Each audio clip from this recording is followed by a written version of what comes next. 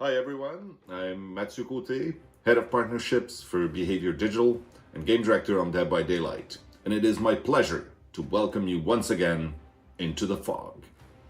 Now, whether you're joining us on YouTube, Twitch, or from anywhere else, if this is your first time here, let me tell you a little bit more.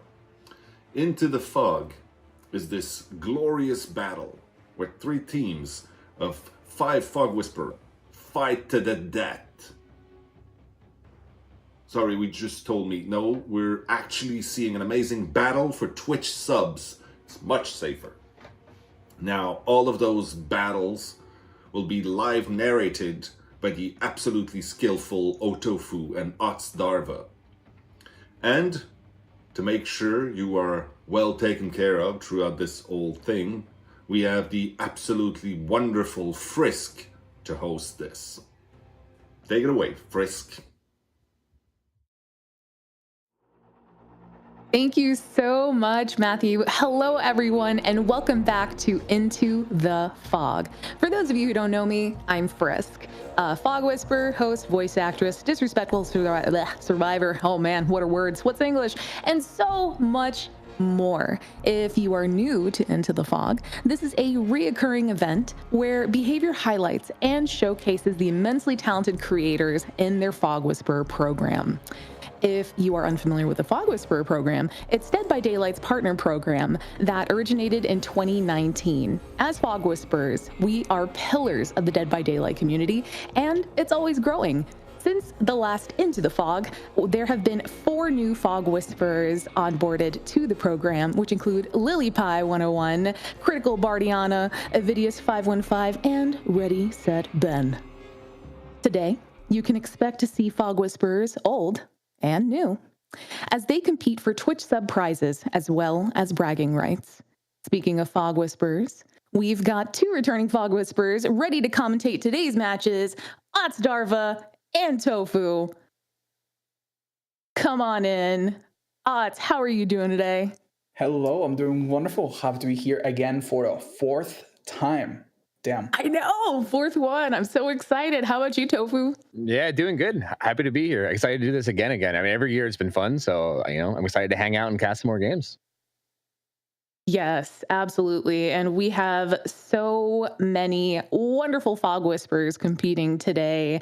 And I'm excited to see what we're going to have, because in our previous Into the Fogs, we typically have a good mix of competitive. And then, of course, you've got the Fog Whisperers who really are just playing for fun. But there are Twitch subs on the line, similar to the past. Otz, do you think we're going to have a little bit more of a competitive groups today? Or do you think they're going to be kind of fun? I believe that we have some very insane players in many of these groups that are very, very seasoned killers. Also, many, many good survivors. I'm honestly hoping that they try just a little bit harder and they remember that this is a competition, because that makes commentating and watching very, very fun. Obviously, fun and just lighthearted comedy is also appreciated. I know we've laughed a lot with some goofs in previous editions, so I'm also looking forward to a bit of that. Yeah, I'm curious to see how it goes. I'm hoping we get some people that play kind of hard, but also I wouldn't be surprised if they just have fun too. So I guess we'll see. Yeah, I think we'll definitely see as the day progresses, for sure. But, we can sit here and talk about the event all day, or we could take a look at the format.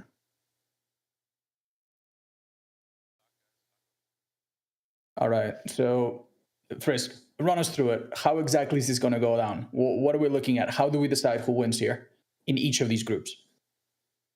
So taking a look at the format, looks like we're going to be having survivors. Each group is going to play killer once, and then for the rest of them, they're going to be playing survivor, depending on how they do, as well as how many of our challenges they complete. Will dictate how many points they get in the end, and in the end, the player with the most points is going to see just subs rain upon the chat. So it's going to be pretty great, pretty straightforward, and it's very similar to our formats of the past. So it is not something that people are going to be unfamiliar with. Yeah, it's very, very, very like round robin style, or so. Like it seems like it's going to be pretty neat. You get to see everyone take their turn and try their best at it. So kind of curious. I'm also really interested to see what kind of wildcard challenges we have this year, because every year before I feel like some of the most fun games we've seen in the past have been from like these really weird, like funky wildcard challenges that require them to do like really off the wall stuff. So I'm really curious to see. What are they, Tofu? What are the wildcard challenges? What do they? I'm not revealing them yet. I can't look. I ain't spoiling them. All right, I have a page here that shows all 15, but I ain't telling until we get there. But if you want me to explain what they are in general, I mean, it's basically a challenge that the survivors have to do, and the chat actually gets to vote on them before the match starts. You just kind of type in chat, and we'll talk about that when we get there. But you can basically vote on it, and you guys get to pick the name of the challenge. We'll only provide the name of the challenge though. And then once it gets voted on, we'll explain what it is. And if the survivors can manage to pull it off, they get a big bonus of subs. I think it's 5 or 10, something like that. They get extra points. Basically, the wildcards are extra rules that spice up the gameplay a little bit and makes it a little bit more tricky for survivors to win. The killer doesn't have any wildcard, so they don't have to worry about that. They just need to worry about killing everyone and getting the most points. And the person that, once they played all the games, has the most points will win. Now, for the person in chat that said that I'm going to win, thank you very much, but I'm not participating. I'm a commentator. All 3 of us are out of the winners. We get to watch all of it. So in a way, yes, we will win, but not the actual prizes. That goes for the 15 Fog Whisperers that you're going to be seeing today. Yeah, absolutely. And the thing is that like these wildcard challenges really do put the players into just like overdrive, because, you have to keep in mind, these are Fog Whispers. These are people who regularly and continuously play Dead by Daylight, who are, for the most part, almost seasoned veterans. So just playing Survivor and Killer just on a regular day, it's cake, it's nothing. But then when you introduce these wildcard challenges, it's really going to change the shape and the way, like the shape of the game and honestly, the way they play. Yeah, I think that's what the thing I'm the most excited for. I think like in the previous years, we've seen a lot of interesting builds come out. You see a bunch of like weird perks you wouldn't normally see because of the challenges that he'd done. That's the kind of stuff that excites me the most. When you load in and you see a bunch of like off the wall stuff and you're like, oh, and then they do a bunch of, I don't know. I'm just so excited to see like what actually comes out of the challenges. I'm hoping we see some really spicy, cool stuff from it. Yeah, I'm personally very looking forward to seeing what people come up with when they need to play a role that they're not used to. We have some big time killer mains that don't play a lot of Survivor, and some very experienced survivors that don't touch killer all too much. What are they going to do to try to keep up with the other players? I'm interested in that a lot. Yeah, that's true as well. That's a very good point, because they are. I mean, again, everyone's taking turns, so they're all going to have to at least go at least once as killers. So, I mean, we'll see. I don't know. Yeah, honestly, we'll see how it goes. We'll definitely see how it goes. So as of right now, you all know how the format is, and you know what the pricing is. It's going to be gift subs and, of course, bragging rights. And honestly, we need to get this game started. So I'm going to head into the fog. Otz, Tofu, happy commentating. We'll see you in a bit. Take care, Friskk. See you. Bye-bye. There she goes. All right. Yeah, there she goes. We're not going to see her again until the matches are over. All right. Well, I think we should possibly be getting a match graphic up soon that'll show us who's playing on the first game. Well, so, I am back here. Forgive me for the little. It looks like part of me wanted to leave as well, and we had some technical issues. I think Discord is being a bit difficult today. We're having people are dropping out and coming back left and right. I don't know what is going on, but yeah, Otz should be back in. I am here, at least in spirit. your disembodied voice is here, yes. So that's good enough. That's good enough. Right? Do we get to see what the first group is yet, or do we need to speculate about it still? I don't think we haven't seen the graphic yet, so I don't think we actually have seen who the first 5 are. So I want to wait, because I could spoil it, but we don't talk about it just yet. Now, Tofu, is there something preventing our friends here from bringing the best toolboxes, the best medkits? Are there some rules in place to keep this a bit more fair? Do you know about them? I actually am not 100% on that, to be honest with you. I think I was actually going to ask you that myself. As far as I'm aware, I thought that they couldn't bring like higher than green add-ons. Yes, that's what it is. They can bring anything higher than green on both sides. And this is a little peek at our first group of Fog Whisperers. We have 5 folks. Scorpions, a very long time player with over 10,000 hours in the game, renowned as being one of the best pigs in the world, is having a go at killer first. And of course, we're expecting him to play pig. It would be really surprising to see anything else. I will say, I'm actually I know Scorpions pretty well. I've known him for a long time. He plays a mean nurse, like a mean nurse. No, that's absolutely. So, like, if he hypothetically wants to like take it seriously and like try to like win, you could just bust out nurse. Honestly, I feel like he could. I feel he's so known for pig though that I kind of agree. I feel like he's most likely just going to play pig and have fun with it and like you know do what he's known for. But you never know. I mean, it could happen. Yeah. On top of being a pig main, he's also a bit of a purist. He likes to play in a certain way just to show the fun of it. He doesn't run a lot of slowdown perks. He plays in a very particular way, and I think that permeates every aspect of him as a player. He likes to just play with his own style. I would be very surprised if he actually takes the arguably easier route of playing nurse, very strong killer. We're most likely going to see a pig. Yeah, now, I agree. Will he go with his standard build that he loves to use, or will he spice things up? He can choose the map, and choosing the map as a pig player is very dangerous for survivors. Many maps spawn boxes in places that are very difficult to quickly traverse. So depending on how mean Scorpions is feeling, he could make it very difficult for survivors, even with very modest add-ons. I think it could be really, really difficult. So not the kind of match I would like to play as a survivor in my first game of this big event. Personally. That's what I was thinking. From the survivor side, I feel like they might be sweating because that is like I feel like the first match kind of sets the pace for how everyone's going to be, right? So it's kind of I don't know, man. I don't know how I feel about going against a 10,000 hour killer for the very first game. You know, I don't. Do you want to play it nice, not to stick out, and then everyone does all the gens in 2 seconds, or do you want to play super mean and then destroy their morale? Honestly, also a difficult choice for the killer. Yeah, I wonder if we're going to get to do the voting on the wildcards right about now. Is that something we can jump into soon? Yeah, I think we might be ready for the wildcards soon. I'm not 100%. I think we should have a graphic that we can pull up at some point that would show us like the names of it and people can vote. But I believe it will be the Twitch watching folks at Twitch. Oh, okay. Actually, we're gonna throw in a video for Scorpions. This is a video that kind of introduces Scorpions and kind of tells you guys what he's all about. So we could just throw it over to that, and we can give you a little introduction. So let's do it. Yeah, what is going on, guys? It's Scorpions here. Now, as I'm sure some of you may know, I am a killer main. In fact, not just a killer main. I'm actually just primarily a pig main. I tend to primarily focus around education people, teaching people how to play the game. Not just pig, but other killers as well, but, you know, mainly her we focus on.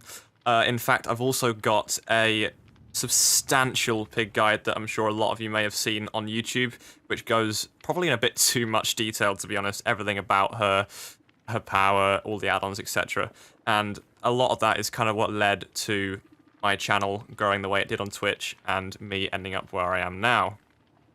So thank you to Behaviour for organising the event, and I'm excited, and I'm sure my other Fog Whisperer friends are as well, and I can't wait to see what's going to happen. I don't know where you're going.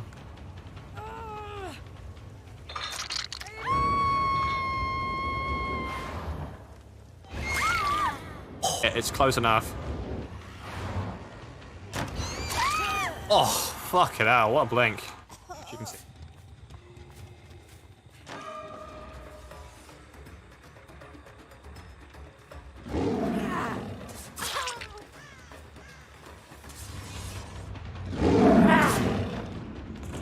Towards the gen. I'm gonna do the gen. Let's sit on the gen.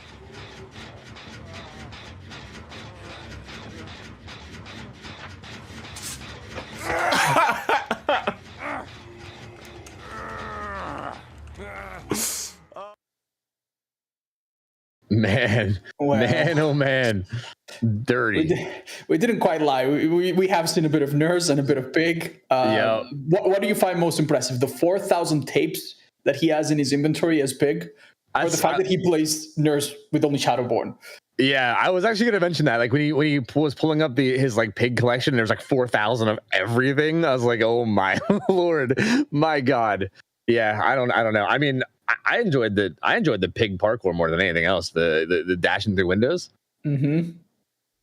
Oh, he's got so many more clips than what we just seen. Honestly, this will be something we will be saying repeatedly over the course of the day. There are 15 folks that you're gonna get to watch today, and you can watch them in their own channels and their own socials to see more of this. So if at any point you see something you like, please check them out. You can check out Josh, Scorpions, and everyone else on their socials. Give them a follow if you want to see more of what you'll see today. Yeah, sounds good. Okay, it's time for the challenges. It's time to vote on the wild card. So here you guys go. These are 5 names of challenges. We are not going to explain what they are until you guys vote.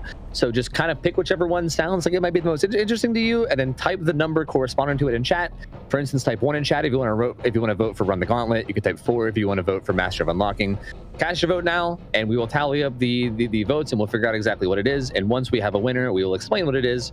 And then, the survivors will have to adapt and overcome at that point. So, these all sound, some of them sound interesting. I'm trying to like get a vibe for what they might be myself, and I honestly don't know. Well, one of them is a bit descriptive, and maybe gives you a hint of what it could be. Some of the other ones, I honestly don't think I could guess if I didn't know already what they were about. So this looks pretty exciting. Yeah, I'm curious to see what chat goes for. That's kind of like I feel like from my point of view, I wonder what looks the most interesting to people that don't know what the challenges actually are. Huh? All right. Well, we have a winner, so let's see what it is.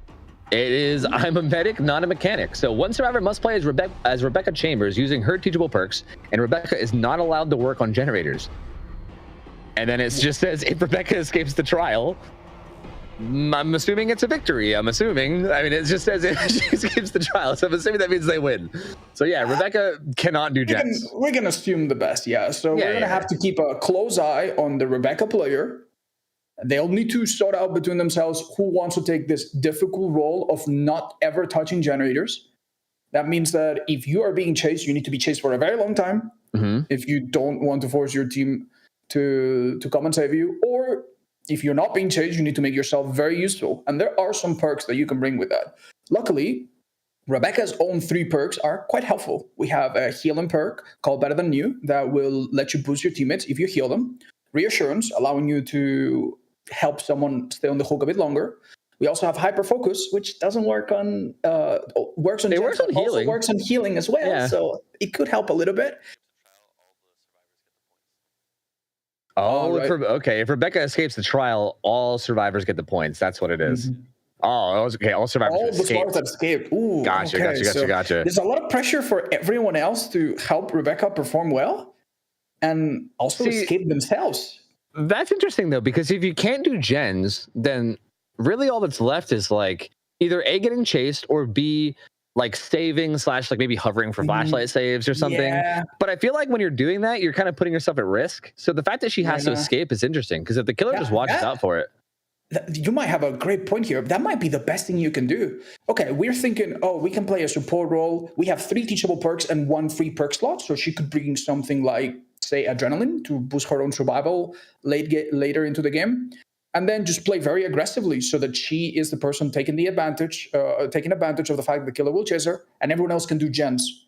Because if she can't do gens, obviously, she's sitting ducks there. So it makes perfect sense that she could be very aggressive if they want to take the risk of perhaps her dying early on. So if everyone else brings protection perks to protect Rebecca at the end game, this could work. Otherwise, maybe play it safe, bring healing items. Or hear me out. What if we do the opposite, and she, instead of being a medic, becomes a combat medic, and then she becomes like a tank where she's taking protection hits for other people, and that's kind of her role, like Metal of Man style, like bringing a med kit, taking the hits, healing. That could work, right? That is brilliant, but there's one tiny problem. Okay. What happens? Like by the very definition of taking hits for someone else, that means 2 people are not doing gens. Yeah, but I mean, I think that's the idea, right? She can't do gens, so I think that's all she can do, right? If someone else is getting chased, that's really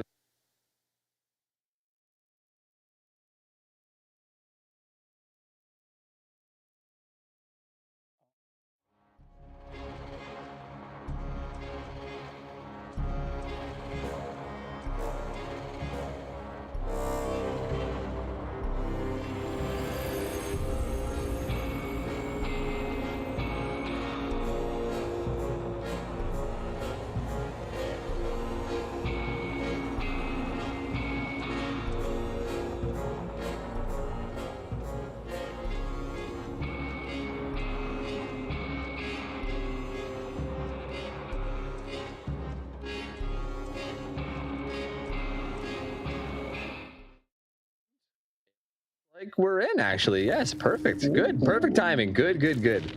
Wonderful. Okay, so it is the pig. All right, so it is the pig. He didn't go with nurse. So that's it's interesting because again, when the nurse was on the table. Wait a minute. Did our commentator leave? I think our commentator left, or spectating account left accidentally. Oh.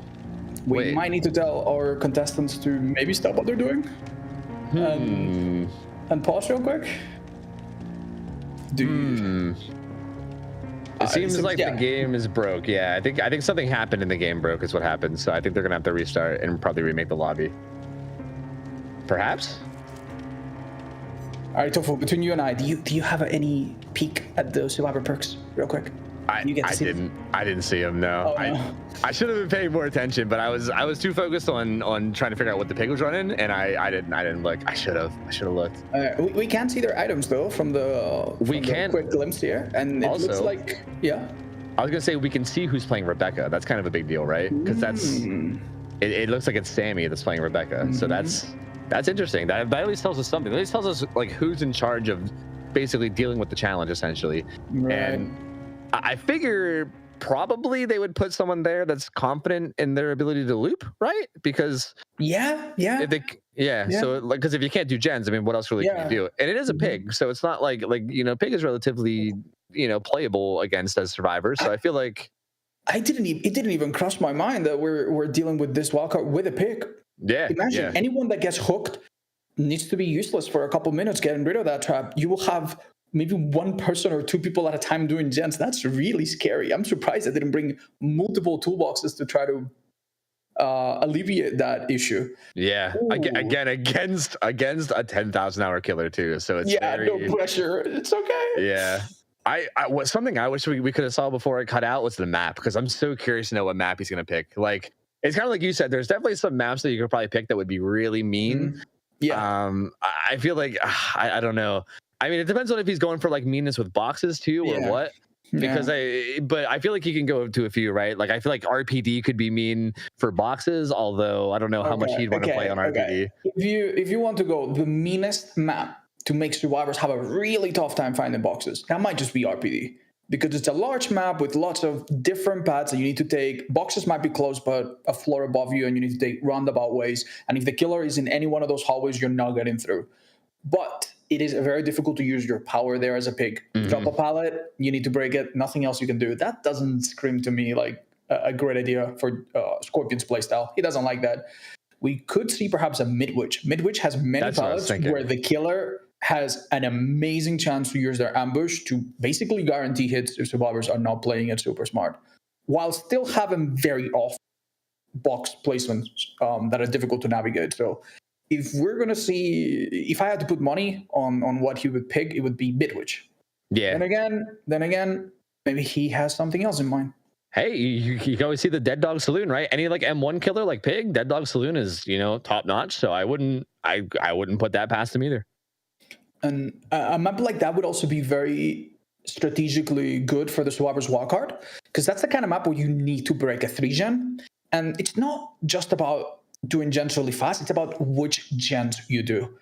And that might be good for them. They might want to play a very safe game where no one goes down at the start. They knock out the 1 or 2 gens that need to be done. Oh, okay. Oh, Ren. Rebecca already got found immediately. Okay, all right. So we need to talk about this. So we have a Prove Thyself, a perk that allows survivors to do gens with higher speed when they work together. Awesome. Oh, Rebecca's already being chased, so far that's pretty optimal. We do have a person with a build geared towards doing gens fast, which is very good since they're short a person for the gens. So this chase right now started really well for the killer. Can it end really well? That's an Amaliers showing the auto of the survivors, and a great dash. Ends in an early down for the killer. One trap placed before the first gem pops, or just as the gem pops. In fact, this will be active. Yeah, that actually will be active. Yep. And this is also Rebecca, who can't do gens. So, I mean, kind of maybe a good thing for the survivors that she got chased first, because it's not like she could do gens anyway. So if she wasn't getting chased, she would kind of just be sitting around doing nothing. So maybe not terrible. Also, did Scorpion send himself the suffocation pit? That is a weird pick.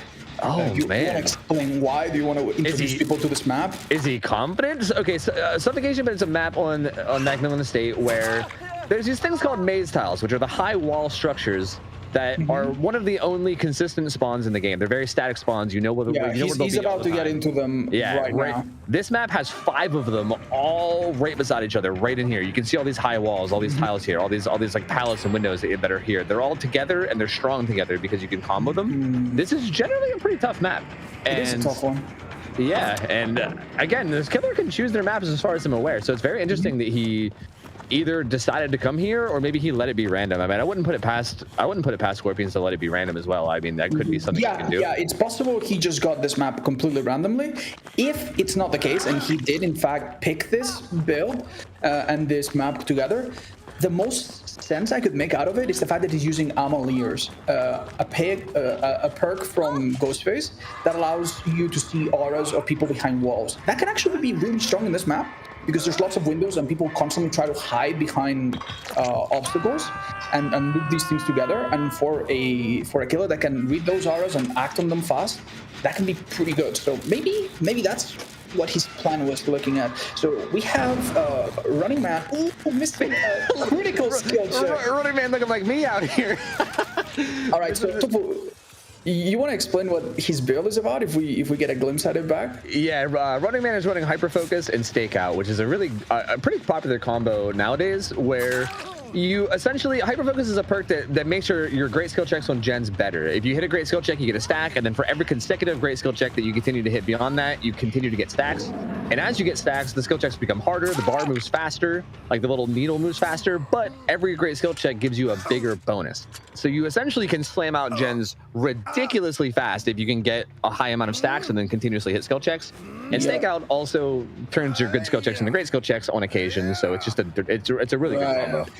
Several problems here, though, that maybe Running Man didn't anticipate. Number one, he missed the skill check at the start, which reduces the progress of a gen by 10%. It's a big deal, so that sucks. Number two, he got interrupted. So even if you're hitting skill checks, if you get interrupted, these are great filler pallets for big, as we can see. Man, yeah. I mean, it's tough because we're trying to talk about builds, but Scorpions is just going down here. Yeah. He's got someone like Lexi is about to go to struggle. It looks like Running Man is currently hooked, I believe, in basement. That's a strong light play there. Yeah, giving her a bit of a boost out of that area. Funnily enough, they're avoiding the middle and they are suffering in these filler pallets, where Pig is really powerful with her ambush. Yeah, but Amy goes down. I think they actually might have saved Lexi before struggle, which is interesting. I wonder if that was reassurance that kicked in there, because I feel like I'm pretty sure her bar was like sitting right above second hook stage, so I'm not sure what happened there, but I think they might have reassurance there. That might have been we do have Sammy with reassurance in their build, so that would make some sense. But if you look at the, we have the Deception perk to open lockers and deceive the killer, absolutely failing to do anything right there. Yeah, I don't think he was very deceived there. Oh no! Walk right into it. Look at him face bombing himself. Oh no! Oh yeah, he's okay. Just go, get it together, man. Get it together. Running Man has been healed, presumably by Sammy, really quickly with their build. Awesome. And they're out of basement. But if you look at the HUD, you'll see that 3 of them have traps that they have to remove still. Yeah. I don't see them slamming gens. Oh my goodness. Lexi goes down again too. Yeah. Amy, they do get Amy for struggle, but yeah, this is just a ton of pressure. Yeah, they got to get these hats off. Again, Sammy's the only one without a hat on, and he's also the only one that can't do gens. So it's very unfortunate too, because again, if you look at the HUD, you see that Sammy has 2 notches, which means he's been hooked twice. So if you've been hooked twice, you want to stay away from the killer, maybe do gens in a faraway corner, play it safe, but you can't do that because of the wild card. It might be honestly, it might be a bad idea to try to complete the wild card. These players might just opt to ignore it and just try to survive. Right now, it's a free for all. It seems like. Yeah, it really is. I feel like they might come to a point where they're just like, you know what, Sam, just do gens. Just do gens for the love of God. We need to get out of here, you know? Because yeah, I mean, at this point, like I don't think the wild card matters if they don't actually escape. So it's kind of looking rough. Really good prediction there on that T-wall, and catches him before we can rotate to the next one, which is Really sick. So again, even though this is a difficult map and these mace styles together can be really strong, he's playing this really well. He's just predicting what they're doing perfectly. He's got 2 TL walls right together. I'm gonna say right now, this is a pretty decently good variation of this map for killer. If you roll this map a few times, you could get things way worse than this. So survivors do have it a little bit harder, and they honestly need to pre-drop filler pallets and understand how to play against pig really well if they want to make a comeback here with 3 people soon to be dead if they get caught. Yep, and they have 2 active bear traps as well too. Oh, that's rough. It's like Sammy just running around like, I don't know, I'm the medic, I'm just trying to help. Like, oh God, let me help. I just can't do gens. All he can do is just run around and try to help, but yeah, one of the reverse bear traps just came off. Would you explain to us, Tofu, what the reverse bear traps are and how they work for maybe the people that don't know about them? The reverse bear traps get set by the pig, basically on a down survivor, and they get active whenever a gen gets completed. And essentially, it's like a timer, and it ticks down. It stops ticking down if you're either in chase or if you're downed or hooked. But if the timer hits 0, your head explodes, and then you die. Right, we just saw an example of that. It can turn red when it's active, and it paused for a second for Lexi. Amy is in an enviable position of having a halfway completed one. Even though it's not ticking, maybe that's a HUD issue. But yeah, these need to be removed or you will die to them. Yeah, and it can be pretty brutal. Sometimes you find yourself in situations where it's really dire for time, especially if you waste some time. Like if you waste any bit of time with an active bear trap, like doing gens or healing or anything, sometimes you find yourself in weird positions where it's very close and you sometimes just end up dying. It's not really something you want to mess around with. We have some unfortunate news, by the way. What's the unfortunate news? It seems like our Rebecca didn't quite make it. Oh yeah, she's a goner, huh? Yeah. Well, what are you gonna do? I mean, what can you do? I mean, Scorpions is kind of just killing everything right now. Like it's tough. He's had so much pressure this whole game. He's had like multiple downs, multiple hooks. He just got Lexicat out as well, so now it's just down to Running Man and Amy and.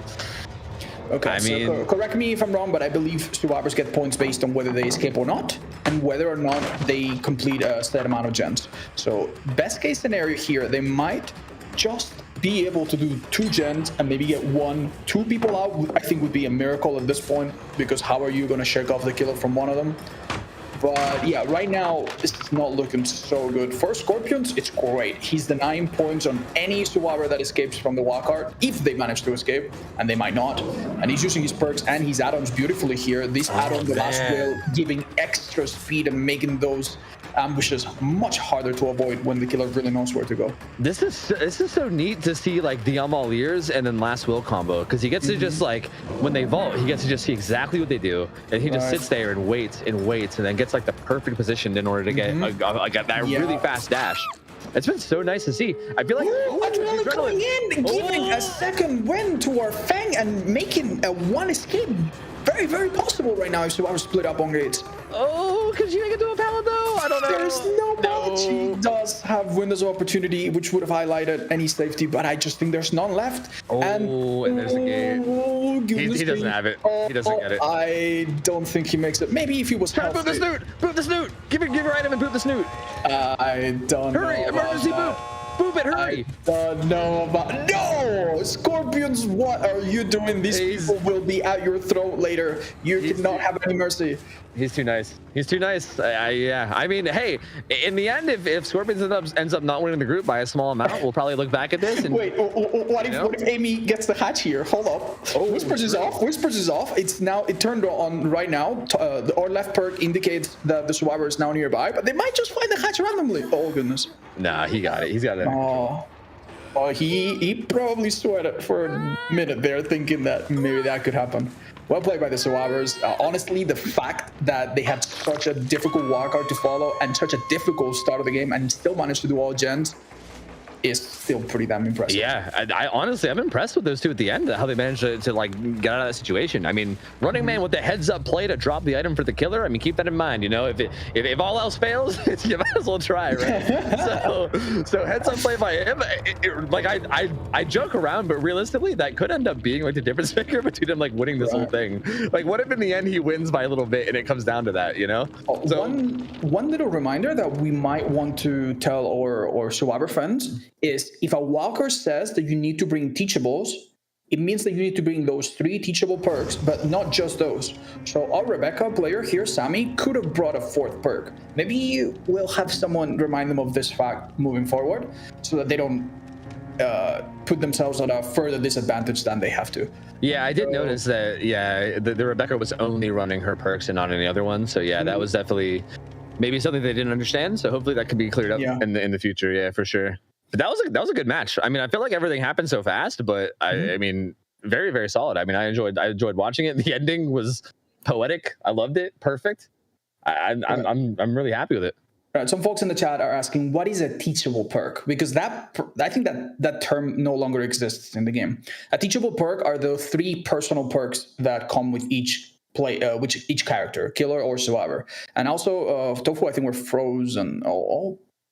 Now I'm frozen. You're back. You're free. You escaped. Haha, gotcha. You've escaped. What's it like out there? Get me out. Help. It's a skill issue. Pay your internet bills.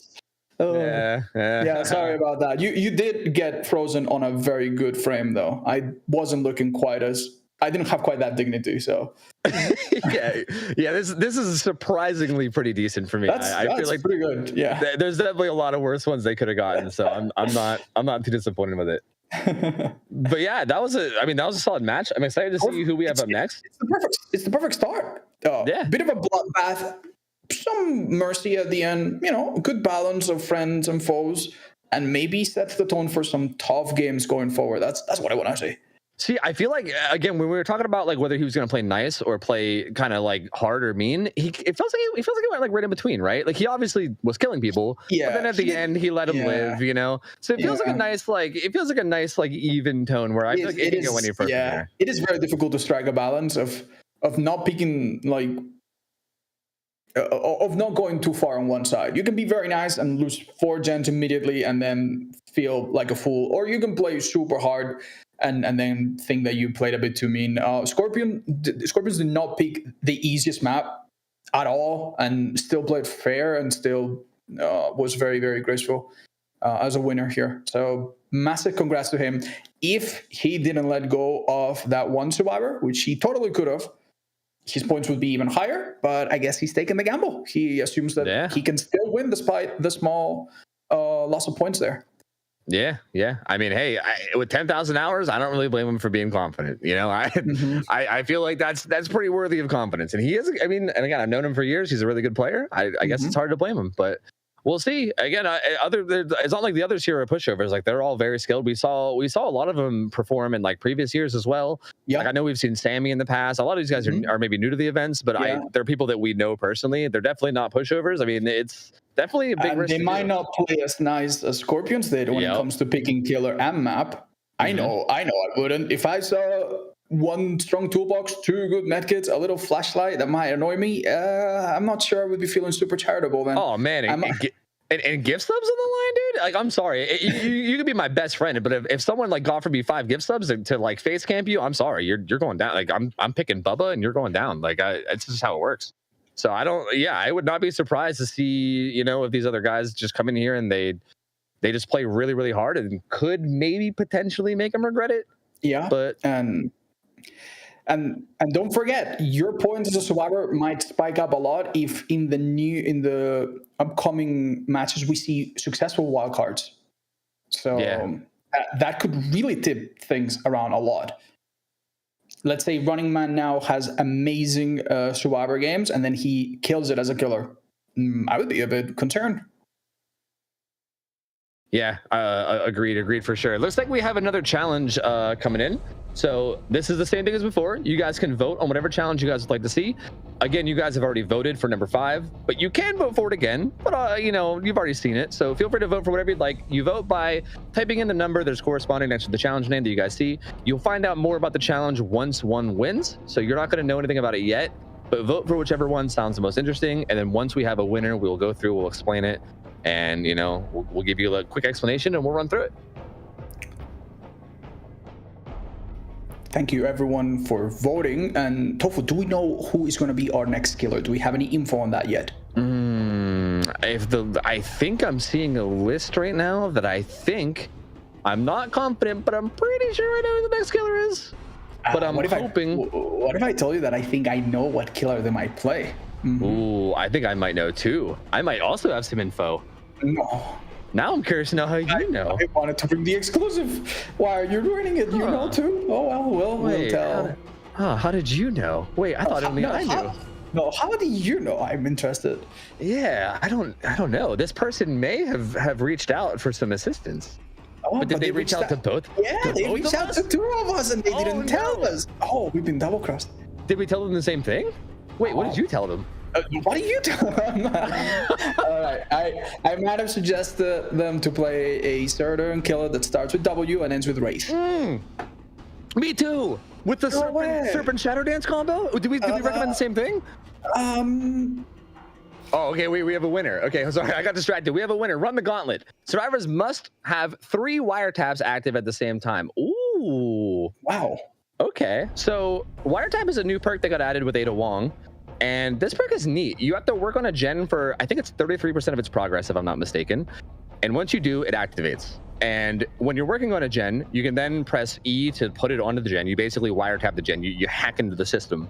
And then if the killer comes within 14 meters of the generator, I believe, you see their aura. And everyone in your team sees their aura. And it's actually kind of insane. The killer can get rid of it by kicking the generator, but also the killer sometimes doesn't know that it's there. And like, this perk is interesting because a lot of people, myself included, kind of maybe didn't realize how good it was when I first saw it. But man, this perk can be nuts. And having 3 active at once, which is the challenge. Yeah. That's a lot of aura reading. That's a lot of aura reading. So in order for this wildcard to happen, we'll need survivors to work on different gens, build it up, and then coordinate. Don't forget, they're on comms, they're in a call. Then coordinate the moment where they're all going to use it. And for some time, the killer, unless they have some kind of stealth power or perk, they'll basically be exposed whatever they are, and they won't have much of an element of surprise. So that's really fun, and good job, chat, for picking that option. I think that's going to spice up things a lot. Yeah, we don't know exactly what we're going to be dealing with, but perhaps we can see who our killer is already. Can we have that information revealed yet, or do we have to still guess? We'll see. Yeah, because I'm so curious, man. I didn't know all this was going on behind the scenes. Now I'm so curious to know, like, maybe who they listen to. What if they pick your girl? I'm gonna feel insulted. If they pick mine, I'm gonna feel jealous. Maybe I think I might feel a little jealous if they pick yours over mine. Yeah, I'm like, oh, so what? You don't trust me? Is that what it is? Damn, this is one of those moments where kids ask, "Who do you prefer, mommy or daddy?" And there's just no right answer. You're just gonna piss someone off. Man, Into the Fog is tearing us apart, Otz. I don't know, man. Yeah. All right, I think we have a killer video coming up for the killer, so we can introduce him. So we've been sitting here trying to contemplate who it is or whatever. Well, let's just find out. We have a video, so let's just send it over there. Hi guys, my name is Amy, also known as Aims at You here on Twitch. If you look very closely, you can see my co-streamers back there, Milo and Peanuts. My channel is very community focused, so you will see me mostly playing with viewers every single day. I'd say about 99.9% of my gameplay is in Survivor, so I'm a little bit nervous for the killer part of the tournament today, but I'm very excited for the opportunity, and I wanted to share with you guys some funny recent moments from my stream.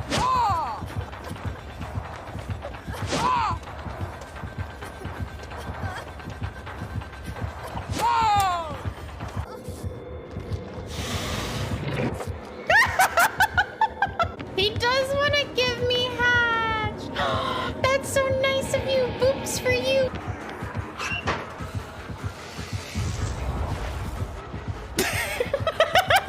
He's going no.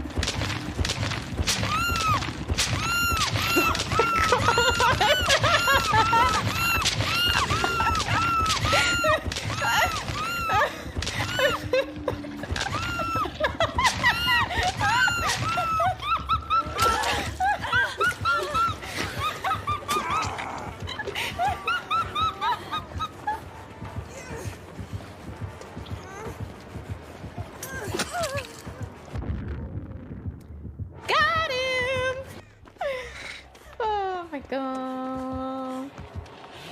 Ah! Oh, you're gonna fall, you're gonna fall. Start heal, you're gonna. Oh, God.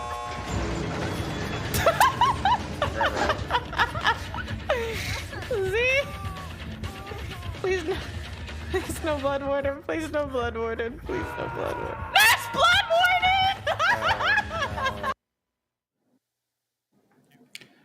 Okay, there were some moments there that I think were really, really fucking funny. I'm sorry, that table. I honestly, her laugh coming out of basement, she just kept it consistent the whole time. I was dying. Okay. Remember, drop these folks a follow now if you like what you see. All right. So, what do we know about Amy's choice of killer? We think she's gonna play Wraith. Wraith, yes. So the things that we know, as far as I'm aware, is that she does not play killer much at all. So I mean, all the clips you saw were Survivor, and yeah, she may have possibly reached out to both of us, and maybe we're in competition here to see who she listened to, or maybe not. I don't know. Allegedly, I don't know. I have no idea. All right.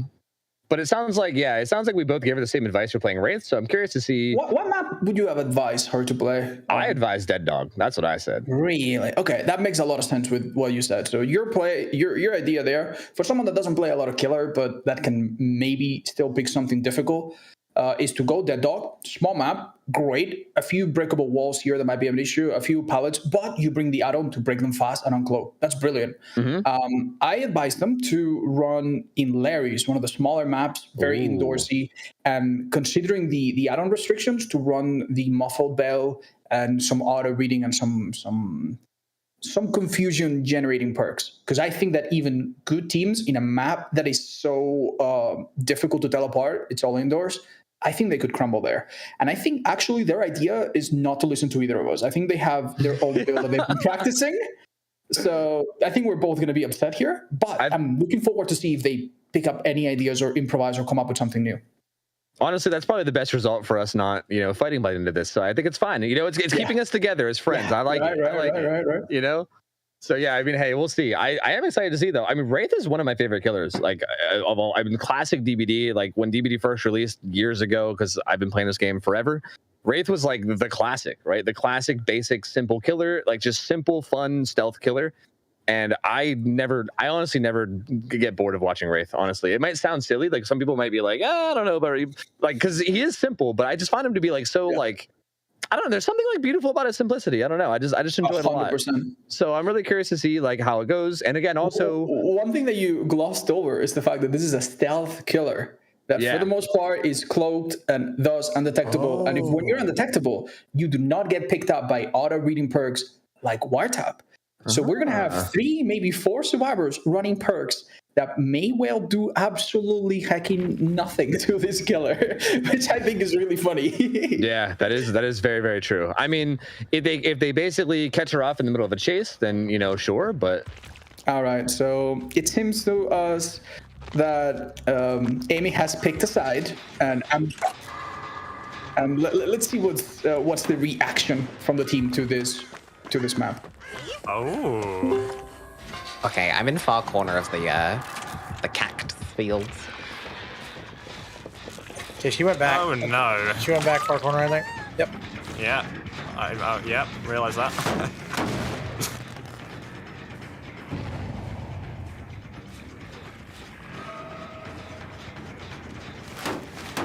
Should I install my trap as soon as it's ready, or? No, we have to have them all up at the same time, don't we? Okay. Should we have a code word? Wiretap. Okay. My wiretap is ready. Good keyword.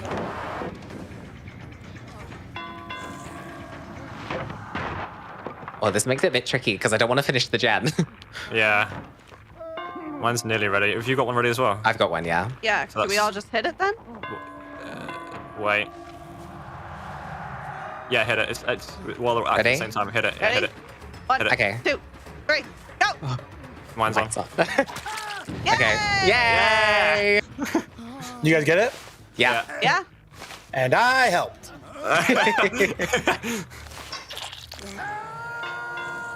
Oh no, we're gen rushing. Oh no. Oh no. I'll go get Running Man. Yeah.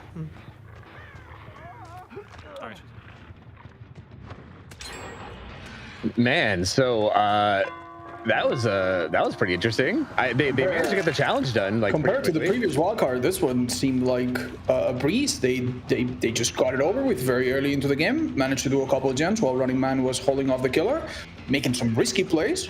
Our killer, we see it. No, this time it worked! No! Oh, we're head on! No!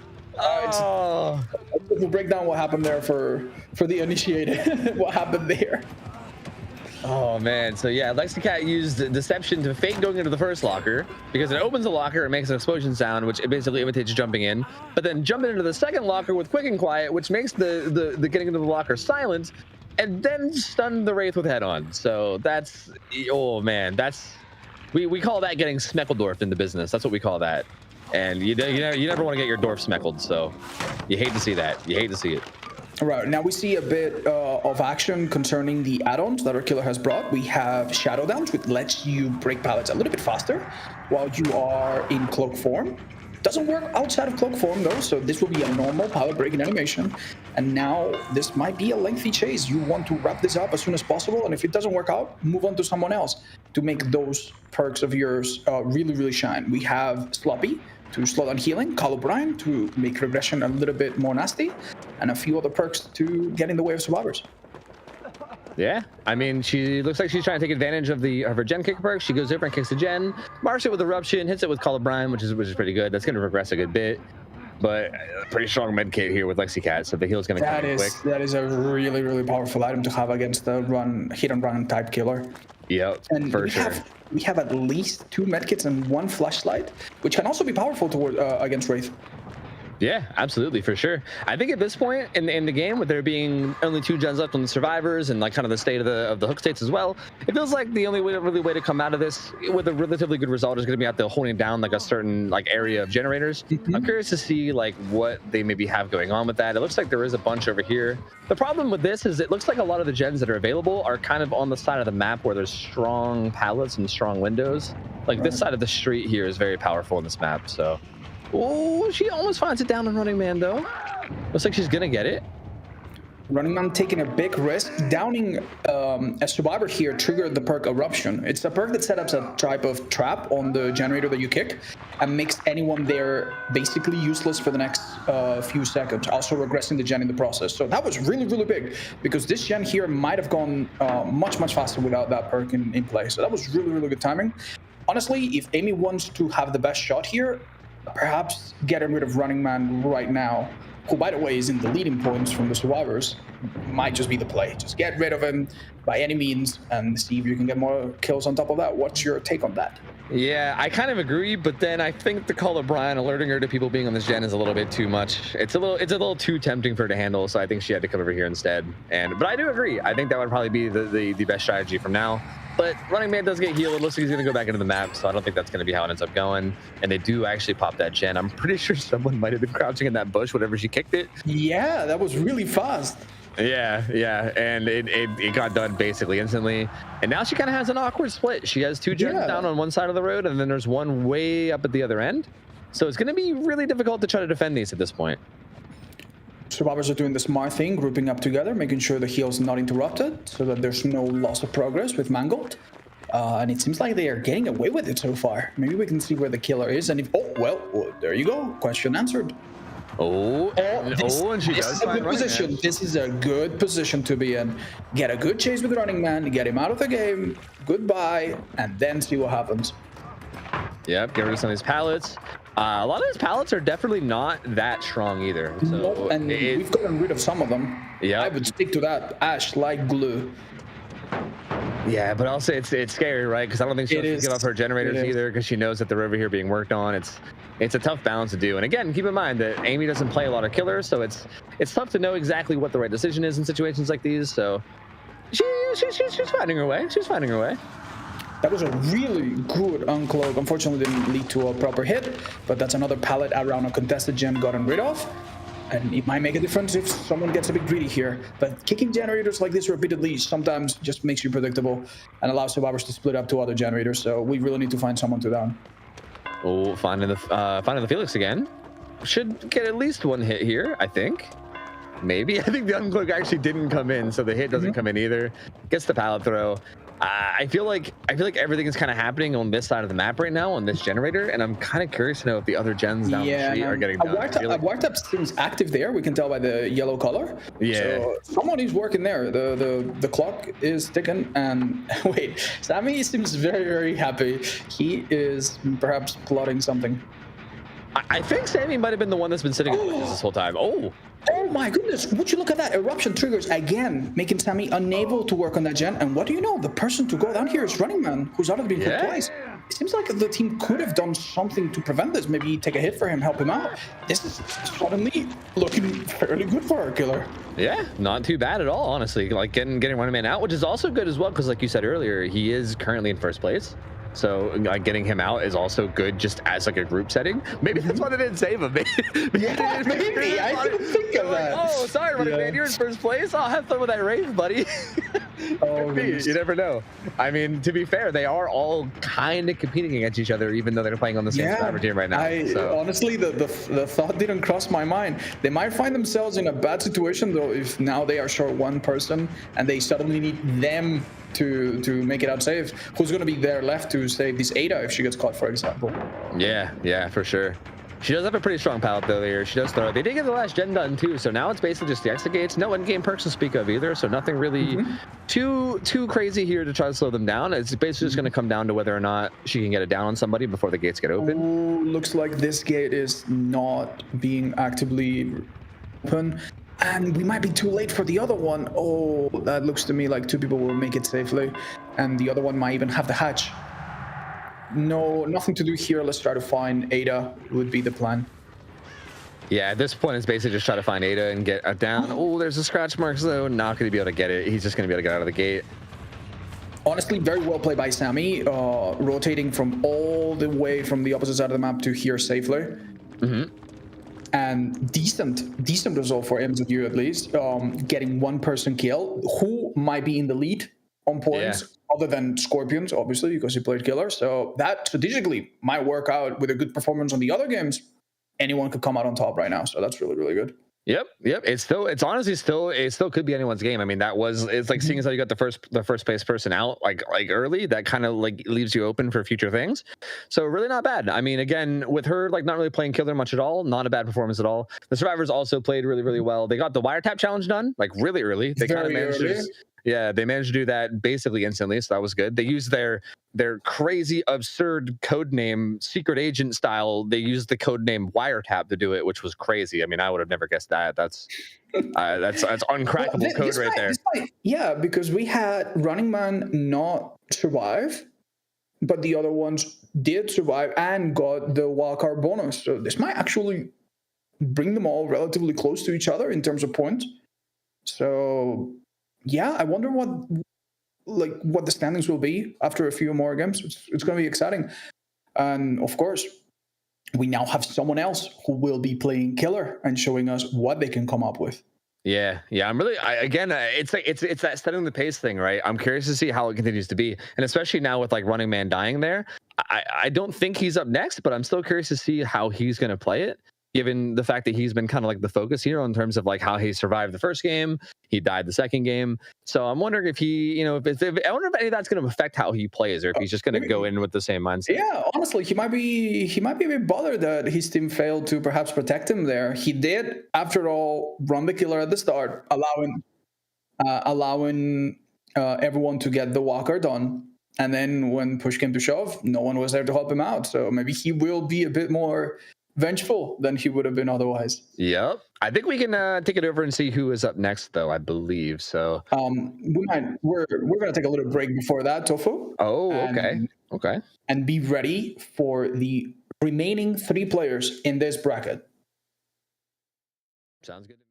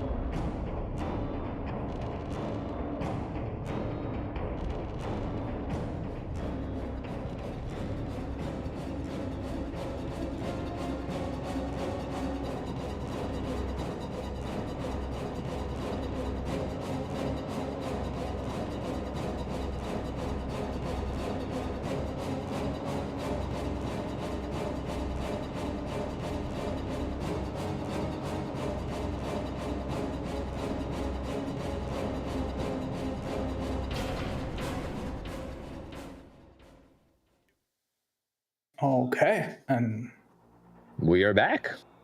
I think We we're are back. good. We're ready. Yeah. I'm ready. I'm ready to watch some more games. So Looks like some of the fog was spilled into your background. Want to tell us about that? oh, did it? Yeah. Sorry, I had to cancel that phone call real quick. Oh, there is. Oh yeah, there was some fog back there, huh? We're Nice. fine. That was supposed to be there the whole time. Was that not there before? Because if so, that means it's fine. No, you're right. It's crazy. It found its way in now. That's bizarre. It definitely wasn't there before. But hey, we have a new killer coming up, so I think we should maybe have a graphic for them. But I also have a pretty good idea of who I think we're going to see. Well, actually, I know who I've seen them play before, but I don't know if that actually. I did a bit of research. If we can get confirmation of who's going next, we can begin to talk about it. Yeah, I'm curious to see what you know, because I feel like you're very good at doing the player research. I feel like it's a big strength of yours, so I'm curious to see. All right, we got some notes here. Assuming, and this is a lot of assuming that our friend Sammy J goes next. There's actually a precedent. Sammy has played in one of these events before, and they played Huntress in Midwich. Made it quite difficult for the survivors. That wouldn't be bad at all, but you might get a hint from his profile picture here of what they might play next. I wonder.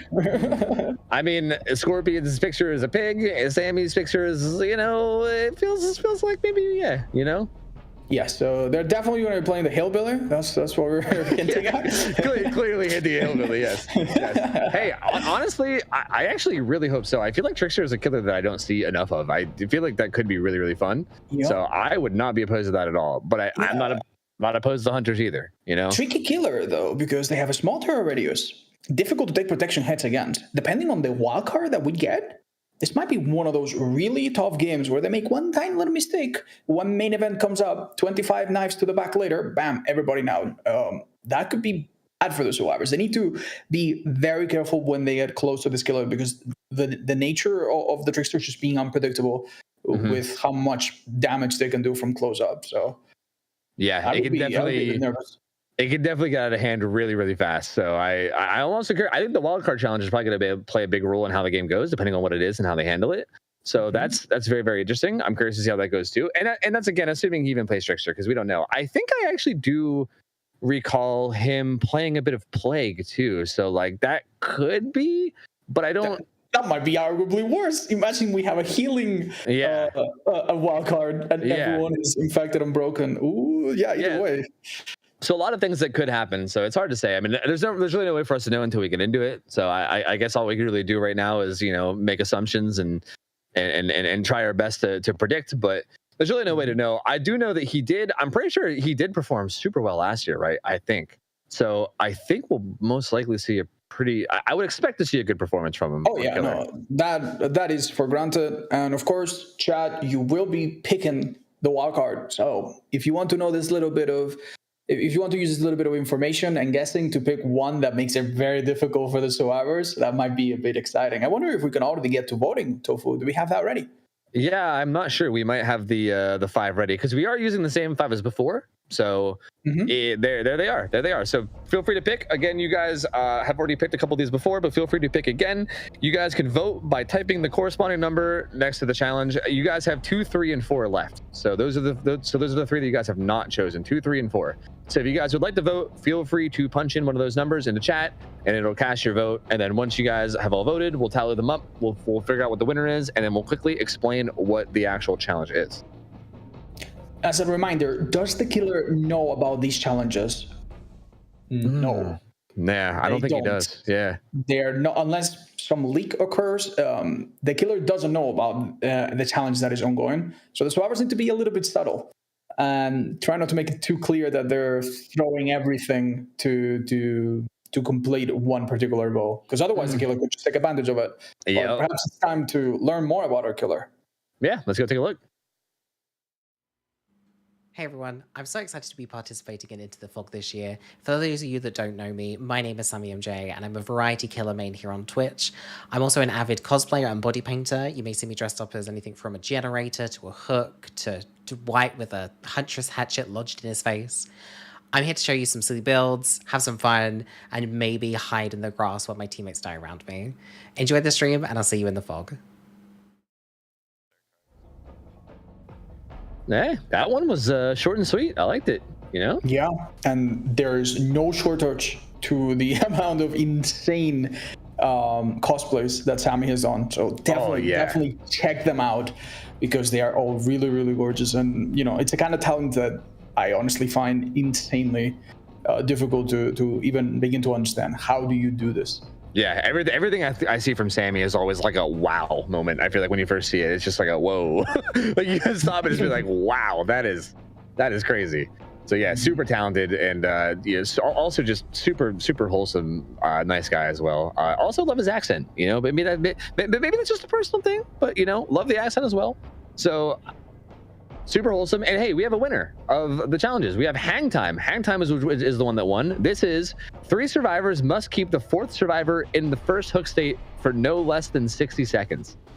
So basically, reassurance is essentially what this means. There is no other way to do that without reassurance, is there? Yeah, because comrade. Well, it's not comrade. Yeah, kinship. Would only work on the 2nd stage. Yeah, that's definitely reassurance. That's 100% reassurance. So if you guys don't know, there's a perk that got released with the most recent chapter called Reassurance. It's a Rebecca Chambers perk where you can basically go up to the survivor that's currently on the hook. You give them a thumbs up, and you say, "Hey, buddy, you're doing great on that hook." And then it gives them 30 more seconds on the hook where they don't get any progress towards their hook states. And that's essentially what they're going to have to do. I don't think there's any other way to get this challenge done other than that. So someone's going to have to go up, thumbs up the guy on the hook, and then just walk away and come back 60 seconds later, I guess, to actually save him. And then challenge Someone's complete. just going to have to chill on the hook for a little bit. Yeah. No biggie.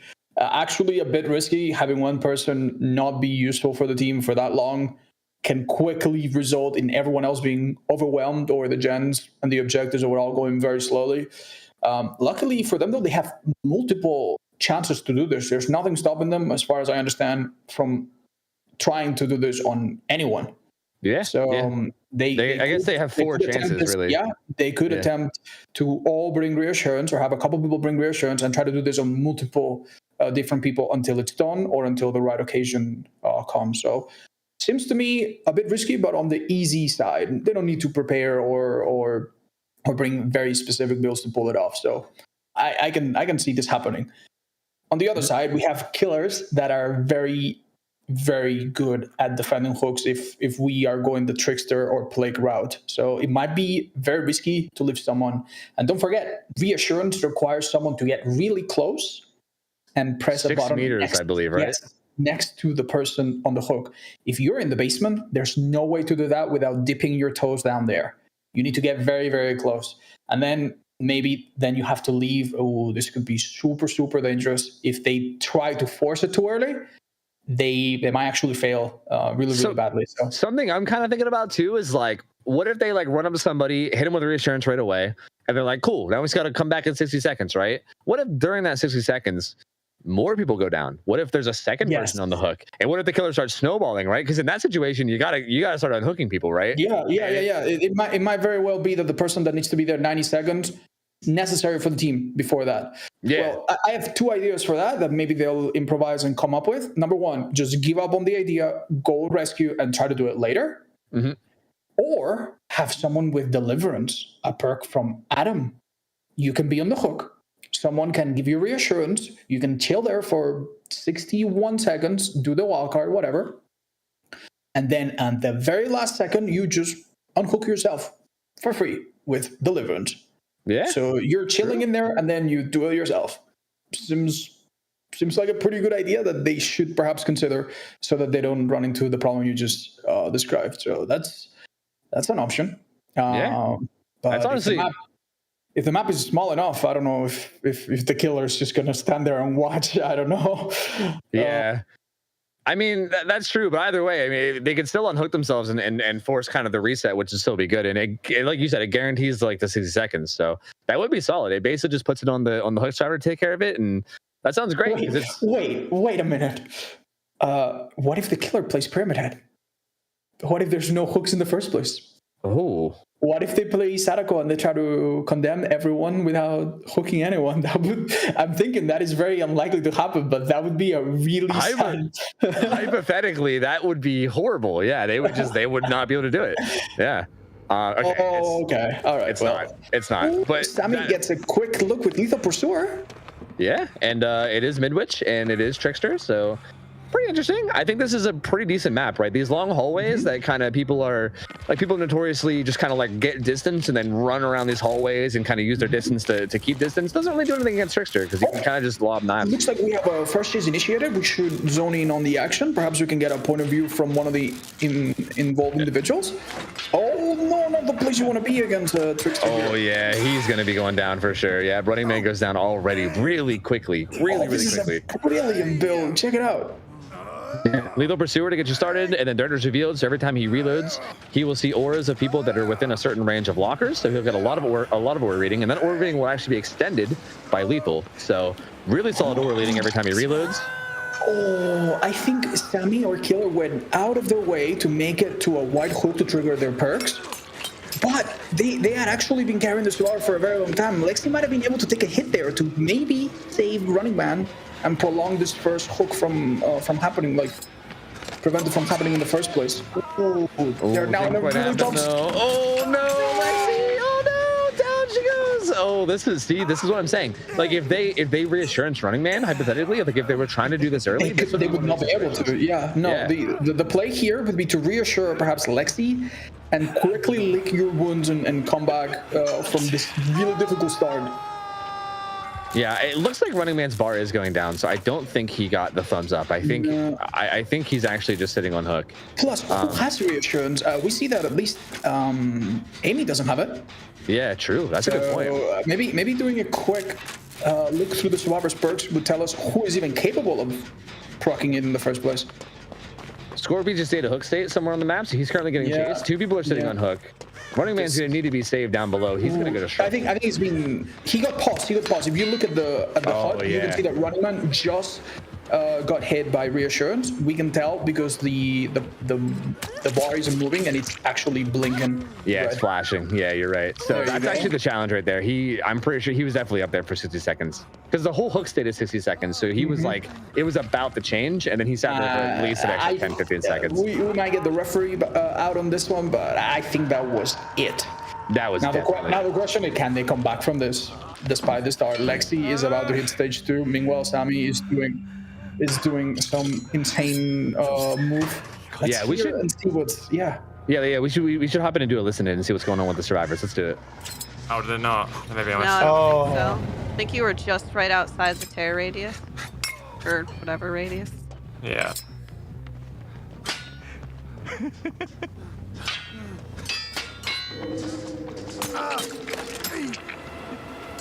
I'll go get Josh. Yeah.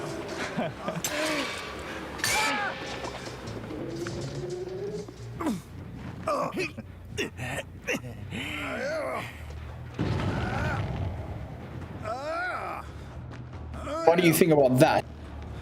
Yeah, they honestly, it sounds like it's all business right now. I mean, I think it has to be. This is difficult for them. Yeah. We see Sammy aiming at their toes, trying to thread the needle through some of those holes, and demonstrating great knowledge of this killer. Anytime an unhook happens and he reloads, we see auto reveals that in this map basically cover the entire length of all the corridors. So no escaping the auto reading here. Yeah, Darkness Revealed is so good on this map. This is like the prime map for it. So every single time he reloads, there's just aura readings everywhere. And they get extended by lethal. So it's really, really long aura reading. He has eyes on people basically all the time, on every unhook, on every reload. So it's very difficult. They don't have anywhere to hide. And, you know, he's just coming after them with daggers. I mean, I don't know. It seems like the first gen here in the music room will be done. No way to stop it. But Amy's been hooked not too far from the other one. We might be at 4 gens for a very long time. And dude, like look at the hook states, man. 2 people on death hook. The other 2 have been hooked once. Like it's getting close to people dropping, you know. And first gen just popped. Is dead on hook, which means that if he goes down right now, it's over for him. And Running Man was the first one to die last game as well. Yeah, I think he's taking it upon himself to try to run the killer at the start. A very difficult task sometimes, especially against this killer on a pallet like we saw. Oh, that auto reading is evil. Oh, doesn't quite get the hit. He's like one shot away from it, and there he goes. I still think this is a completely unwinnable position. He put him in pallet prison, though. He put him in pallet prison. He That would wins. have been so good if he somehow managed to sneak out of there. But Running Man is dead, and Sammy, I mean, I don't. That to me doesn't look like someone ridden by guilt. Like he seems. Okay, maybe he does have a bit of guilt. He's looking away. He's covered his eyes, yeah. But hey, I mean, that's the first kill with 3 gens left. So that's a really, really good spot. I mean, that's probably the best position we've seen so far. He could end up ending this with a really, really good. No escaping the outer reach. No. Oh man, there's one hook stay. Oh, so close. Lexi gets around the corner with 1 dagger left before going down. So that's gonna be really, really nice. Might be able to get that regression to kick in, but you never know because. Ooh, he's hard. No way. Okay, that was worth a shot. Yeah, if he would have got that dagger from the whole way across that courtyard and got that down, that would have been so dirty. Doesn't quite get it though, but does find scorpions on this gen. Yep.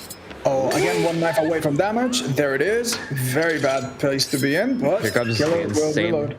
Yeah, here comes the insane aura reading. Probably. No, this one's terrible. You need to drop down. Oh, no! What? Wait a Jake. No, he knows. Oh, not like this. Oh, what an unfortunate timing. I think what he was trying to do was he was trying to bait them into thinking that he dropped down the hole, but he was actually in the locker. But yeah, the aura reading. If there wasn't auras there, that could have actually been really cheeky because they might have thought that he went down the hole and then dove down after him. But yeah, the aura reading he just didn't know, and then ended up looking like a fool. This is the reason why bringing 1 or 2 people with distortion would be such a good idea in matches like this. You would immediately be able to tell that some aura is being blocked and maybe call that out for your teammates. But as it is right now, they are a little bit clueless as to why exactly this killer knows where they are all the time. Yeah. Yep. Let's see what happens with their killer. Can we see get a peek on this chase? Awesome. Yeah, but he is chasing the only survivor that isn't on death hook. So even though Amy's in a pretty rough spot here, his palad's not very strong. Doing pretty well though. Really well played by him. That is ridiculously difficult. The fact that they lasted this long is honestly quite remarkable. These are very difficult loops against Trickster. That's obviously the reason why our killer brought himself here. Yeah, bought a lot of time though, which is nice. But like, I don't know if it's gonna be enough. And now everyone's on death hook. So once Amy gets unhooked, everyone will be dead on their next hook. And again, still 2 gens left. It's really sad that they maybe went through so much trouble. Ooh. Oh no, they just know. Oh my god, that was so fast. Oh my god. Oh my lord. So the add-ons our killer has brought, in case you're curious, is the Melodious Murder, the USB stick. Makes you reload faster, so has great synergy with Darkness Reveal, the perk that reveals auras when you reload. And then the Hardcade shoes, which are actually insanely good on this killer. They allow you to throw knives and not slow yourself down nearly as much. Helps a lot to just get those knives in loops like these. So yeah, very, very nasty combo. Yeah, Scorpions goes down. Now it's a 2v1. And again, there's still 2 gens left. So, and the gens that they get done matter. That plays towards the points that they get. So for instance, if he 4Ks them at 2 gens, that's better than him 4King them at all 5 gens being done. So we'll see if they can manage to maybe at least get like 1 more done, if not both. But if he manages to get this 4K at 2 gens left, that's going to be a really good result. Like a really, really good result. Okay, so we have a problem here. Amy's not being chased, and they are injured. If we're looking for Hatch and you're injured, you're gonna give yourself away so easily. Not to mention the auto reading part. I'm not even sure Hatch is gonna be easy for these folks. Oh, 1 more dagger. Down, let's see. These pallets are all just so strong. This is such a good like killer plus map combination. So it was a really good choice for Sammy here. Like he really put himself in a position. Would you say this is the meanest we've seen so far? Because I would say so by far. Yeah, I don't think his play style was mean, but as far as like the selection, yeah, this was like Sammy definitely strategically picked something here that is very, very strong. So okay, maybe trying to. Oh, that's really good. That's really good. Amy's out of that little bind. Please find the hatch. Yeah, they might be able to find it. They just gotta hope they get lucky. No, that window. That's gonna be death. Yep. Oh, that's so lucky. No. And there you go. Sandy gets the 4K at 2 gens. That is like, that's definitely the best result we've seen so far. So, I mean, as a matter of fact, that's the first 4K. Yeah, because actually Scorpions didn't 4K. He let Running Man go. No. So, yeah, this is actually... Wait. This is not over. Sammy's now realizing the one downside of this map. There are like 3 hooks on the bottom floor, and he's already gotten rid of 3 of them. Oh, Amy, what are you doing? Do not try to be friendly. Oh. All right, well, I wish someone could have shared that lesson with Amy. It's not a good idea to try to be friends with a killer. Wait, maybe it is. Maybe that's a good idea. It is a good idea. Don't listen to us. Don't do it. It's a good idea. It goes to show that we still have a lot to learn about this game after all. Just ignore us for the remainder of the event. I suppose we know. Well, I say we, but I know nothing at all. Okay. Turns out mercy is a thing. Look, I didn't see it coming too. I just saw an opportunity to throw you under the bus. So I couldn't have guessed that would happen either. That was very solid game, though. Honestly, really well played by Sammy, and what a gentleman. That was really, really nice of them. Yeah. And again, he played that super, super well. That map was really, really strong for Trickster. He showcased exactly why. He had the perfect build for it, too. Darkness Revealed on that map is absurd. There's so many lockers everywhere. You basically always get order reading. So just super, super solid. We see here the look at how he aims for the toes through those openings. Yep, all those little holes in the loops you can throw daggers through, so it's just so dangerous in this little area as well. Seeing this. Yeah. He almost got away with trapping him. He almost got away. If you somehow managed to get the killer in there and not go down right after, that could have been really, really big. Maybe a turning point even. Yeah, and here, like, they just can't hide. They could not hide. No, they never even suspected that they were constantly under surveillance by all of these auto reading perks, which, by the way, as you pointed out, get longer and longer because of Lethal Pursuer. Mm-hmm. So you see survivors for even longer, an extra 2 seconds. And what a finish. Oh my goodness. Sammy should be very happy about this performance. Oh yeah, I'm sure he's definitely really happy about that one. He played super, super well, and that's going to put him like probably very, very steadily in the lead above everyone else. I mean, we did have that one game where Running Man escaped. It has to be, right? That was definitely a much better killer performance than we've seen from others so far. So he's going to be in a pretty good position here to possibly win. Yeah. But I mean, there are 2 people that are still. Yeah, it doesn't take too much from other people to get in the lead themselves with a good escape plus wildcard or with a fantastic killer round. And we still have 2 killers left in this group. One of them Running Man, and we also have Lexi. Yeah, and I believe Lexi will actually be the next killer. So.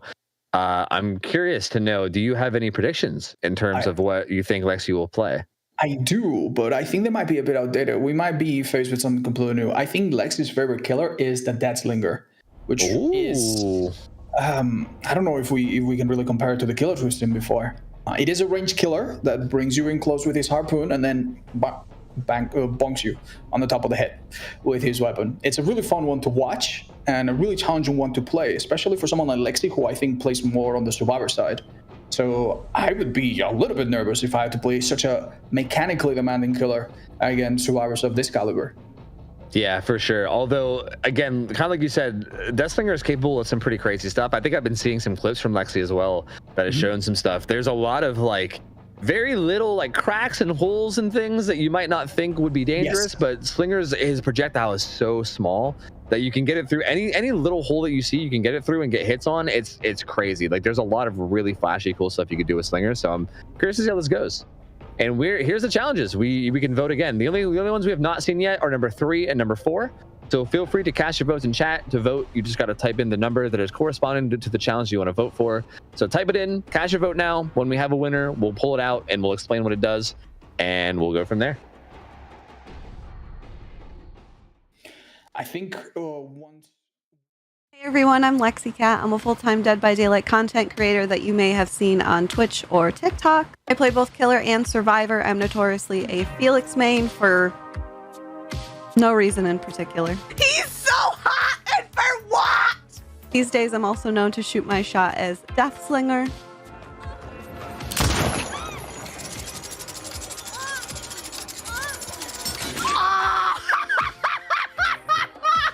And I definitely, under no circumstances, point at lockers when nobody is in them. Ever. They're in that one. They're in that one. Come on. Hurry up.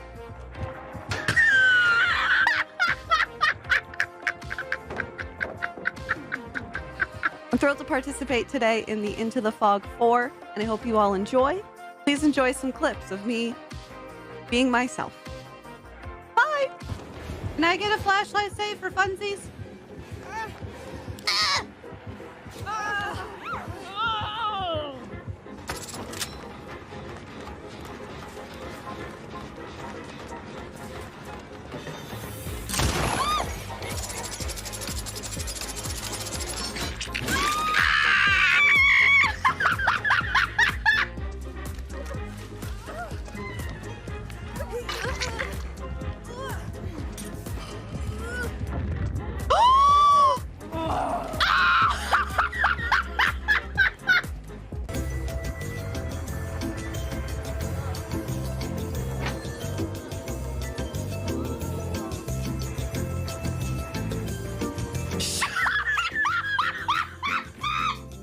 Somebody in there.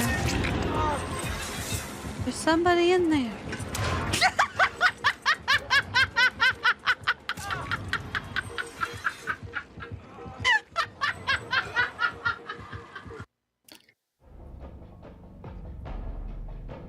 All right. Well, definitely showed some of the Death Stinger shots you can get, but also just complete shenanigans as well. Let's make it clear: we do not condone this behavior. Pointing at empty lockers is highly frowned upon. It is evil. Do not do it. You don't know. You can't do that. That being said, Yes. Watching a good slinger shoot through those holes you were mentioning, isn't that just the most fun thing ever? I'm looking forward to this match if we're gonna see a Death Slinger. Yeah. I'm really hoping we see some cool stuff in this match because, again, that is probably, in my opinion, one of the most exciting things to see in this game is like some of the really interesting stuff you can get. So that's what I'm hoping for. Like, clearly, we can talk about the Survivor stuff we saw as well, but you know, she's not going to be playing Survivor in this next round. So I think the killer is more what I'm thinking about. So I in my opinion, I'm okay. What I'm curious about is what do you think map she's going to play for Slinger? Like, assuming she plays Slinger, which seems pretty likely from what we saw. Okay, so the Slinger's old map that he came with has a lot of holes and areas that are kind of designed for those shots. So Saloon is a great option. Can't go wrong with that. I do think that if you were going to bring iridescent add-ons to Instadown, that could be nasty, but those are not allowed. So considering that we're probably going to see green add-ons, which don't change the gameplay too much, perhaps an open small map like Saloon or Wrecker's Yard makes the most sense to me. Yeah, maybe something small like Cool Tower. Right. There's honestly a lot of really cool shots you can get on even just like your average Azerov's map. So I think that could be it as well. I think we have a challenge winner as well that we can reveal, I believe. So we can kick it over. Oh, we got Fixation. Survivors may only select perks containing the word aura in their description. Oh, interesting. Okay. This is actually a huge test of knowledge for survivors. So that's interesting because if it has aura anywhere, it could be the survivor's aura. Like it could be the survivor seeing the auras, but it could also be the killer seeing. It could also be a perk like Soul Survivor to hide your aura from the killer. Yeah. And then maybe try to open the gate if you're the last one left. Like there are many perks that reference auras in one way or another.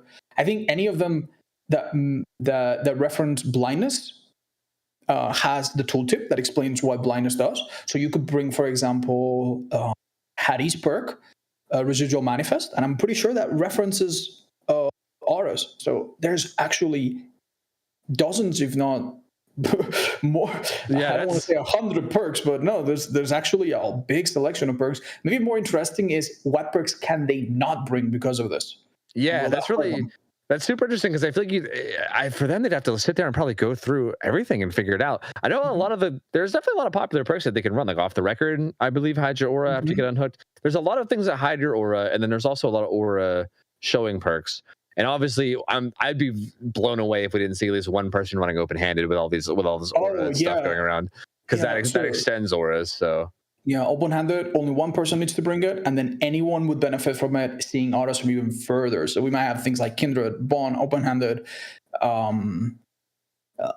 You could also bring things like Alert. There are actually so many choices. It's going to be really interesting to see what each person is most comfortable with, and whether or not someone comes up with some interesting choice, maybe a perk that you don't really think fits the description but has aura in it. So that's really interesting. Yeah, I'm really hoping that that's what happens. I'm hoping we see a perk and we're like, wait a minute, and then we have to like investigate it, like open up our encyclopedia and be like, oh, wait a minute, it does have aura in it. I'm hoping that happens, but we'll see. I mean, I feel like they might end up going with like some more standard like aura reading perks. Like Kindred can be really good, especially with open-handed, because the killer's aura gets extended from the hook to like pretty ridiculous amounts. You can do things like distortion to hide your auras. You can do. I think they would have benefited a lot from perks like that. It seems very sometimes to an outsider, it seems like information perks are redundant when everyone is on a call. But when the information is really readily available and people can quickly pick up on it without having to talk, then they can use that time to talk about other things, like who's going to do what, who needs to come here for a body block, and that kind of coordination. We haven't seen that much. I think in the previous games we've seen. I will say I think a lot of people overestimate that as well. Like a lot of people think that you're right. Like information perks like aren't needed when you're in comms, but right. Like if you're playing like Shelter Woods and you go down in one of the sides of the map, like what are you going to say? Like, hey Jimmy, I'm down by the tree and the rock, and they're like, wow, thanks Bobby. Wonderful. That tells me so much. Thank you so much. So like I think having auras and being able to like actually have that like instant information where you can see directly what it is, where it is. It is definitely really, really useful, regardless of comms or no comms. So yeah, I mean, we could even even like things like funnily enough, if we had say 3 or 4 distortions last game, literally half the build would have started to come apart from the killer side. So true, that's actually really lucky from Sammy's part that he didn't get this challenge. Yeah, playing killer. It's kind of crazy that these wildcards line up the way they did. They've actually made this a lot more entertaining, I would say. Yeah. And another thing we have to discuss is what perks we're going to see from the killer. I don't know if you noticed in the clips, but I saw a perk there that I think is really interesting called Dissolution from the Dredge. And that is a perk that allows you to hit a survivor, and if they vault a pallet, you can shoot them and then reel them as the pallet breaks. And yes, we do have Dissolution, and yes, we do have Saloon. So far, good for us. We've been relatively accurate in our predictions. We're like basically Nostradamus. And I'm really curious to see, okay, there's a couple deception. Yeah. There's already been a shot. Might have been aimed at Running Man here that was on the balcony. If not, we might want to quickly switch up to see who's being chased. Seems Amy is the unlucky. Wait, no, hold up. We might want to see the killer. Running Man, the obsession's being chased right now. Let's see if we can focus on the action. I don't think there's any open-handed. There's no open-handed. How? Damn, that is maybe. I mean, it has to be in the description. Okay, Sammy tried to hide. Not too good of a place to hide, but that's fair. And we're gonna see Lexi focus now. See if they can bring down this first one. Oh, that was really, really close. And yep, down goes Sammy. Not quite being able to make it to Shack Pallet. And hey, there's Pain Resonance and Rancor. That's an interesting perk as far as like the perk section goes. Rancor is not something you see super often, but really nice perk. It's actually a great idea in such a small map where it's hard to shake off the killer at the end. Yep, and the information you get from it is very, very good too. You get a screen bubble whenever survivor every time a gen gets done, so it just kind of gives you periodic information on where everybody is, which can be really nice. Right, and at the end, the obsession needs to be very mindful because Rancor allows them to be insta-down and insta-moried no matter what, so it's a pretty big deal. Yep, looks like this. Go for the shot. That was a good read. But Scorpions played that really well. He actually kind of baited the vault somehow with the auto reading. Yeah, that shack is dangerous though. You see all those holes in the back of it? Those are all death traps for Slinger. You can shoot through like all of those cracks. So it's going to be really, if anyone ends up going there and tries to play that against Lexi, we might see some pretty insane shots, possibly. Yeah. So Running Man's taking the heat right now and being chased. Running Man might be the one target you want to leave for last because they are the obsession. But either way, decent pressure at the start of the game on a small map, and here comes the info. It is interesting too that Lexi has them all ears because there is the current aura reading aspect of the whole build, but I don't know if I saw when we were going through their builds. I didn't see. I think I saw off the record maybe once or twice, but I didn't see Like, I believe we have one distortion. was there one distortion? Yeah, because I think so. I didn't see a whole lot. I thought there would be more. I would not have been surprised if we went into this with like 4 distortions, but it seems like there's not. Yeah, that would have been really smart. Okay, so what we see here from our killer is a bit of a tricky play. We've seen just recently, thanks to Rancor, that all the swappers are on the opposite side of the map, which means that kicking the gen maybe leaves it unattended for a while. But it also has meant that any momentum has been lost. They're not currently chasing anyone, so yeah, it's a bit of a risk too because Sammy just sneaks over right there and hops on it. I think Sammy is loving getting this map so much because every time we put the camera on him, he's like crouching in a bush and then smiling, and I think he's having a good time with it. So yeah, he's always sneaking around and working on gens. She does find scorpions though here at this pretty decent tile though. We talked a lot about Scorpion's experience as a killer because they play mostly killer, but they're not bad at survivor at all. And they're showing it right now. Look at this really tight, making that shot very difficult. I mean, hey, put it this way: 10,000 hours of playing killer, you're gonna know what works against the killer. So that's damn right. Yeah. Yeah, he definitely is gonna know what to do here and how to play against it. And this is probably the time to do it. I like this from both sides. I really like how Scorpions just waited to see, and I also like the way Lexi used that auto information to know that the best play sometimes is just to wait. Gonna get this hook.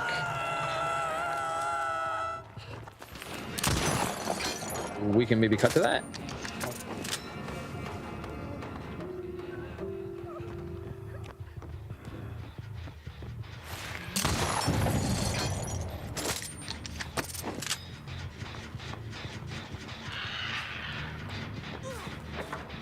She's coming up. All right, so we're listening for a good 15 or 20 seconds, and we've heard almost nothing. I think what we see here is just pure focus on each of these players' objectives. They're doing well, though. Yeah, I mean, they're doing really well. There's only 2 gens left and only 2 hook states, so they're kind of in a pretty good position to get out here. They're doing a really good job of avoiding the shots. Oh, Sammy gets hit on that pallet. And this is that really dangerous shot. You gotta be careful here because all these holes. But doesn't quite get it. And he's gonna use that every missed shot. Oh, that is huge! Oh, okay, so the 2 add-ons that we have actually were super instrumental in letting that happen. We have an add-on, the wiring keys, that lets you reload half a second sooner.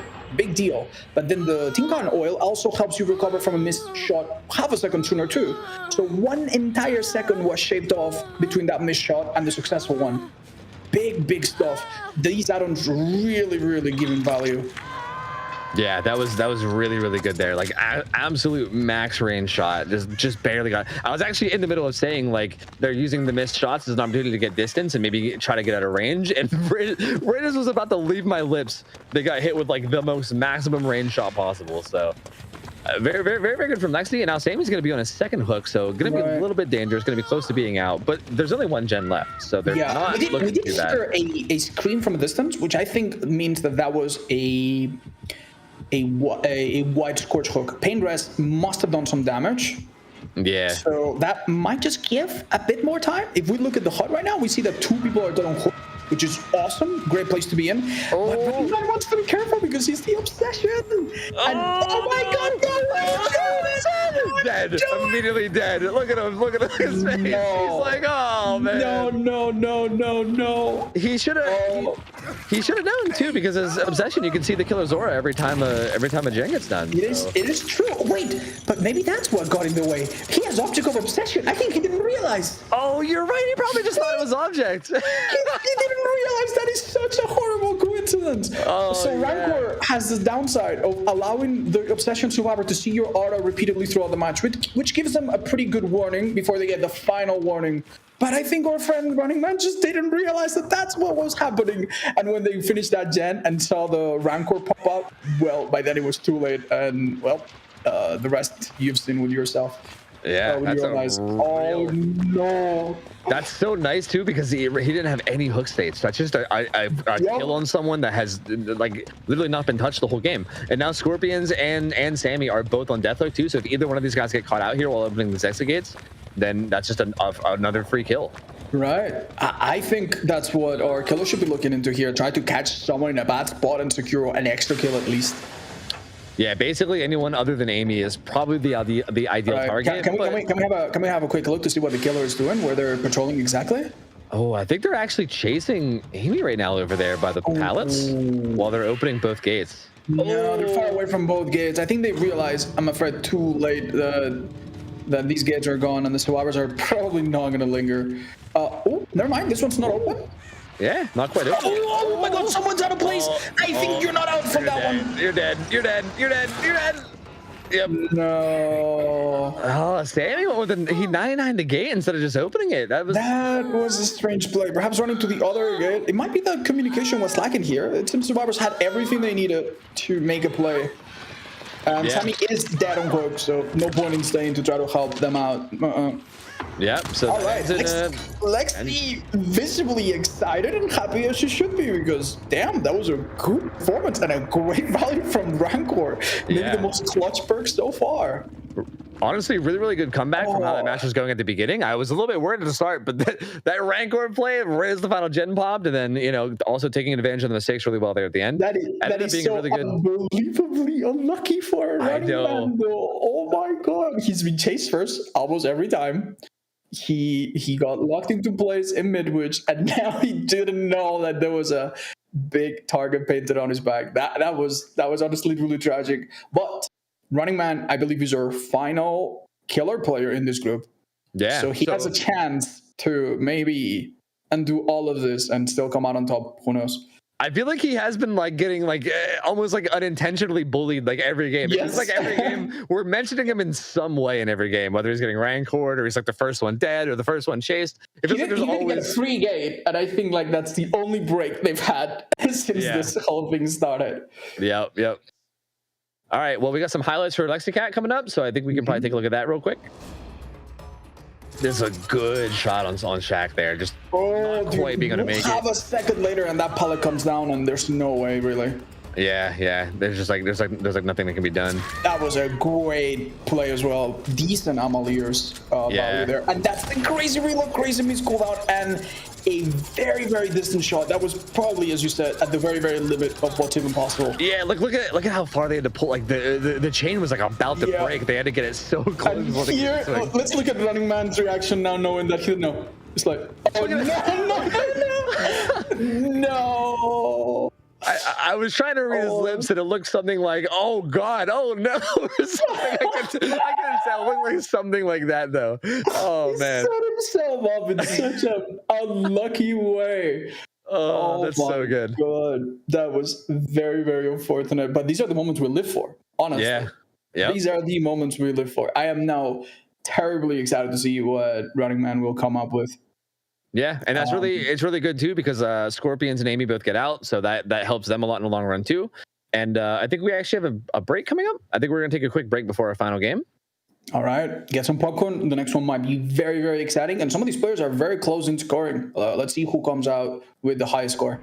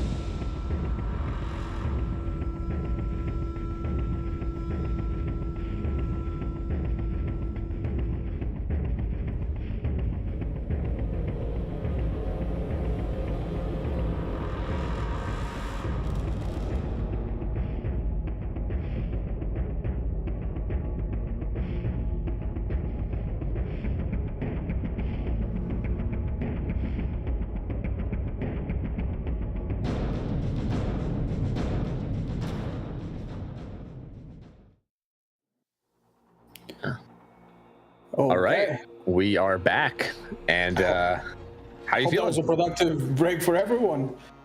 Yeah, I'm ready. I'm ready to go because I am so curious. Because again, we've been talking about Running Man a lot through these games, and like Yep. he's been a big focus, like a big like center focus in pretty much every Survivor match because there's always something weird going on with him. So Do you know now that how he's many, playing killer, Do you know how many hours Running Man has in this game? probably a ridiculous amount. I would assume a lot. He plays a lot. He has devotion 47. I have over 9,000 hours, and I'm like 30 something. I think Running Man legitimately has like 15,000 hours or some insane amount, and he plays mostly killer. So far, all the previous games he's been playing Survivor, the role that he's arguably maybe less focused on during his normal gameplay. So now he's going to show us what he's capable of. Yeah, I'm really curious to see what we see. I mean, I don't know. He can play basically anybody. I think we have a video that can showcase a little bit more about him, so maybe that'll tell us something. So let's throw it over to that.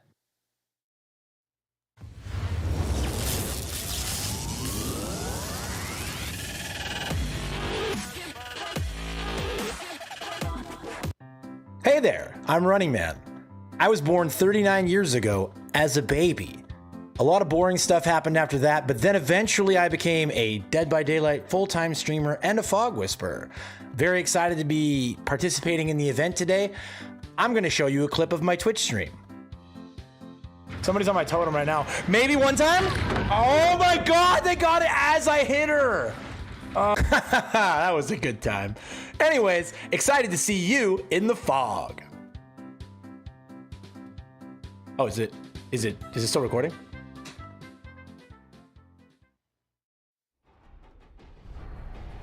All right, I don't know if you found that transition from that cool title scene to his face in the center. I don't know if you found that funny, but I personally did. I kind of enjoyed it all. I feel like the beginning, like the first like 5 seconds, I was like, oh my god, this is professional. This is good. And then he like immediately just started like deadpan, like sarcasm. I was just like, oh, okay, all right.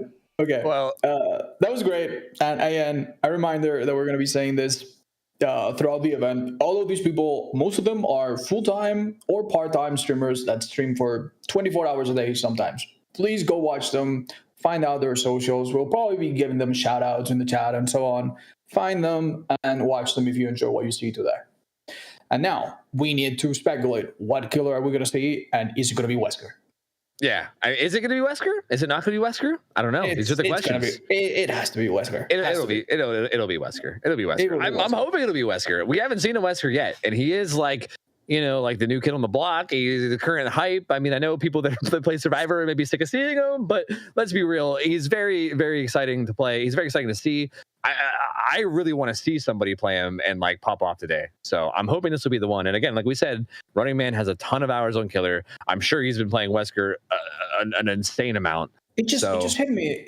Playing Wesker and choosing the map is actually it opens up a whole lot kind of worms to deal with, because you can have huge story radius builds that envelop the entire map. You can send yourself to a map that's truly small, so you can slam survivors into everything. You can send yourself to an open map and use the add-ons to throw people from afar. There are so many options, and all of them are so mean and require such precise counterplay. I would be sweating a little bit if I were the survivors this round. That's interesting. It could be really dangerous. Yeah, and here's our last challenge. No need to vote this time. We've already gone through all of them except for one. We have Master of Unlocking now. Survivors must escape collectively using 4 perks containing the words unlocking or opening. All perks must leave Or sorry, wait, did I say all perks must leave out? Wait, all survivors must leave out the exit gate at the end of the trial. Okay, I see. All survivors must leave out the exit gate at the end of the trial. So you basically just have to run perks that contain. So it's like the same thing as it was before with auras, but now it's unlocking and opening. So that's kind of interesting. There's a lot of things. I think we might be misunderstanding this. I think that they have to run 4 perks, but not 4 perks each. I think they have freedom here. If I read that correctly, and maybe they try to figure it out, they could have one person with 4 perks that have the word unlocking on it, and then that one person escapes and they got it. Or they could divide that among different people so they have more chances to escape with 4 of those. So they could all have 4 of those perks each so that anyone escaping ensures that the challenge is completed. Or maybe they'll take a risk and try to bring better perks, but obviously lesser chance to have someone escape with the required perks. So I think they have a bit of freedom here, if I understand this challenge correctly. Maybe they'll just play it the simple way. I'm trying to think, Otz, can you think of, like, what are some really good perks that you can run that have opening or unlocking? I mean, I immediately think of like exit gates and stuff with things like wake up is obviously exit gates faster. Okay, here's one. There are many perks that have multiple effects that include unlocking stuff. So leader, for example, is a great one. Resilience is another. With resilience, you can do gens faster, you can vault faster, but you can also open exit gates faster. So you have a bit of a multi-tool perk. Leader would also do a similar thing. Survivors that walk by you would open gates faster, unlock chests quicker, but also heal you faster. So I think they need to be smart. If they bring 4 soul survivors or they bring 4 wake ups, they might do the challenge, but they're not going to be very well equipped. They need to take a little minute to identify these perks that could really give them a lot of value and have them strategically spread out between the survivors. That could really work out. Yeah, I mean, I think maybe even getting someone to dedicate to running wake up and handling the exit gates, like that's a really powerful thing to have on a team. There's a lot of things that they could run here. Obviously, there's the obvious choices like Plunder's Instinct and Pharmacy and stuff you could run too. But even that, right? I mean, if all 4 survivors are running Plunders or Pharmacy, that's not very efficient. There's only 3 chests on the map by default. So maybe survivors right now don't want to be efficient. We are on the final round of this first group, final game, the 5th. If you were to run wake up and Soul Survivor to open gates in half the time, that could really work out for you if your team just happens to magically die. So you could let everyone else die and be like, oh no, my team. And then suddenly open the gate in just a few seconds after the killer finds the hatch. That's a very good point. Yeah. I mean, again, we said it before, but like, even though the Survivor team is a team, they're all competing against each other in like the actual round robin format. So like we were joking about earlier, whenever they let Running Man die, like they could be something, right? You could just let your team die. Like, oh, sorry. Oh, you were on the hook. Oops, I blanked out and didn't realize. Oh, hey, guess I'm just going to get hatched now later. And, oh, okay. Looks like we're on... Wait. Oh my God. Oh my God. I think I just realized something. We're on Shelter Woods? Not just that. There's something even more interesting to this. We have an endgame build on Hannibal. That is super interesting.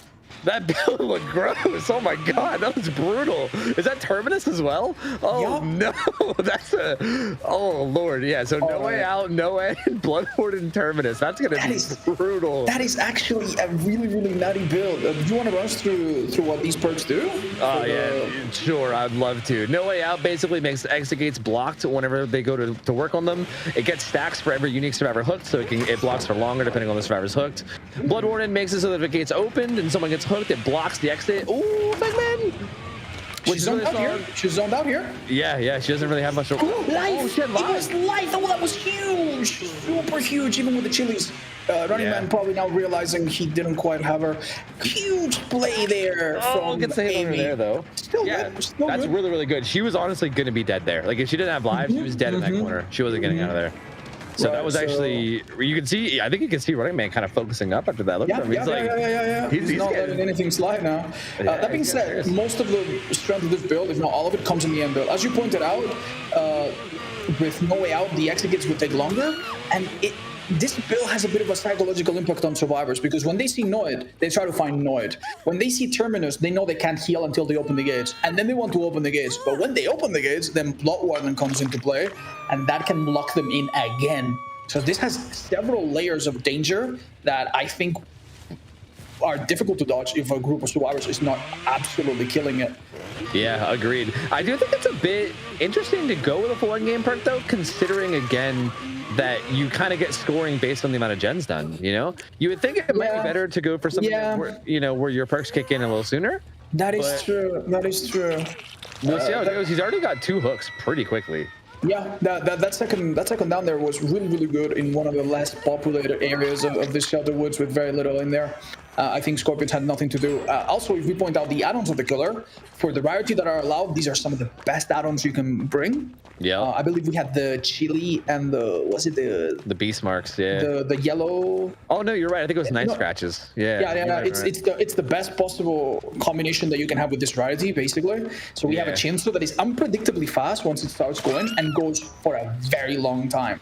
Oh yeah, no, it's yellow chili then beast marks. Yeah, you're right. Yep, that's a really strong combo. I did see leader on the one survivor as well, so I think they're definitely taking your route in terms of like the perks that they're running, and that's actually Amy's second hook. So this is getting into dangerous territory now. Very strong start for Running Man, and of course he knows it and he understands it. This is gonna look how quick this totem is getting done with the leader effect from someone else. But what's the point of doing this totem, I wonder? Yeah, I don't know. Maybe, you know, maybe Scorpions is over. Oh my god, maybe he's trying to counter Noid. Yeah, that's what I was going to say, but like, how? That's interesting. How would he know? I don't know. Wow, that is a level of foresight. Hey, like, maybe when they let Running Man die earlier, maybe he was like, you know what, I'm going to know it, buddy. How about we try to listen in and see if we have an insight on what's on their mind right now? Because worrying about Noid so early, that is honestly really smart about them. Yeah, it's very interesting. Oh man, the three-man leader play. I think he might be running barbecue. Yeah. I don't know. He came at me after he hooked, so. Well, Bubba is hungry. You just hit me on the heart. Is it because I'm Felix? Probably. And you know it's true. That's because I'm worried. Oh yeah. Oh yeah.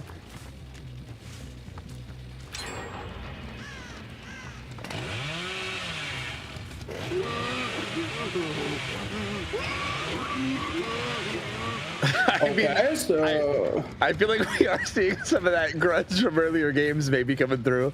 So I don't think there's any beef. I think this is just I think it's chef tenderizing the meat, knowing the proper etiquette. I think this is completely acceptable, and survivors are definitely in a good spot, and they have nothing to worry about.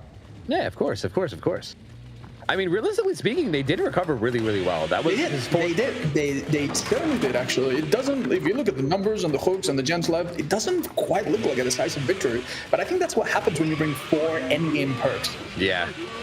Yeah, this definitely could get out of hand really fast whenever the final gen pops. I mean, that's when his whole build's gonna kick in.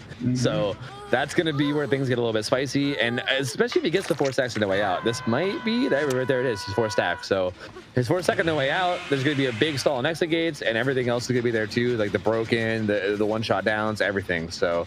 Yep. It's going to be real tough once they get there.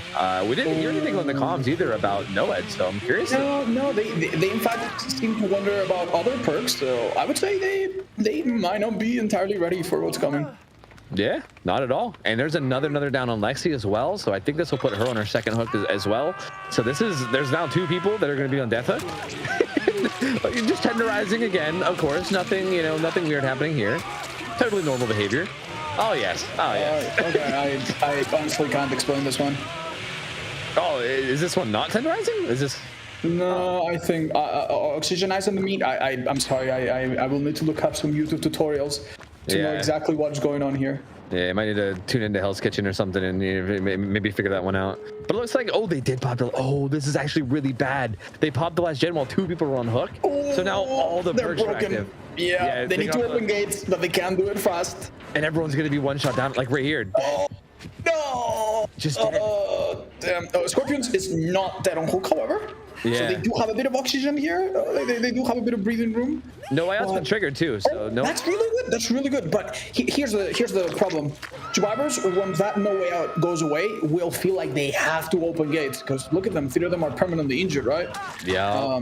Oh no, Deception failing to pull the killer, unfortunately. Yeah. So if they do open the gate, now they have to worry about Bloodward, and on top of the Noid. Oof. Yep. And Lexi's actually on death hook, but he doesn't off the hook. He's going to be going after Sammy here, who has Shack Pout still. So honestly, not a bad spot. They're doing a pretty good job of like trying to stabilize here. I mean, I don't know if it's our killer not remembering. Don't forget the killer doesn't see the amount of hooks on each survivor. They need to remember, but the survivors do know about it. So if I were them, I would be trying.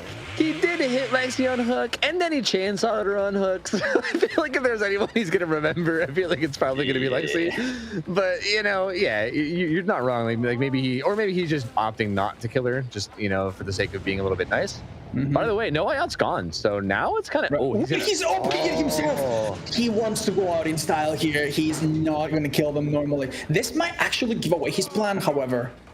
Yeah. Because you're not going to keep this person here for very long. You have to pick up and also I think that was within vision of Lexi. So Lexi's probably like, oh, he's opening the gate, and then in fact you can see the autos of the other survivors. Yeah, there they go. Yeah, there they go. They know. Yeah, they know. Actually, Scorpions, buddy, you better go, Scorpions.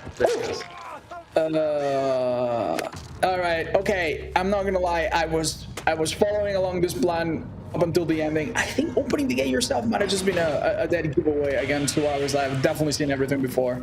Yeah. But otherwise, beautiful game from Running Man, and I think we have a completed wild card because 3 survivors escaping with plenty of perks each.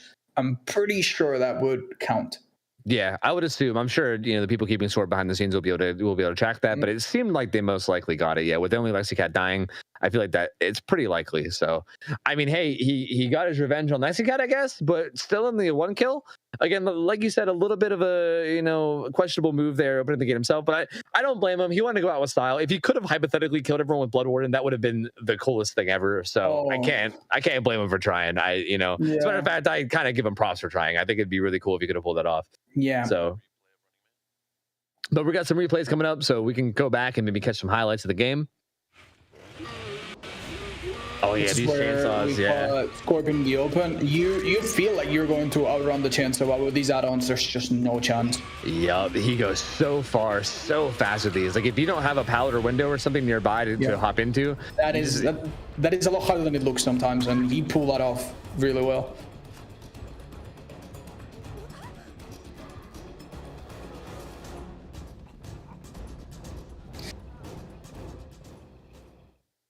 Yep.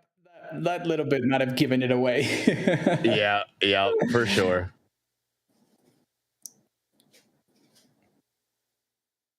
Well, I mean, that was the first set of games. So there we go. So OhTofu, what's your prediction? We have to estimate. We don't know all the. I'm not sure about you, but I certainly did not keep up with all the points they could have gotten. But it seems to me like it's Sammy. Sammy had the best killer performance. So if we're gonna go based off that, oh yeah, you got full screen time now, buddy. Hey, look at that. Feels good, I guess. Hi, I think Sammy had the best killer result. So if I was a gambling man, I would say Sammy most likely came on top. Tofu, I need some help. Never mind, I'm good. Never mind. No, yes. No, I'm just gonna make the dumbest face possible so that it freezes what I'm looking silly. Oh no! Oh, you didn't get the good freeze frame that I got earlier. Very unfortunate. Damn, dude. But yeah, I mean, if I had to take a guess, I would guess probably Sammy came out on top. Right? It was honestly really close though. Like the matches were super close. But Sammy did die in at least 2 or 3 of the games. Yeah. I think Scorpions lived in every game where most people escaped.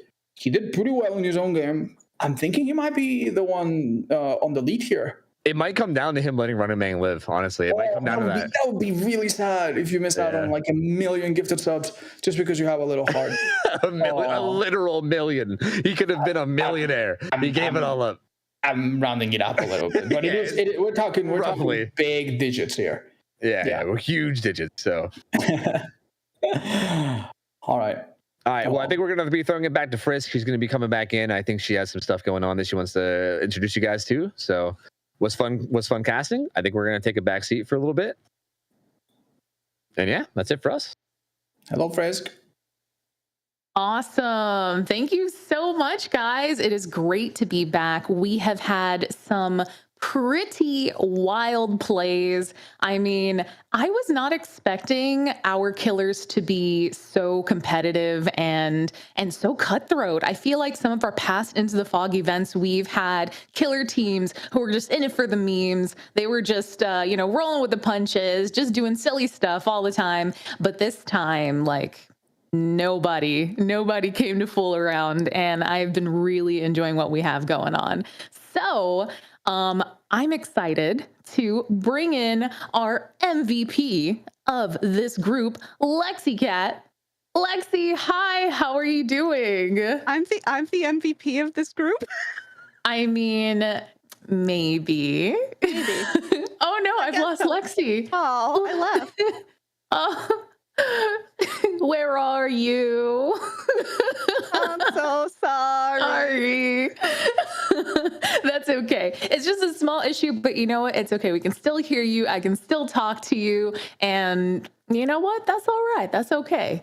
So, I started this off with a hello, but I should have said howdy, partner, because those gunslinger plays were incredible. Like, you took everyone to the saloon, you played gunslinger. Your gameplay was definitely giving some yeehaw. Are you a gunslinger? Are you a gunslinger main? Was that intentional? So I switch mains a lot. I've played a lot of different killers since I started playing DBD. I was first a spirit main ever, and then I've switched a lot. So I've most recently became a Deathslinger main, like within the past month, I'd say. And I was like, you know what? I might as well have a good time while I do this and just play someone that gives me joy. And I'll wear a tiny hat, and it'll just be fun. Oh my gosh, look at the little tiny hat. It's so cute. I love your tiny hat. Thank you. That's so adorable. I love it. Thanks. Yeah, so let's see. So over the past month, you've been playing Deathslinger, and you were originally a spirit player. So what was appealing about the Deathslinger? What made you go from like, you know what, spirit, I'm gonna retire you for a bit. I'm a yeehaw gal now.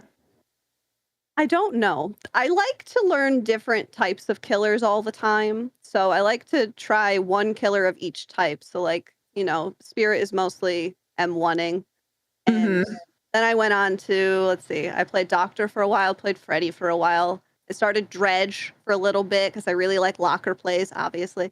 And then I wanted like a long range to see how well I would do. So it's kind of like a little challenge for myself.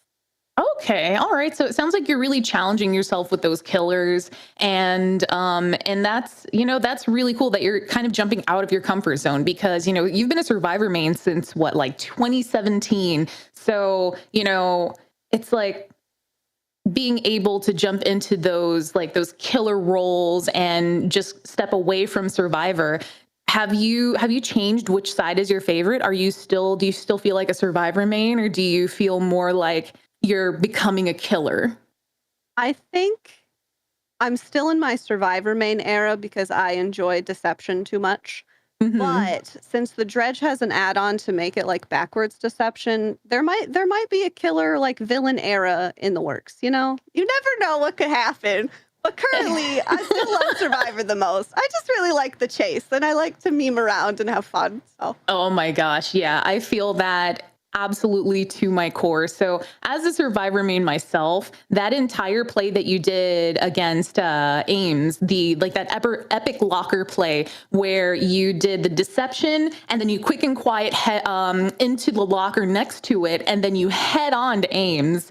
That play spoke to my soul because being able to just fool a killer, stun them, it's so satisfying. And, that was an intentional play, no? Or was that just a typical Wednesday? It absolutely was intentional. That's my favorite thing to do is Deception Locker A, quick and quiet into Locker B, and then head on and run away. I love that. I love that. Did you have you ever done deception plays in what do you call it, the Freddy's map, the elementary, where there's I call it the trap house because there's so many lockers in it. It's the one with the single generator. Do you know what I mean? Oh yes, and then you have to watch him open every single locker before he gets to yours. And you're like, yeah, I'm just gonna sit here and laugh. Oh yeah, those are great. Those are wonderful. Oh man. Well, Lexi, it was so great getting to interview you. It was amazing watching you play. Let everybody know where to find you. And if you have anything else going on that you want to highlight, this is your chance. Okay. Well, you can find me on twitch.tv/LexiCat. I'm also on TikTok, LexiCatTV. And you can just find me memeing like 24/7. We just like to have fun in the fog and show people that it's not always about the win. It's about having fun with your friends and just, making a positive community for everyone. I think that's important. Yeah, absolutely. As a Survivor main, having fun with your friends, it's top notch. Thank you so much, Lexi. Thank you. Bye. Bye.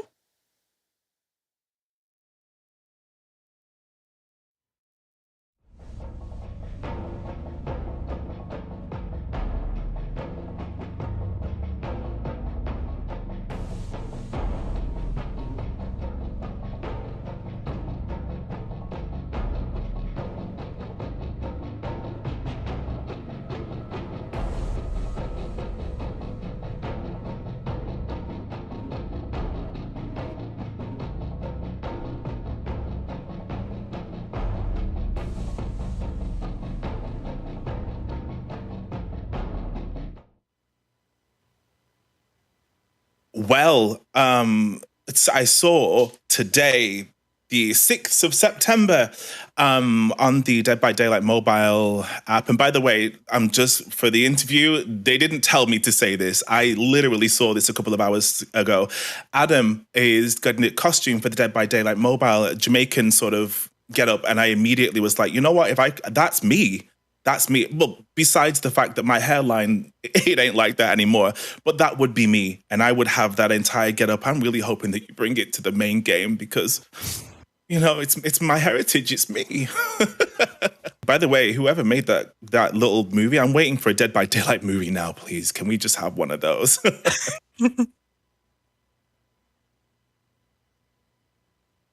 Yes, and it'll be the only time that I've ever had abs. And because I was laughing hysterically. And I was a little bit scared as well. There's multiple parts to this. We decided, it's a bit of daytime Dead by Daylight on the weekend with friends in a stream. And we all dressed in the wonderful bright green T-shirt that Claudette has. And we had the pink hat to complement it. And we were going to be sweaty. We had plans to go in there and just go absolutely ham with everything. And I can't remember which map it was on, but I know that was a bug fix the day before, which stopped the hillbilly from jumping, like running into something and jumping. We were in the match and, we begin doing the gens and we're all panicking because the terror radius was really big for some reason. And we see hillbilly just running into a wall constantly. And I'm thinking, oh my God, as a Fog Whisperer, I need to report this. This person's trying to bug something. But we realized what they were doing didn't help that either I think it was a community manager or a developer came into chat just to say hello. So I'm sweating even more. But we were laughing. So we were all trying to cheer on this hillbilly, knowing that they couldn't do this bug anymore. We rushed the gens, decided, you know what, enough's enough after 20 minutes. And we all stood at the gate. Then we begun the race. So he knocked us all over. And then we're all cheering for each other as we're trying to race through the exit gate as quickly as possible.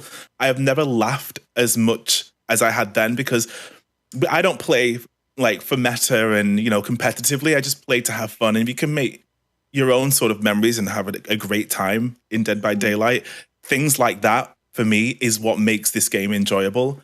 But there's been many, many more. Like there's always the moonwalking Myers or, Ghostface just popping up and me screaming profanities at the top of my lung. But that one sticks out for me the most because I was laughing hysterically to the point where I was crying and sweating. Lovely imagery for you there, but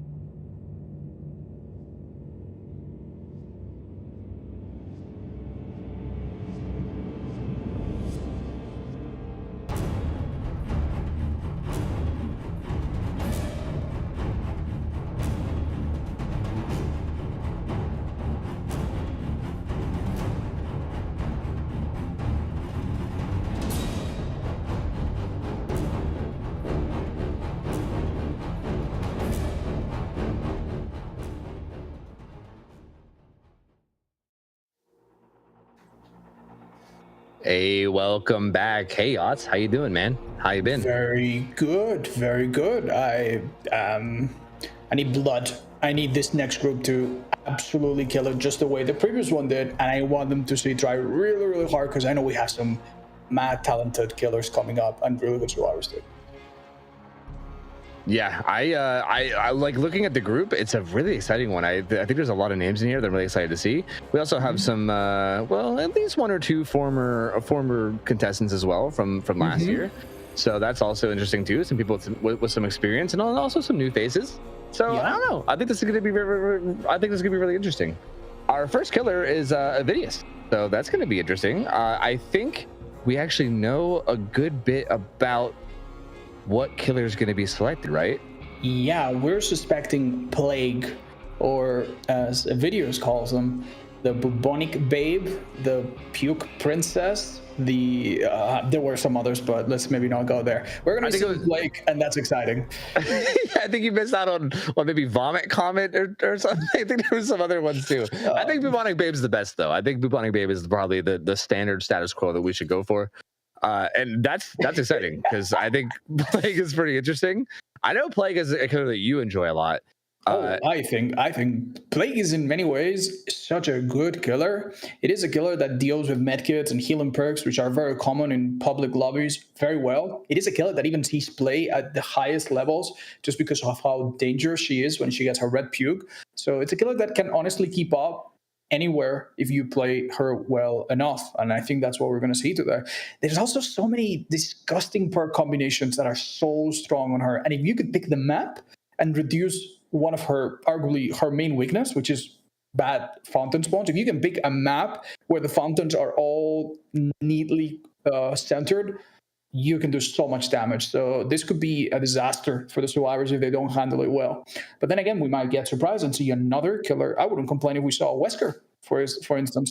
Yeah, we still have yet to see Wesker. We've had 5 games with that one, so kind of a shame. But hey, I mean, there's still a chance we can see him before the night ends, so it's all good. I think we have a new pool of wild cards to choose from as well.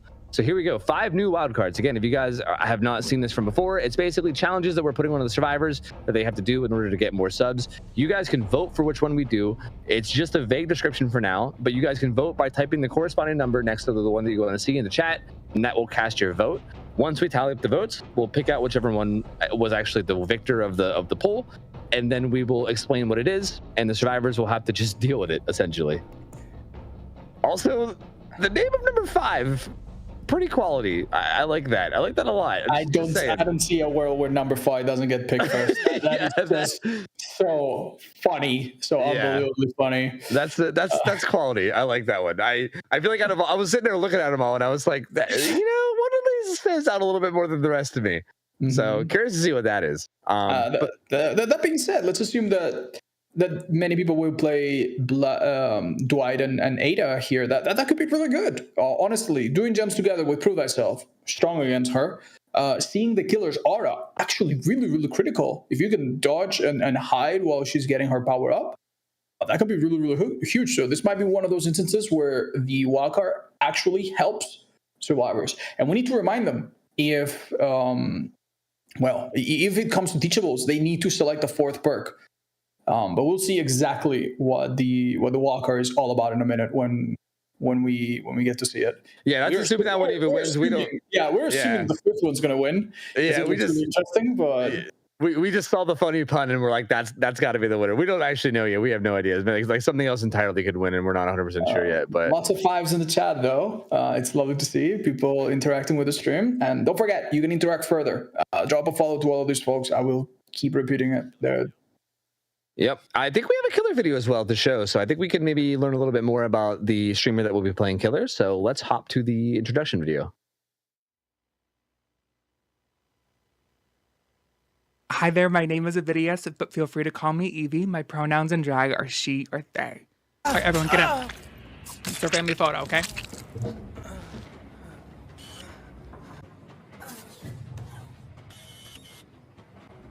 Was it good? Was it good? Don't you do it! Don't you make it!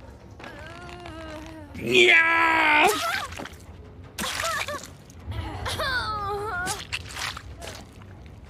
We did it! Oh my god, don't do it. What are we gonna do? I don't know. I'm hiding, you're hiding. It's sexy. Think about it, think about it, think about it, think about it. You're thinking about it. I'm thinking about it. I'm still right here, bestie.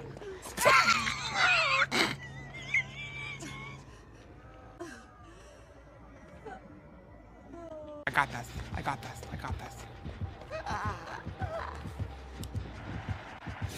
Yeah! I'm a working gal, okay? Sometimes you just need to get...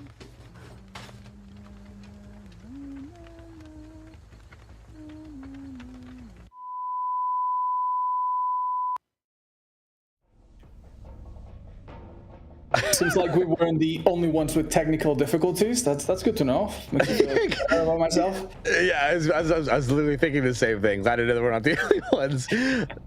Honestly, good stuff though. I mean, I'm excited to see what's gonna happen. Definitely seems like, you know, a little bit of a goofball. So I'm curious to see like if like the game's gonna be taken a little bit more seriously, or if it's gonna be a little bit more chill and like played for fun. You know, I feel like that we've been seeing a lot of that lately. So I'm curious. Although, you know, it is the first game, so it's kind of like we said. I feel like the first game of every group is kind of like the dictating game. Yeah, that is a really good point. As I said, I've voiced it before. I want these people to try really, really hard because there's just something fun as a commentator, at least, just to, even if you don't understand how friendly they are with each other, their history that goes back, even if you're not in on their friendship, if you see them all try and do their best, that is immediately compelling and immediately fun to watch. And for me as a commentator, I think it's interesting to see as well. We've seen many clips in that highlight. Well, we do need to remember we are not allowed to bring anything above green rarity. So we won't see things like Mirror Myers because that's a purple add-on. So we are limited here. If we do go the Plague route, though, that's excellent. Green add-ons on Plague are maybe her best, pretty much. So that's pretty good. And being able to pick them up too is going to make a big, big difference. I can't wait to see what they come up with. Yeah, same. I'm really, really excited. I think there's a lot of potential options that could happen as far as builds, maps. There's a lot of things that could happen here to actually make this really, really strong. But again, it does depend on how serious they take it. And I know as much as you want to see people that try, and I don't get me wrong, I do too. I don't know, you know, I feel like most people that are in this are probably going to be playing it mostly for fun. So I don't really know how serious it'll be, but you know, we'll see. I mean, I guess there's really no way for us to know until it starts, and I guess we'll see. But hey, we have a winner to the challenge, so we can see which wild card won. It's a big shocker. Big shocker. It's 3 Wongs make a Dwight. So one survivor must play Dwight, and the other 3 must play as Ada Wong. All players must use their teachable perks. If Dwight escapes the trial, if Dwight escapes the trial, something happens. What happens if Dwight escapes? What happens? We must know. Okay, I feel like I just want to say something. I feel like I love the name of this challenge, and the challenge is like so simple. I feel like this had to be a moment where like someone was in the office and someone just made a random pun of this like someone just made this joke as a pun and they were like, that's amazing. We need to make it work. I don't care what it is. If it's simple, I don't care. That's hilarious. Make it a challenge. And honestly, I'm here for it because that's like the best name for a challenge I've ever seen. Did that person get a raise? And can we know who it is? Who is responsible for this? We must be informed. Yeah, I honestly I agree. I think they need a raise for sure. But that's interesting though, because okay, if we can actually think about the gameplay. All right. Yeah. If I just take a step back from the actual challenge, think about the gameplay. That's 3 Adas and then a Dwight with all their perks. So like you said, Dwight will have like the teamwork perks. Like he'll have leader and prove thyself and bond. And then that's really good. And then the Adas will have what? Low profile, wiretap, and I'm blanking on her last perk even. Help me out it's here. called reactive healing. There you go. Yeah. Actually, having multiple people with reactive healing is actually a pretty good thing. Because basically, if let's say Dwight gets hurt and you're nearby, bam, half your healing is now completed if you're injured. So a person with a green medkit with no add-ons could heal themselves twice potentially. Really good comeback perk. The kind of perk that makes you go, huh?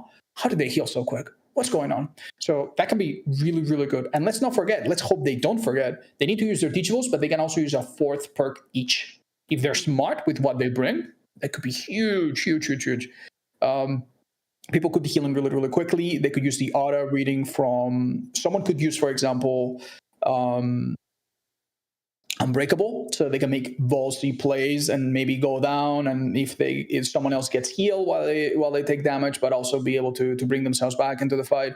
And as we have guessed, everyone gets the points if Dwight escapes. Yeah. So it wouldn't be crazy to have Dwight also have adrenaline, some late game survival perk, or have other people bring protection perks, like for the people aboard a time, to make sure that they can get him out, because otherwise everyone's losing the wild card. So far, we've seen people try quite hard, sometimes to the bitter end, to do the wild card. We haven't seen a team yet just flat out ignore it. So yeah. Yeah, there definitely has been nobody that just completely ignores it. They at least make somewhat of an effort to go for it. So I think that's definitely going to happen here. It's kind of funny that you mentioned reactive healing and talked so much about it when we're also pretty confident they're going into a plague game. Yes, so that's true. I forgot. Yeah, that's kind of interesting because I don't think it's going to do much. Healing basically just doesn't exist against plague. So. It's really not. The best case scenario, they're all not infected, and then red puke comes in, and maybe that helps a bit. But yeah, you're not wrong. Any kind of healing perk against plague is doomed to fail more often than not. Yeah.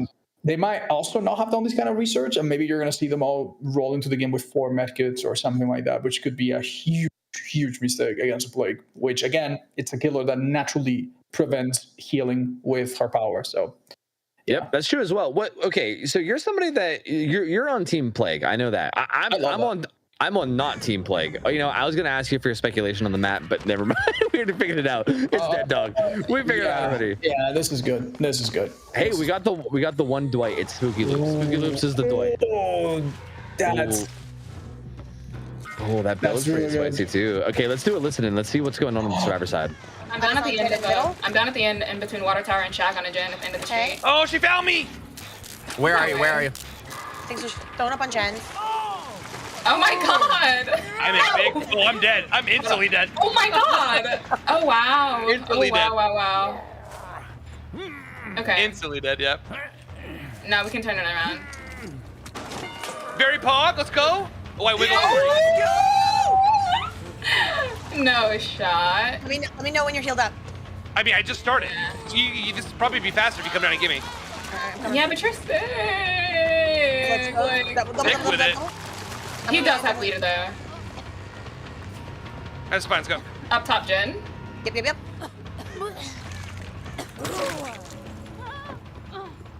Oh, downed. Like I didn't count on her. All right, well we got you up. So. That's what matters. We got. Oh man, this is much more intense. There's so much to unpack.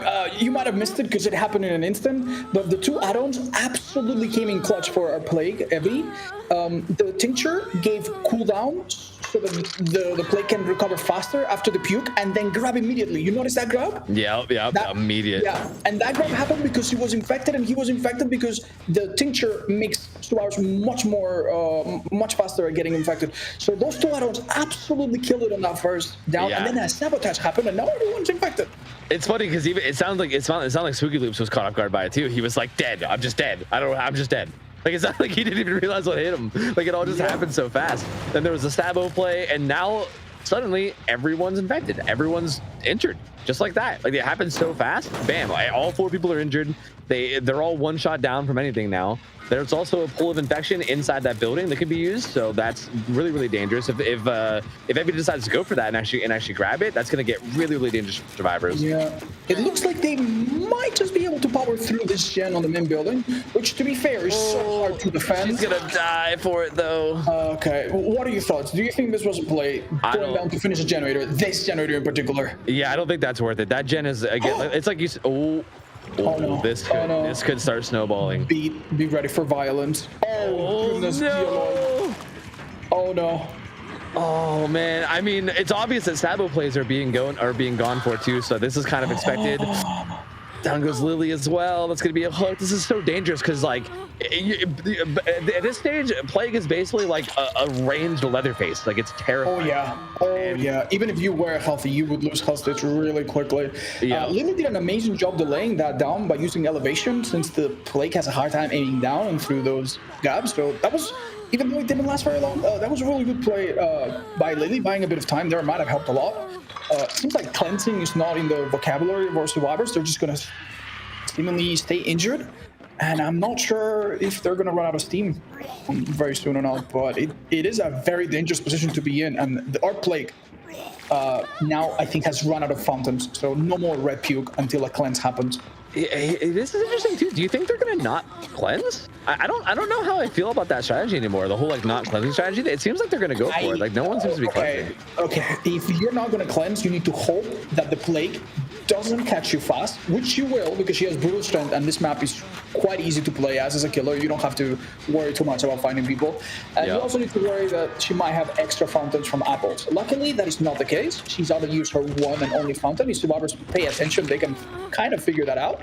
But look at this. Look at this. They need to come. They need to rescue. They need to do all these important plays that they just can't easily when they're fully injured and giving themselves away constantly. So yeah, it's also dangerous, right? You get caught out. If you get caught out on your way to the unhook, you're one shot down. You literally have to just leave. You can't even try to go for it anymore. It's just so much harder to do everything when you're injured. So it's really tough. And also keep in mind, there's also 2 late game perks in Navidius' build too. Yeah, and you want to explain what makes this combination so fearsome on Plague? Have you ever tried this one? I have not tried this one. No, I'm curious to hear your opinion on it. Essentially, Terminus, the bottom perk from Wesker, or latest killer, is a perk that makes everyone in endgame injured for a very long time until the gates are open, and then sometime after that. And here's the kicker. If you are infected and you try to use the fountains, this perk will still keep you broken. So in the end game, anyone that's infected is still broken, even if they cleanse. And that's basically what you want to do against Plague. At the end of the game, when she cannot be in 2 places at once, you all cleanse, heal quickly, and try to make a comeback. Well, you can't do that. You can't do that because you're still injured. So it is a really powerful combination with another perk that prevents the gates from being open. I'd be willing to bet too that a lot of survivors would not realize that, and they're just gonna cleanse and be like, "Oh God, wait, I'm still injured." Like, oh no, what happened? This is gonna be a little practical exam on what to do against Terminus, because if they can tell the perk is there once it triggers, they might just not know this fact we just shared with you all. Yeah. I'm curious to see if they know about it or not. Because again, it's not something you run into often. I mean, I've not seen it. I mean, it makes sense when you think about it. But like, are they gonna do that on the fly, or are they just gonna naturally do what you always do against Plague and just cleanse in the late game? Yeah. But hey, they're doing a good job of getting gens done. There's 3 gens. I was going to say they've done a remarkable job pushing through these gens. If we have a look, I think that's stuck. It seems. Yeah, Toki's going down again. I know there's quite a few people that have a lot of hook states though, so it's definitely getting dangerous. Jason's on his 2nd hook state right now. Basement's gonna come in here too. The moment one of them is gone, I think the last gen or 2 is gonna be impossibly difficult. They are managing remarkably well, and we have a bit of a spectating bug here. Do not worry, that Plague isn't there. She will reappear shortly.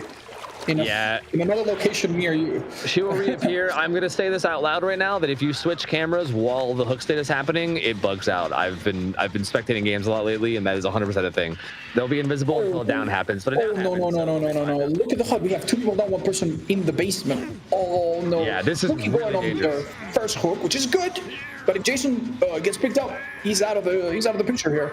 So some insane teamwork needs to occur here, and cleansing is just not happening. Even though people are getting hooked, they just refuse to cleanse. Well, I mean, we had Lily cleanse, but we did. But even when Lily cleanses, then she's forced to unhook, and then she just gets sick again. Like it needs to be like a group cleanse, but it's not really happening. It's like one at a time, and the infection comes right back. All right, and we're gonna see. Okay, a preventive measure there, trying to cut off that window. Ooh, don't get stunned. The is here. Okay, excellent play there. Did one of them go into a locker and the other one hid under the basement stairs? That was really smart. This play here might cost them. This 8 is dead, yes. I think this is Lily who is dead here for sure. Gonna go down. This is also Death Hook as well, so this is gonna be Lily out of the game. Everyone's a Death Hook right now except for Spooky Loop, so the one Dwight is the one who's not on Death Hook, but it's looking rough at this point. There's still 2 gens left. Everyone's injured.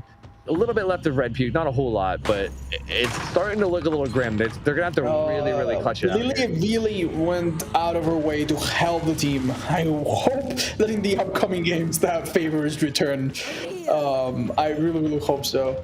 Her sacrifice might just be enough to get them to do the final gen, but with these 2 perks that we mentioned in play, I'm very confident that the killer, that was an insanely good play. Gets a good little double back mind game and gets a swing through the palace. Spooky Loop's not quite reacting in time. Filthy. He's gonna go down, but he's not on death hook, so this is actually good for the survivors. He went down far away from the generators, and he's not on death hook, so that's not a teammate dead, and it's happening far away from your generator. So how are we feeling about the wild card? Yeah, it's not looking very promising. Yeah. Okay. There's one way this could happen. Our friend Toki is the last survivor standing, and her perk, low profile, has triggered, which means no scratch marks, no blood, but you still puke and make a lot of noise, unfortunately. And also this gent's about to pop, and Phineas is about to see it too. So. No. There's no way. I'm pretty sure Toki understood the situation, read the room, and just got the hell out of there, which is a good thing. Because now they can choose to save someone else and try to come back, or choose to save themselves. Oh, love triumphs. Love triumphs all. Let's see if the couple can get out of here. I don't know. I mean, I'm very surprised to see low profile actually maybe give some value. That was awesome. Yeah, right. It's pretty rare for that perk to really like actually get crazy good value. Spooky Loops cleanses right away. Oh no, Toki going down. Oh, if this chase had lasted just a little bit longer, it might have just been enough. Oh, the Dwight might get out though. The Dwight might get out. Yeah, and he would technically guarantee points for himself, right? Spooky Loops is basically taking the money and running. It would dead here. It would be a big chunk of points for specifically him. Yeah, so that's kind of bad. Puking on a gen there to guarantee no one can touch it without getting infected and showing you on the HUD. Very smart. Evie is actually waiting here to check for hatch spawns, knowing the likely locations of them. So that's actually a really, really smart move there. Spooky, on the other hand, is having to just come and check. He's gonna find out the hard way that there's nothing here, I believe. This is really... Never mind, it was frozen! Oh my god. Oh my god, it was just out of the range. What are the chances? Yeah, right? I was just about to say this is so unfortunate because he's checking where they just checked. Yeah, so and that's typically a dead sentence. If you follow behind the killer's going to find it first. But it just turns out that the 1 inch further from where the killer was looking, the hatch spawned right there, which would have made this probably the last place the killer would have checked after going around the rest of the map. That is nuts. That is crazy. Okay, but still, if we look at it from the rest of it, okay, if we like aside from Spooky, who clearly got a bunch of points there, the rest of the survivors. Wait. It just occurred to me: did Dwight have to escape through the gates? Is a hatch escape good enough? We might need to check the rules. All right, I'm gonna pull my rule book here. Yeah, check the rules. Check the rules. I'm just gonna say out loud that I think. Wait, no, we have killer highlights. We need to go watch. Let's go watch the killer highlights. Let's go do that. Yeah. We'll talk more about it later. It did say that if Dwight escapes. Dude, this puke in the beginning was that grab was 100% enabled by the add-ons. Yeah. That was a risky play here. Short-term gen, but long-term pain. Yeah, get some door downs here. Just there's people injured all the time. Everyone's injured all the time. Yeah. It's so hard to deal with it. And then in here as well with the to be fair, in a map this small, if you all cleanse and she starts going crazy with red puke, that can be arguably even harder. So yeah, for sure. It's hard to say that survivors had it easy, especially with their available perks. That was tough, but that doesn't take away from the fact that our killer did an immensely good job. That was awesome. Phenomenal play, honestly. Yeah. Goes to show just how difficult it is to play against a good killer on a good map that they pick. And I just want to point out that even though Spooky got out and got a bunch of points, still a really good position. All the other 4 survivors died with still a gen left, so that denies them a lot of points. So the overall round robin's going to be doing good. And I think we're going to cut to a break before the next game, so we can go hop into that, and we'll be back in a short bit. I'll see you then. Or not.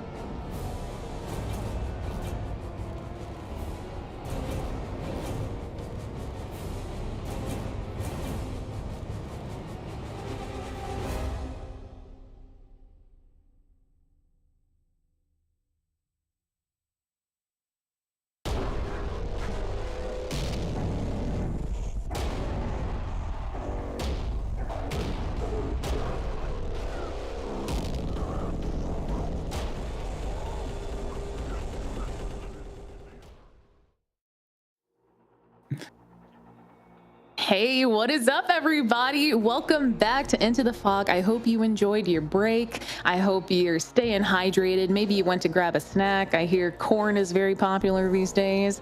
And I know what you're thinking. Where'd Tofu go? Well, Tofu's grabbing coffee, walking his goldfish. I think he might even be taking a nap. So for this next couple of matches, you're going to be seeing me and Otz commentating all of these lovely, lovely, lovely people. Yup, it's wonderful. We have seen, what, 6 games so far? 5 from the first group, 1 from this one, correct? So that means there's still, I'm not good at math, there's still a lot of them left. And a lot of lovely players, many of whom I know you guys are very hyped about. And the ones that you're not hyped about, well, you should be, because they are mean and they are going to do some crazy plays. Coming up is Lily Pie 101. Lily is one of our latest friends to join us in the Fog Whisperer program. Is that correct? And we think we know what killer she might play. Do you have an idea? Ooh, you know, I'm gonna be honest. I am unsure. You know, and even if I did, I think I would want to keep it a secret just to surprise everybody, because there's nothing more just so rewarding than just jumping into the match and then you see who the killer is. So I think it's going to be a fun one. I'm looking forward to this next one for sure. I think some people in the chat are already guessing, so we might not be able to keep it a surprise for very long. Yeah. But, Lily is, as I understand it, one of those people that plays more survivor than killer. Which is really, for me, it's very interesting to see what people are comfortable doing when they play a role that they're not so used to. So far, we've had really good performances. In fact, Lexi, for instance, I think came first in her group, playing killer, which is not her main role. So we've seen really, really good stuff. Yeah. Yeah, I think killer is relatively friendly. Even with myself, I'm a survivor main as well. But every time I jump over to killer, it's not too difficult to grasp. There is a little bit of a learning curve depending on which killer you're playing. You know, especially skill-based killers like maybe nurse and what do you call it? What is it? Oh man, I call him Rafiki. What are we talking about? Are we talking about Dredge? No, not Dredge. Who's Rafiki? Rafiki, I call him Rafiki all the time. He just splurts orange, drops into walls. Why can't I remember his name right now? At least 5 killers that do that first. We need to narrow it down. Anyway, we probably need to talk about the wild cards. Oh man, yeah, no, I was talking about Blight. For some reason, I couldn't remember his name for the life of me. You get to vote on these. We've seen number 5, and that was something. But 1, 2, 3, and 4 are still available, and you can pick which one we get to see next. This will be a little bit of an extra objective for survivors to try to do while they survive against Fiki, maybe. So, yeah. Introduce your numbers, press enter, and thank you so much for participating. We will know in a minute which one is the winner and what exactly it is about. Yes, chat. Remember, this is the power is in your hands. So vote for the one that you want to see, and you're not going to know until it's selected. And I guess in a minute we'll know more about Lily and maybe have a video introducing her so that you all can get to know her. Hi everybody, my name is Lily and I'm one of Dead by Daylight's newest Fog Whisperers. My journey with DBD started around late 2019 and I instantly became addicted. Growing up, I had always played video games for the most part, but there was something about DBD in particular that really had a hold on me. I think it was a combination of the fact that there were so many different characters, customization options, abilities, really good lore, and it had a lot of replay value. But it wasn't until early 2020 when I built and formed a community that was more based around learning how to play Survivor and not struggle wanting to be alone in solo queue. The more that I streamed DBD essentially, the more that I learned and grew with it. And so far, I've got almost 6,000 hours, and as Survivor, some of my favorite things to do are run head-on, play Pebble, and then also go for risky flashlight saves, even if I don't get the timing right. With all that being said, I'm live early on Twitch usually, almost every day, with a welcoming community that are super down to help you guys play. We also have nights where we do Community Swift on the weekend, and hopefully someday we will cross paths, but until then, stay safe in the fog. Anyway, I got you, Miss Claudia, I got you!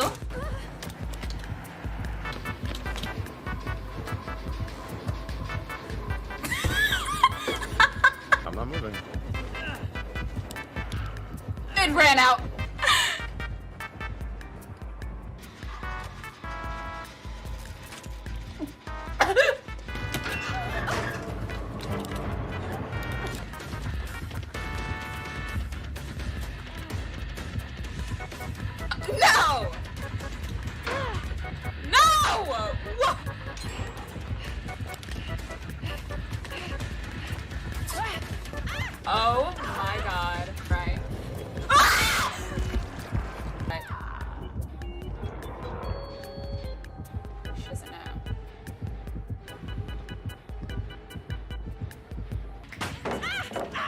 Get her. Oh my god, oh my god, oh my god, please! Ah! Yes! What are you doing? Head on. Stop it. Oh.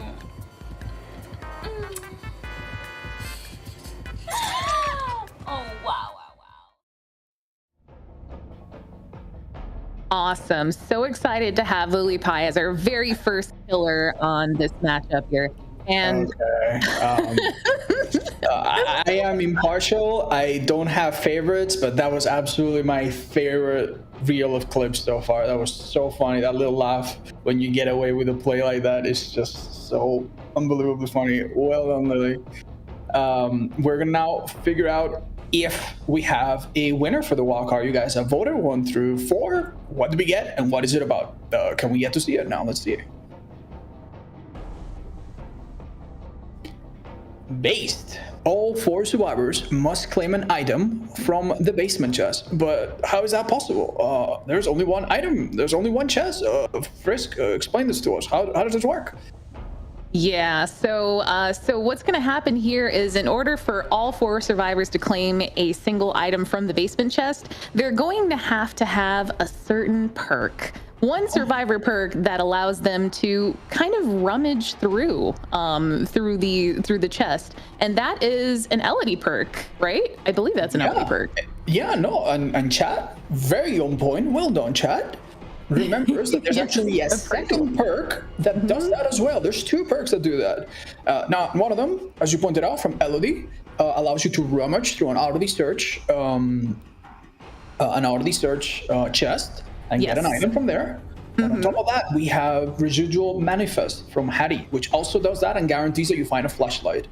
And we know that some of these survivors are very cracked at flashlight saves, so it's going to be interesting.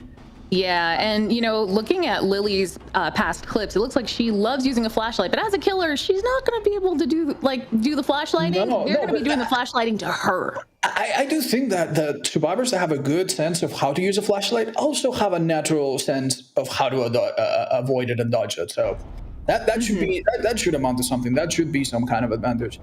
Funnily enough, survivors are not limited to certain perks. They actually can run a variety of perks to accomplish this. They could even have one person go through, pick an item for themselves, then pick another item, leave it there. It only says that they have to come out with a basement item. It doesn't say that they have to get it themselves. So with a little bit of teamwork, they can make this time-wasting objective less burdensome for them. So they could get it done relatively fast. I'm very interested, and I hope we can switch targets when we spectate to see exactly how they pull it off. Yeah, and I am interested to see how many of the survivors are going to opt for Residual Manifest, mainly because if they're trying to go for more aggressive survivor plays and really keep the pressure on Lily, Residual Manifest, they're going to get so much more out of that, considering the killer will suffer from the blindness status effect for about 30 seconds as well. Yeah. So I do think that every killer here is very seasoned. At least they know the game enough not to be too confused by the aura being removed by Residual Manifest. If we're playing a certain killer like Nemesis or Hag, killers that can sometimes extend games for a long time, those flashlights could come in really handy. Blind zombies, remove traps, remove birds from artists. There's actually so many killers where flashlights have nasty side effects, but I'm expecting a spirit, and I don't think spirit's too difficult to play against a bunch of flashlights. Let's see. It is indeed, in fact, a spirit. Oh, it's a spirit. We have some very nasty perks on off. Is this Wrecker's Yard? What it seems to be Wrecker's Yard. Yeah, very nasty map. Very good for spirit. You see really good spirits routinely kick ass, even in high-level tournaments. Oh, in this map. And these add-ons are no joke either. We see her hair being removed. Try to ignore that bit. Yeah, we can ignore that just a little bit. It looks like we've got the very first chase happening, got a hit early on. It looks like Lily's deciding between the generators or the people. Oh, she's going to keep the pressure on this Dwight here, which is good old Spooky Loops. Run, Spooky Loops, do those loops. Oh, with the pallet stun, that's got to sting. That's honestly just very well played by the sword, but it's completely fine. She's getting her power back. She's getting her her recovery. So getting a pallet red while you are getting your power back to Spirit, that's completely fine. A little mind game here, hiding the red glow, absolutely help. I believe that is a hit. Ooh, the lunge maybe needed to come out a little bit earlier, but it seemed like the distance was just fine. Let's remember that Spirit moves a little bit slower than other killers when not using her power. Is that a super accurate face? Indeed. Oh, just the lunge missing by an inch. The Spooky playing very solid here, not dropping the pallet, making himself a much more difficult target, but eventually going down. Any generator near the killer will be affected by Jolt, the bottom perk, going down immediately. And if they're far, maybe they'll be picked up by Barbecue, an outer reading perk. Let's see how Lily deals with this and how survivors are coping. Yeah, it looks like, okay, so Spooky is getting hooked. You know, Spooky did a pretty decent run there, but unfortunately hooked right now. Now we're watching our Jane here. Oh, never mind. We've got Jason. Okay, survivors are working on generators and also frolicking through the grass, which is one of my favorite pastimes. Love that. Let's see if they're talking about their wildcard, because it seems like at least some of them have come out of basement with items. Not that it's helping a lot against this kind of killer. There we go. We on the board. All right, and our challenge should be done now, right? Gracias. No, I have to go get something. No, not yet. Challenges. So the three of us did it. Do you want to save again, Vidius? Do you just have fast hands? Okay. Save. Maybe. On me. Okay, I'm grabbing. I'm going to the basement. Not on me. Yes, on me.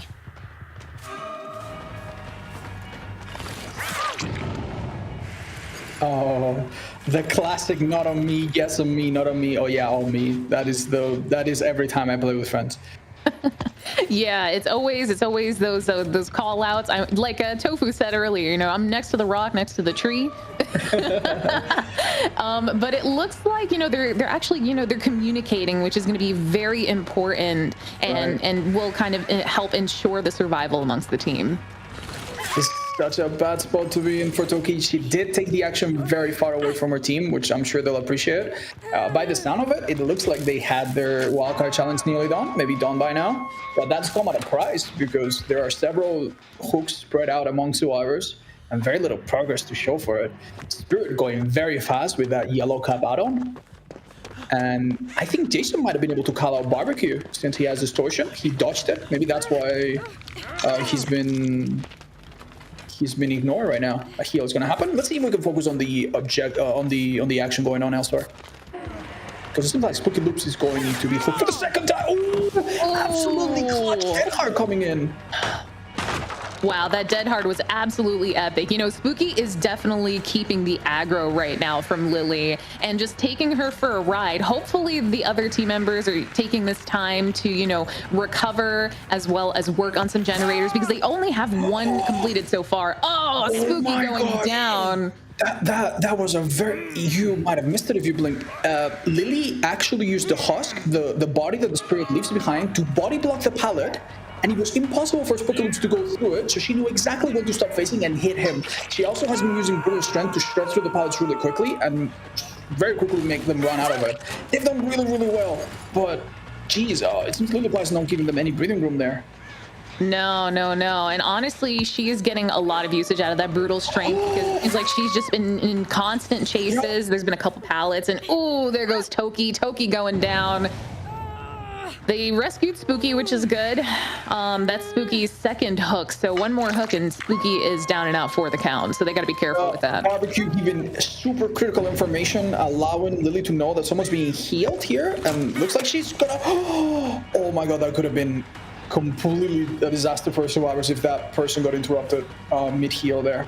Very, very good play by Lily, who's, you can tell, she's very quiet. She's just paying attention, listening in, volume at 300%.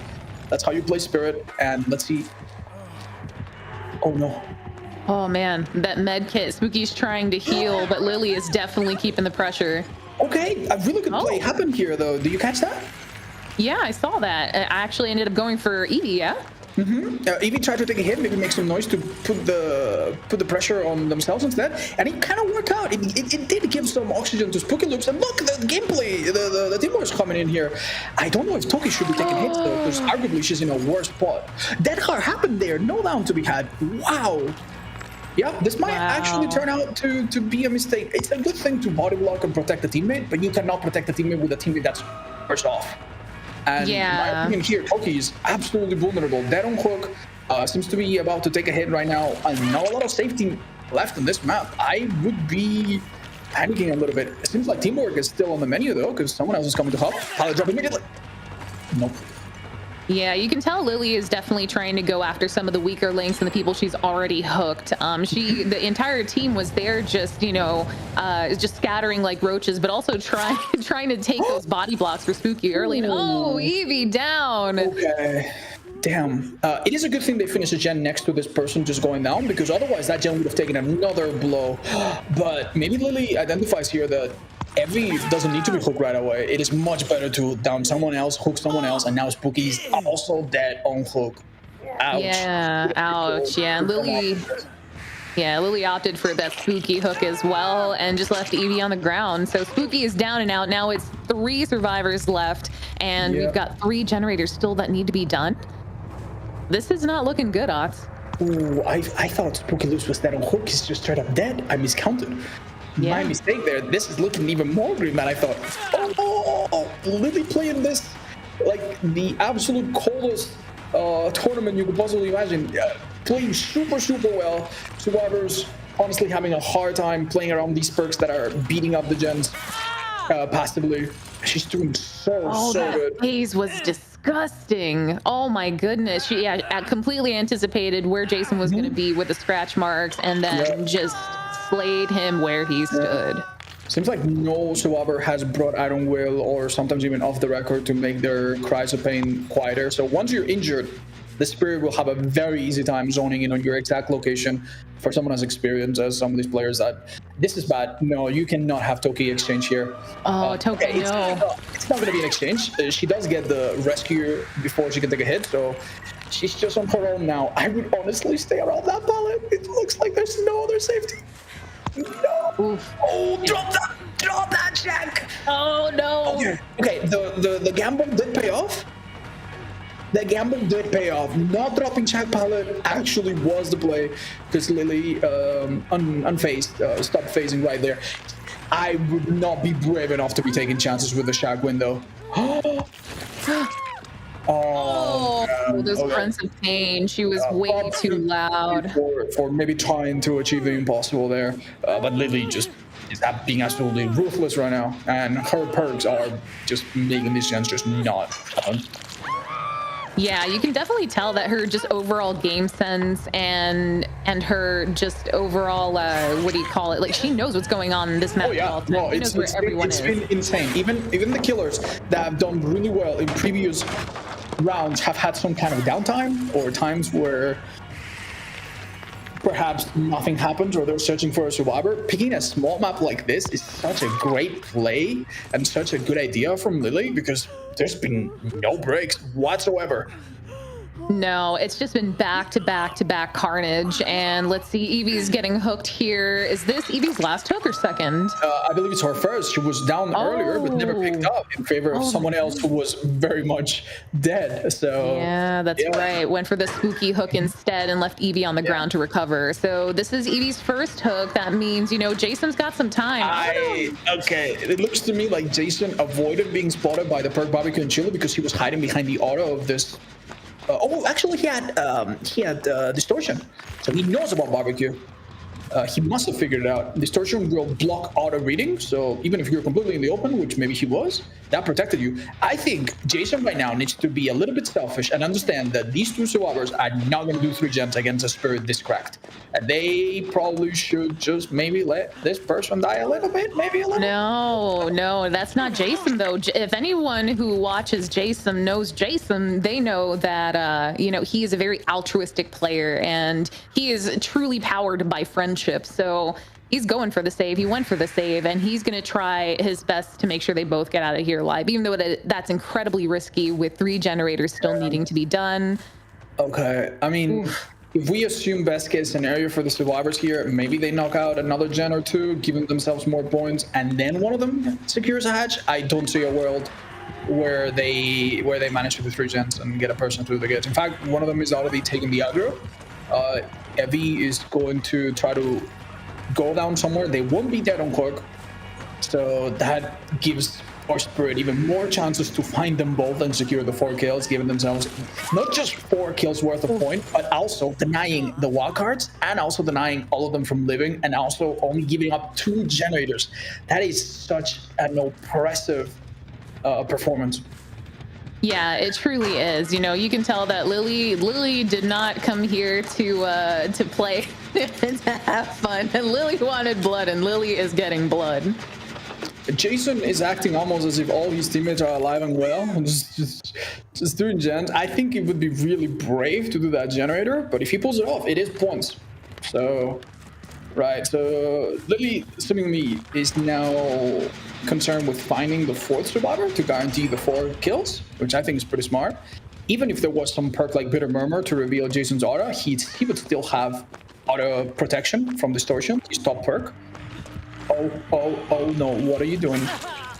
Oh no, yeah. This is bad. There's no... All right, so I think Jason, being a team player, wanted to give points to everyone available just by doing gens, but yeah, this is not gonna go well for them. Yeah, because each gen completed means each survivor on the team will get a sub as a prize. So, you know, getting that gen, even though the other 2 are dead, you know, Spooky and Toki, they're still getting a little something because Jason really is going all in for the team. Right. And no one on barbecue because they're actually really near. And hatch. Can it happen? Will it happen? There is a small chance. Oh. Okay.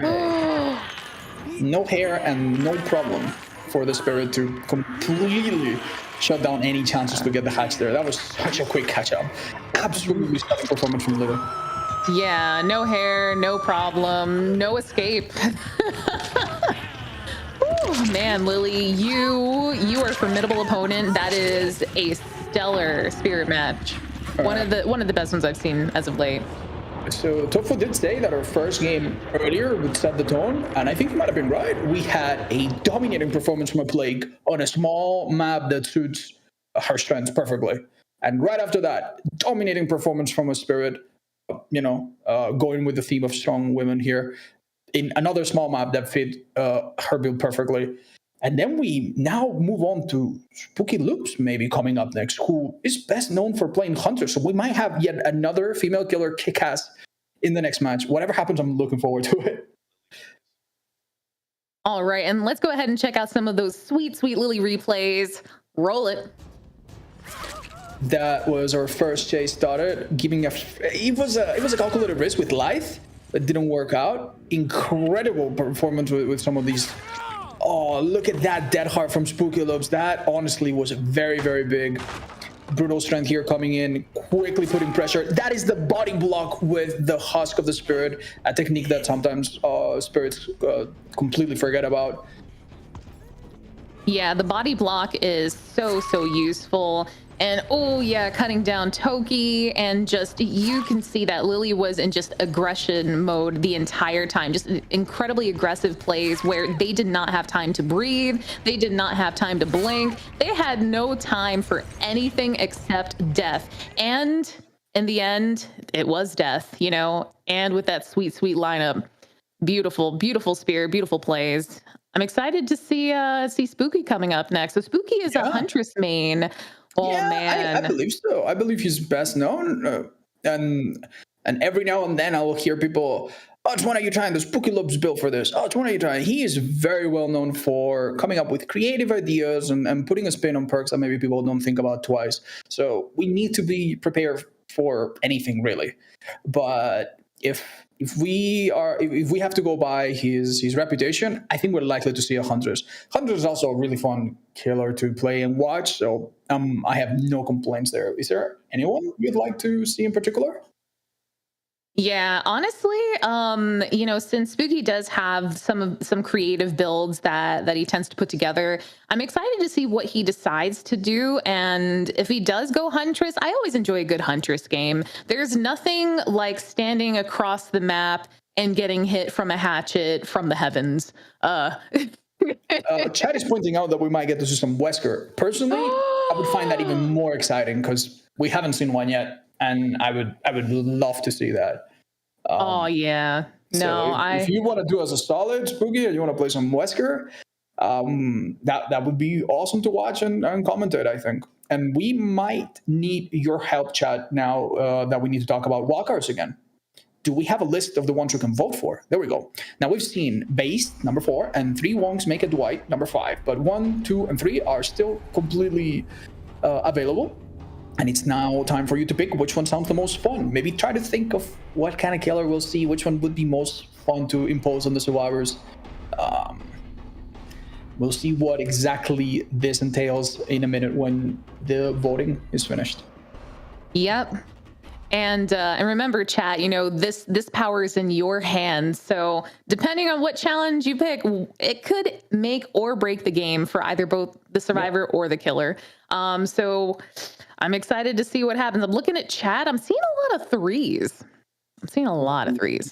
Well, either way, for those of you that are still unfamiliar, please stick around a little bit because we're going to see Spooky Loop's introductory video. And then we're going to talk about what he'll do to these poor survivors.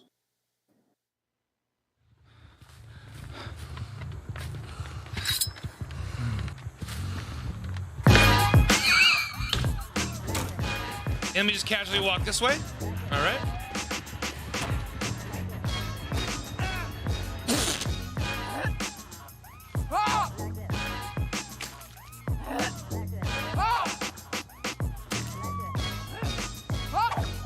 Anyone else?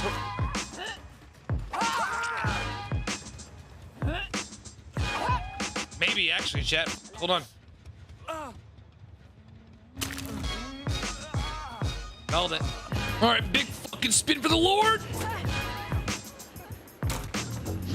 right, let me set up my force field.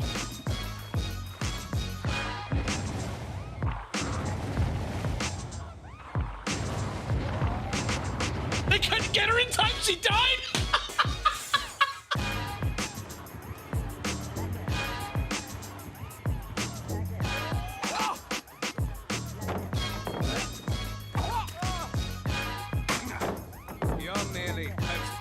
The inevitable.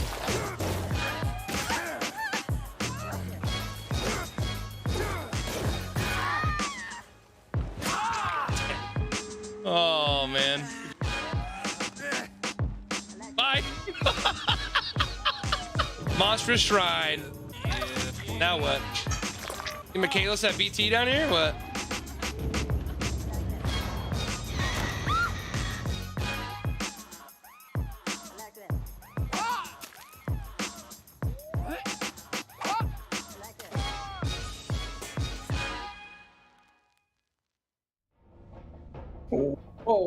We didn't get warned that there would be really supernatural events going on. That was really spooky. Wow, did you see that ghost? Did you see the ghost? Okay, let's not pay much attention to that and focus on the really cool clips that have shown us a bit what Spooky Loops is all about. You can see lots of fun, different builds on a variety of killers, which really means that he could play anything he likes in this upcoming match.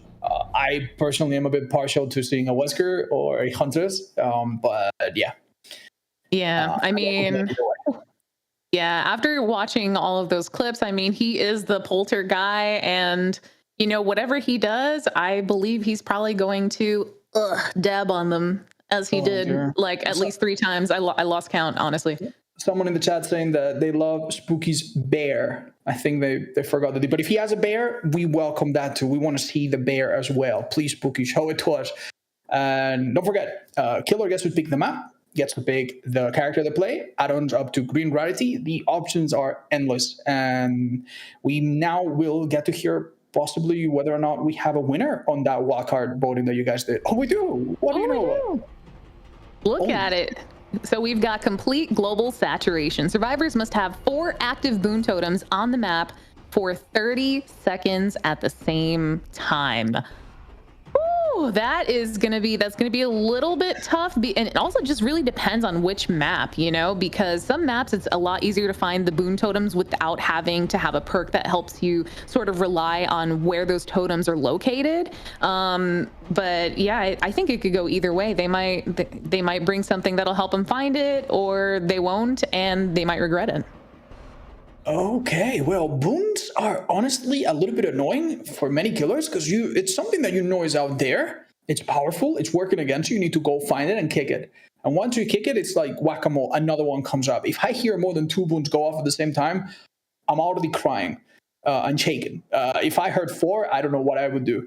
I would really think they are conspiring against me. It might very well be that survivors try to do this at the start, and that would be a really good time. Just hide. Just hide, find a totem, wait until someone else is in position, and then bam.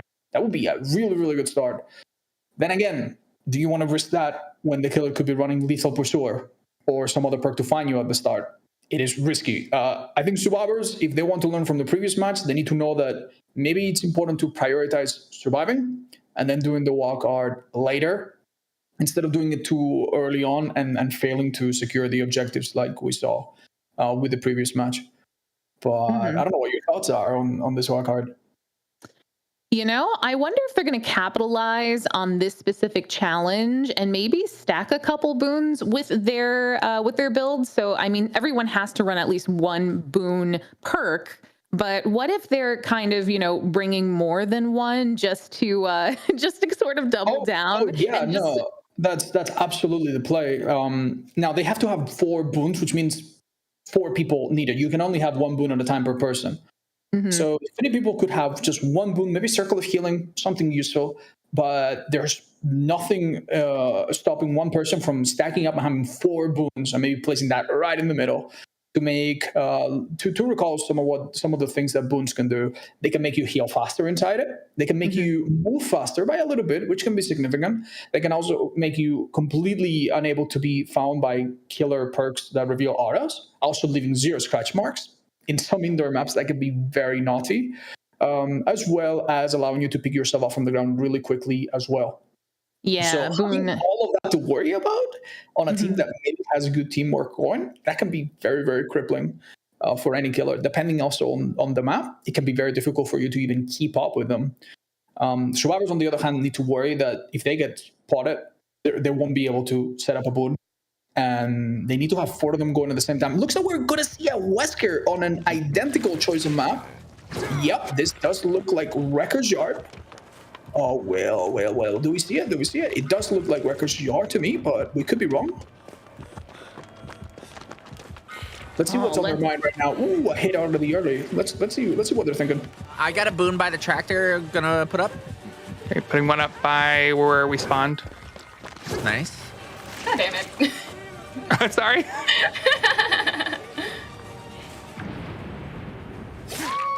Shadow Step is up. Going in the basement. Oh, shoot. In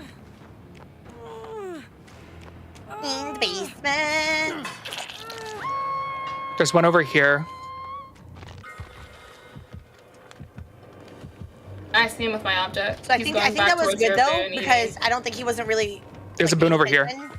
When those 2. I'm gonna go for unhook. Okay, I'll start at Jen.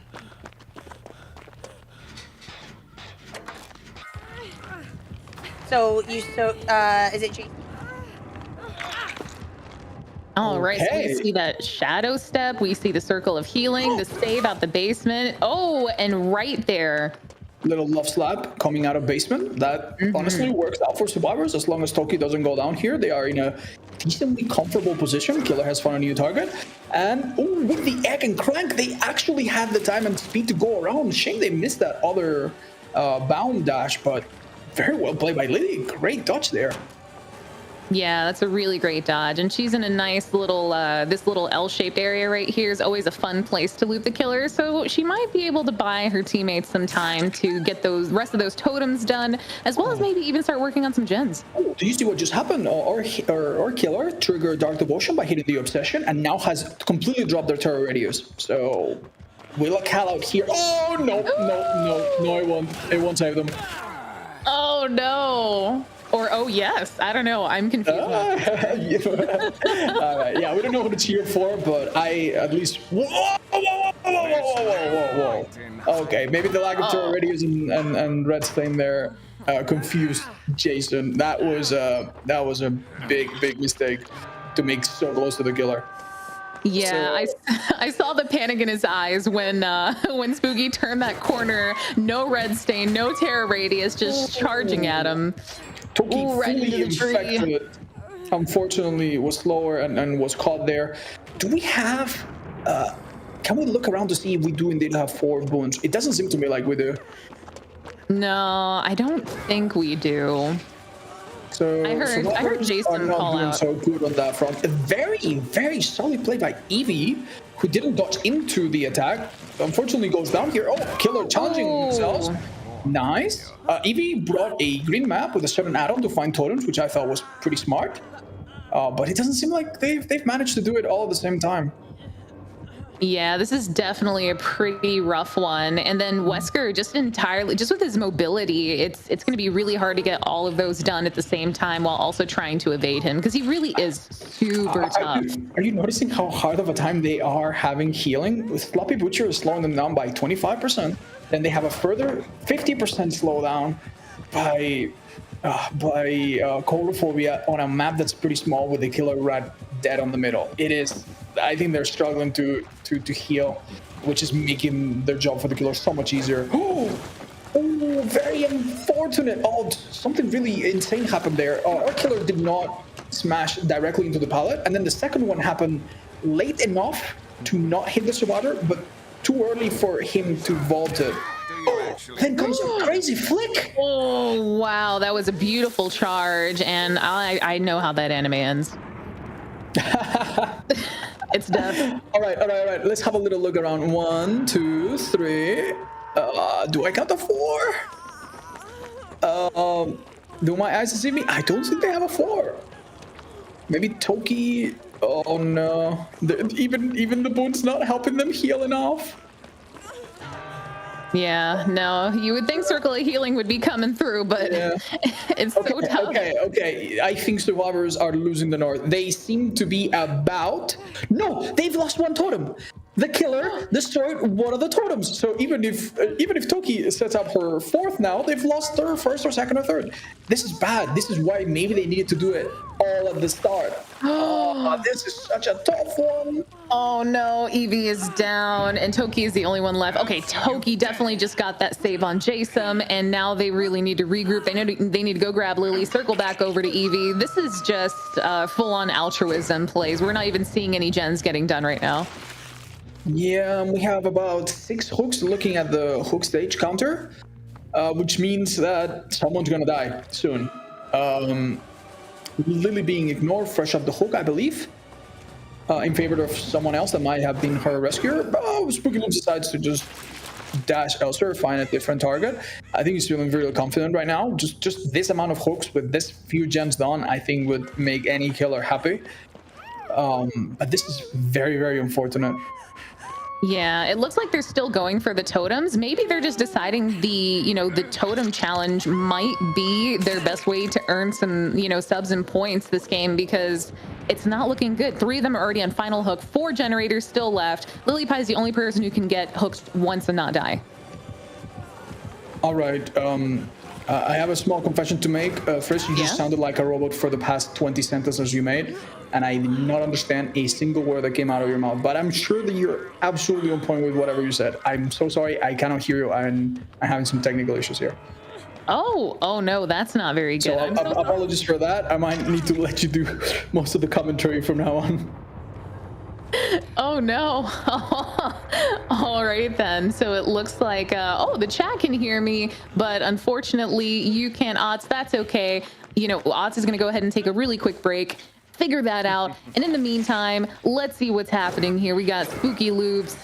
Oh no, he's on their track. He's checked. Oh, he gets head on. Let's go. That was, oh man, y'all know I'm a big fan of those head ons. Oh boy. Yeah, I'm seeing a beautiful slideshow of the action that's going on, and I can make out 1 or 2 words per sentence. But yeah, it seems like that one just happened. Huge. Oh, but Jason's going down. All right, looks like. Can I hear you just fine? Can you say hello? Hello? Oh, that's just wonderful. Okay, it's good to be back. I am very, very sorry about that.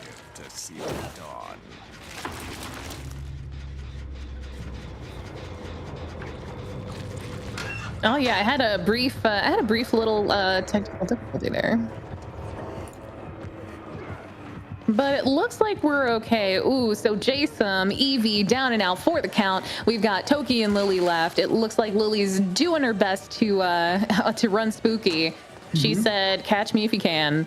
Yeah. Run, Lily, run. Optical obsession showing the auras of killer and survivor to each other. Ooh, aggressive flicks with these add-ons that could have resulted in something, but Lily's honestly looping him really well here. This pallet will probably have to come down at some point. Difficult to play around. This is a Wesker, no matter what you do. And oh no, Toki might have made herself an easier target here. Well played. All right, Lily, go do 4 gens. Smiley face. I don't know if that's gonna happen. And poor Toki is, yeah. Ooh, okay. Lily poised to do really, really well here. It seems like she did not avoid being spotted by the killer. She needs to play really, really solid here to maybe guarantee that she finds a hatch. The hatch was right there. What are the chances?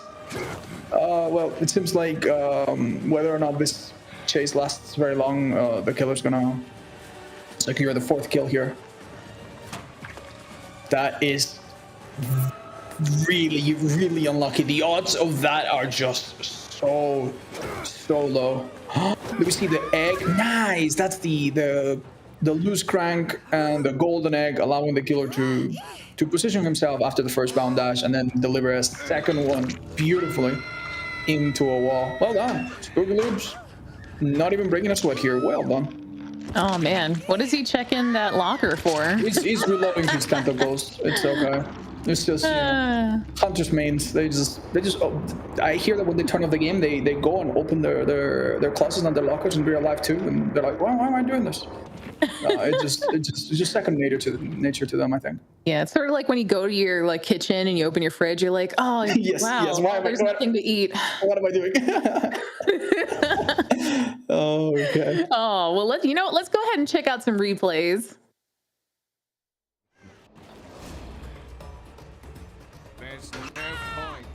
Oh yeah, we have Jason getting snatched right out the locker. We got Lily Toki just getting dropped into that tree.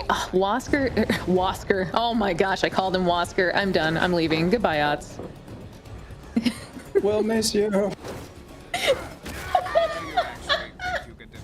Okay, honestly, this is a new killer that hasn't been out for that very long, but it's very impressive how Spooky Loops has already mastered so much of him. Excellent performance. Survivors at their best. Again, I think that perhaps the biggest mistake here is trying too hard to get the extra objective while forgetting that the main objective is to live and do gens and get out. So that was a bit sad, but I appreciate and like the fact that they actually try to do the side objectives, no matter how difficult they are. So Chad, you are slightly to blame for their difficult game. We've had 3 games so far where the killers have kicked ass left and right. So I'm looking forward to see how, I believe, Toki, or next killer, performs. Toki has played in these events a couple times before. She played Trapper in one of my favorite matches ever, kicked ass with it. Later, she would play Huntress, another killer that she really, really likes, and also did pretty damn good against a really, really solid team. What will she bring now? I genuinely don't know. We don't have a pattern. I don't know if she'll go back to one of those killers we've seen her do well with. Personally, I would love to see a Trapper in a tournament like this. But yeah, it's anyone's guess. Do you have any? You know, I don't have any guesses. I'm assuming it's not, I'm going to own it. It's probably not a Wasker. I'm going to assume it's not. Good old Wesker. I would love to honestly see a Trapper again. I know we've had so many different killers added into Dead by Daylight, with 3 new chapters this year, this past year since the last Into the Fog. But, Trapper, there's just something about him. Original. I love a good trapper, being able to strategically place those traps. And then, the survivors are just doing all the work for you. That's honestly some of the best plays I have ever seen. So if I could see a trapper, I'd die happy. I'd be good. Yeah. I know we're going to have at least some setup killer players later. The later groups, I think, have a few hag enthusiasts. So if we don't get a trapper now, we'll be okay. But either way, however that match goes will be highly conditioned by what side objective the survivors are doing. And you can vote them right now. We have number 1, beating the odds, and number 2, some lovely parting gifts still available. Pick your poison, chat. Yes, chat. If you want to vote for this challenge, go ahead and type 1 or 2 in chat. 1 for beating the odds, 2 for some lovely parting gifts. I mean, last match, y'all really sealed everyone's fate with with complete global saturation, and it was a terrible time. It was a terrible time. Let's see what this next one holds for us. I'm seeing some 2s. Who's voting 3? Don't vote for 3, chat. I know you liked it. I know you like to see the blood, but we should probably pick between 1 and 2 right now. Either way, Toki, our next killer, is a content creator of many talents. And I expect that we'll have a video highlighting them to show you in just a minute if you're not familiar yet.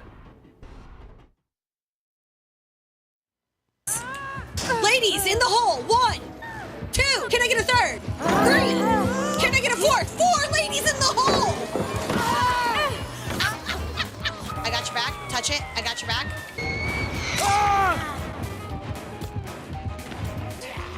Fuck off, Kevin.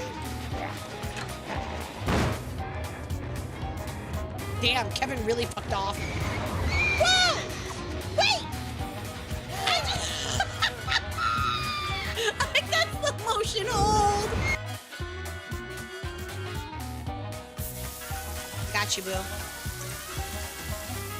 It's not looking good for our heroes. Secret tunnel? Is it a trap? It's a trap! It's a trap!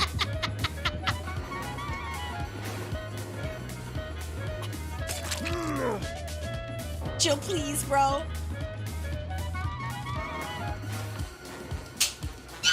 Let's go!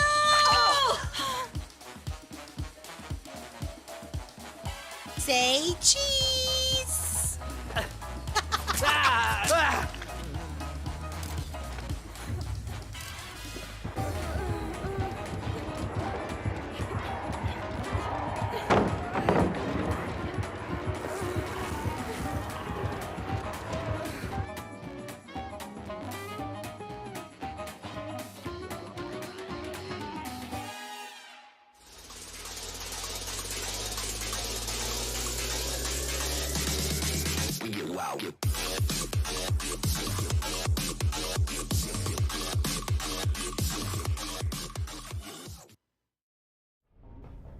All right. I guess to some outsider people, it must be really strange to see people laugh when people are getting stabbed in the background and murdered. But that's Dead by Daylight for you. And this is Toki. If you're not familiar, please give them a follow. You can give a follow to every one of the Fog Whisperers that you're seeing today in this awesome event. Now, Friskk, do you have any idea what's next? I'm assuming complete carnage. Because, watching over those clips of Toki, Toki can be a little competitive. Toki really just goes for that gold. And I don't think Toki's going to hold back this upcoming match at all. And it looks like our wild card has been chosen, and you guys voted for some lovely parting gifts. So 3 survivors must leave the challenge with a flashbang in hand. Well, I don't know what you think, but this looks like a piece of cake compared to some of the other ones we've seen before. We've made survivors have to coordinate these insane stunts, and this one they can basically do with just one person doing gens a little bit. For those of you that aren't familiar, flashbang is a special item that you craft out of a locker. To do that, you need to be on a generator for a little bit. So if they have one or maybe two folks doing that, they can take that special item, drop it somewhere, and then just leave with it. So it doesn't get much easier than that. That to me seems fairly simple. Just don't drop your flashbang on the way out, and don't have a killer with Franklin's Demise or some other funny add-on to drop your items. If they leave with 3 flashbangs, they're good. They don't even need to all survive. So this is very doable. They should be very confident with that. Killer's not going to have any extra help from survivors goofing around too much. They're going to have to do objectives to even do that. So come on, survivors. We've had 3 matches of Killers dominating. Show us what you can do. Toki, no doubt, wants to match the performance of Lily, of Spooky, of Evie as well. So she'll be doing her best as well. And I can't wait to see what they pick in terms of map and killer. Yeah, and then for those of you who might be new and are wondering, like, oh, sweet, my survivor can make a flashbang. Flashbang is not actually built into the characters. It's going to be a perk, and it is from the first Resident Evil, what do you call it, chapter that we had, the chapter that we had gotten, and that's going to be a Leon perk. So so all of them automatically, they have to have their 4th perk is going to be flashbang. Okay, let me paint you a funny picture. Let's say, for the sake of saying that Toki plays Huntress, what's a perk that Huntress is like to bring to reload faster? Iron Maiden. What happens if a survivor that's trying to quickly make a flashbang comes out of a locker with Iron Maiden? They are insta-downable. Is that what we're going to see? Is there going to be a disaster? Not like this. You know, I love that Jason's been bringing that distortion, and he's really been getting great value out of that. Yeah, honestly, that was a great pick. Multiple flashbangs. It is a hillbilly, in fact, that we're seeing. What a great surprise. A very technically difficult killer to play. We have an add-on to make him turn a little bit more, an add-on to recover from bumping a little bit better. Nothing extremely game-changing. It's all about hitting these chainsaws on a very open map that really, really helps. And some mean perks to see where survivors are. Oh, this might be a down if you do it right. Oh my goodness. And this map is so good for Toki. It's open. We've got cone. I hear it's a big lump with knobs, and it has the juice. Spooky Loops is not going to be happy about that. The last pixel of his butt sawed off by the Billy Shen. So that was awesome. Jason, again, getting more value from Distortion, letting him know that there's probably barbecue in play. He's regaining the tokens, as you see on the right, in his perk slot. And he's also going to get a rescue early on, which will give him Deliverance, which will let him unhook himself. That is an amazing place to be. Really, really good play by the survivors. I don't think they're doing too bad in that regard. Yeah, absolutely. And that Deliverance is going to buy, you know, everyone else more time to do what they need, whether it's recovering, if Toki's really keeping the pressure and dealing damage to them, or even just getting those generators done. She's kicked 2 generators by now, which applies Colubrine, the bottom perk from Sadako, makes the generators regress more, and also Eruption. When a survivor goes on next, Eruption will hit those yellow highlighted gens and make them regress a bunch and explode and make anyone else on them working on them incapacitated. Very big deal. Lily, though, has played a really solid survivor, and I don't expect her to go down easily here. That was a little distraction. All right, faking the walk around into a vault. Very good. Lily can reach a compound here with a lot of pallets and safety potentially. Do we have a pallet here? Oh, it seems like it didn't spawn.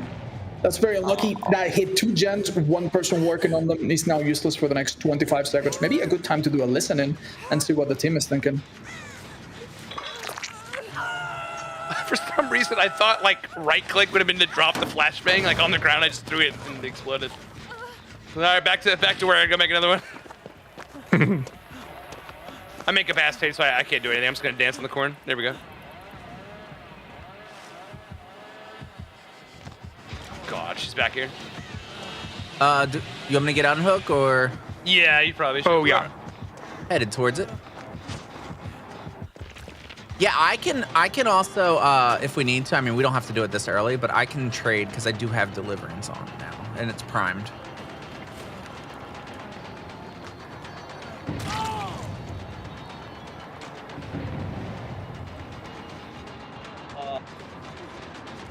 Do you catch hard? That dead hard? He has done that numerous times he's today. very good at doing that. He hit a really unexpected last second dead hard. Toki was not very happy and gave him the nod, but revenge was served soon after because he went down. Second hook. Oof. Bad place to be. Barbecue not letting her know that there's someone right here. No, she just found her anyway.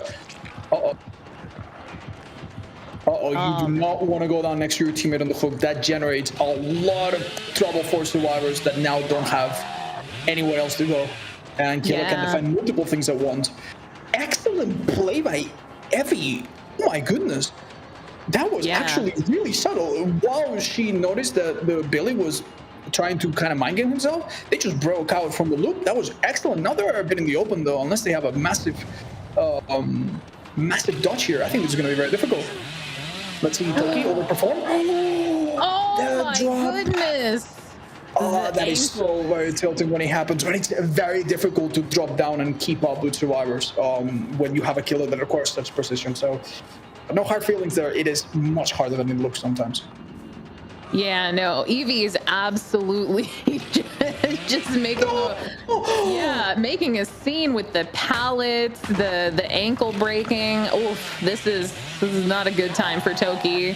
Yeah, what a tease. It looked like Toki had a body block and the pallet couldn't be dropped, but eventually it was and it stunned her. But that pallet's now out of commission. I think Toki identifies that nothing's happening there and they are better off going elsewhere. Oh, and here we've got Jason finishing another generator. They've got 2 down. Honestly, you know, Evie bought them so much time for those gens. Yes, that was an insane turning point for survivors. Maybe nice also of the killer to go that far from a person on the hook, so that was really sweet. Seems like the killer is also choosing not to tunnel out and focus on Dwight, Spooky Loops, who is the one person that could die soon. And instead, what's happening? Oh, they are creating the flashbangs. They're piling them up in the middle so they can pick them up later. Oh, they have at least 3 there. Meanwhile, someone's dying in the background. Wonderful. Excellent. Look at them hoarding the items there. It's so cute. I love it. It's just like, let's put all of the items in a pile. We know where to find everything, which is really great, you know, because like Evie hasn't had the opportunity, I think, to really make a flashbang just because she's been running everyone this entire game. Yeah, and impressive as it is, she also did that while using no chase perks, really, so that's crazy. Yeah. That was skill. Here, giving a prompt that the generator is being worked on. Oh, it got done under our nose. Accident happened. Oh? You might have missed it if you weren't looking, chat, but that killer hit the person on the hook, which obviously is immune. And now they're trying to go for someone else, and Jason's making themselves difficult to catch. In the core, it's actually really difficult to do a back rep like this. But she managed anyway. Well done, Toki. Yeah, very, very well done. You know, Jason really tried. Oh, with the flashlight save. Oh, that's beautiful. No shot. Lily coming in and maybe saving the entire team with such a momentum stopper. That's what Lily's known for. Lily's known for them sweet flashlight plays. So Lily came through. We did foreshadow that earlier. And unfortunately, Jason finds out the hard way that this is a really bad corner. It's very unusual. It's typically a very safe part of the map. Oof. All right. Well, there goes Jason. First hook, but you just keep in mind, Jason does have Deliverance from that early game save. Yes. So this is going to buy his team a bit more time to just sort of regroup, maybe work on a generator. I don't know, go make a sandwich. They got time. They got time. Lily was here. Lily was here for the rescue, and now she's rolling her eyes. We're like, okay, well, I guess that's that. Fair enough. Jason helps himself. He is now broken though. It means he can't heal for a little while, but that's okay. They only have 1 generator left to go. Seems like they've done a good job on their side objective as well. As long as Spooky Loops doesn't die, I think they're in a good spot. If Spooky Loops does die, however, that would be 1 survivor out of the game, and that could be bad. the bait! You're not flash saving again. Oh, what's going to happen? Let's look at it from the killer's point of view. Oh, I think a flick here could happen. Yeah, without Bamboozle being able to block that window, you just have to be happy to get a basic attack. She is not giving a flashlight save here, is she? Let's find out.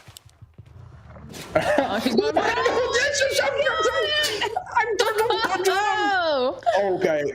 All right. Referee, get out of there. Get into the field. We have a very suspicious flashy save. That came from some impossible angle. Maybe from that tiny little obstacle near the edge of the map. I think Lily might have gone all the way around it to get an angle, which would be insane, by the way. That killer was almost entirely facing a wall. All right, let's see if Lily can pull it off again with Spooky. Oh, do you notice the perk that she has? It's actually a perk from a very underrated perk from Hattie named Inner Focus. When someone goes down, you actually see the aura of the killer, which lets you position yourself really, really nicely and lets you avoid him. So maybe that's the secret to Lily's success, other than, of course, knowing the timings extremely well.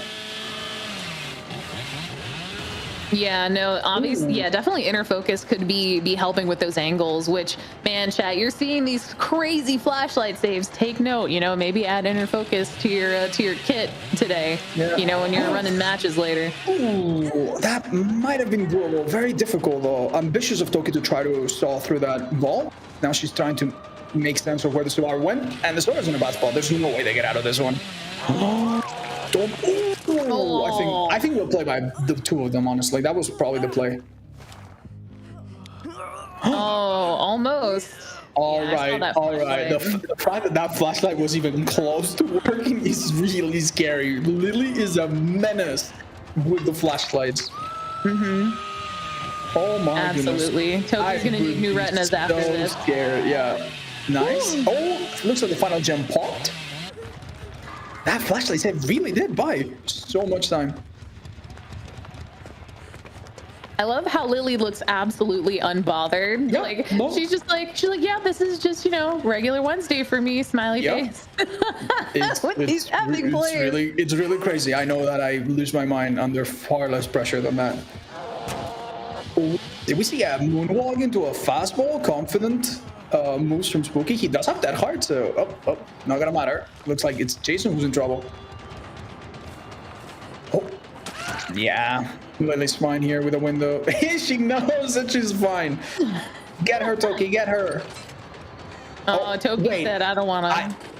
I think this is a mistake. I think this is a huge mistake. These people are not out yet. If Spooky dies and he's dead on Hook, he is fine. He used that heart on a window again and got away with it. That's ridiculous. That is ridiculous. Oh man. Welcome to the circus of values with that dead heart. My goodness. And then Toki is just doing the loop-de-loop, the rounds over here. The whole team's over here. They're trying to get the door open. And a flashlight. It feels bad because, especially considering that Toki did not pick the easiest killer in map, mind you. This is a very difficult killer she chose to. Good job. Chose to pick. So remember, they need to escape with several flashbangs. We're going to keep an eye as well to see if they complete the wildcard challenge. Looking up. Wait. That is a very close hook. Ooh. Okay. That's a lot that is dead on hook, though.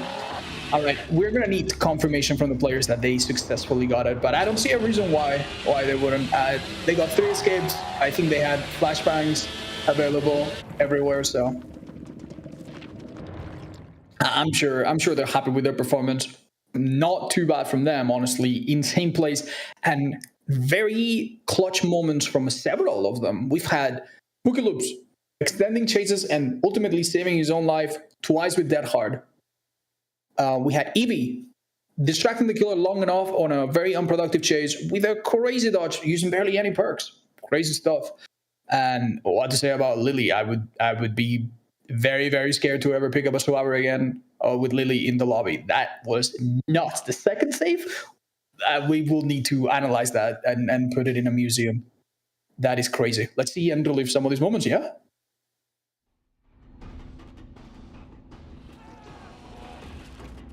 Look at that, Saul. What do you think about that? Is that fair?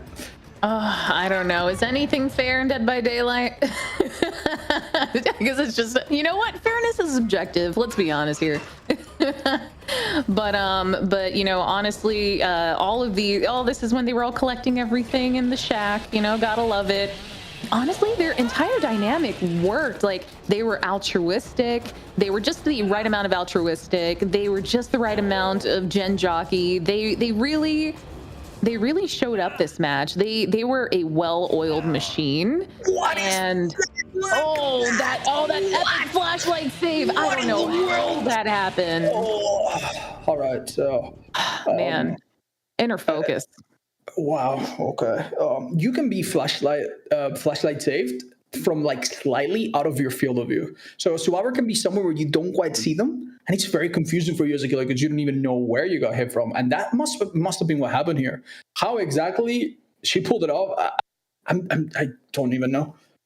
That is very, very nuts. Very nuts. Again, Toki had it all against her. She picked arguably the hardest killer of all the ones we've seen so far, on arguably the most survivors had a map out of all the ones picked so far.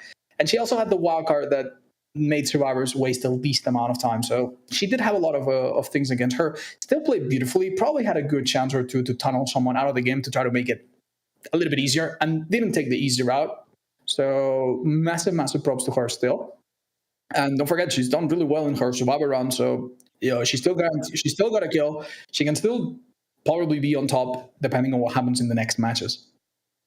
Yeah, no, absolutely. And, you know, I'm excited to see how the rest of these matches play out. But before we do, we are going to be jumping over to a break. So go get hydrated, make yourself a snack. You know, you got to go, you know, walk your dog or something. Go take a short break. And we will be right back with some more Into the Fog.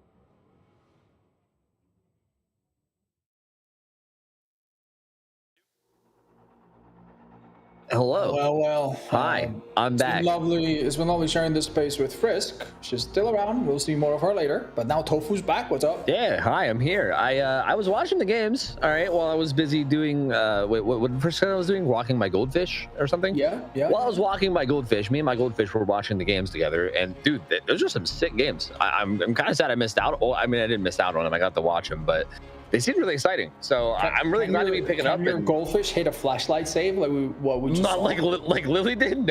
No, my flashlight cannot hit those kind of, my goldfish cannot hit those flashlight saves at all. No, that was crazy. That game was really, really exciting. And ridiculously good. Yeah, honestly, all the games have seemed just absurd. Like the killers have been doing so well.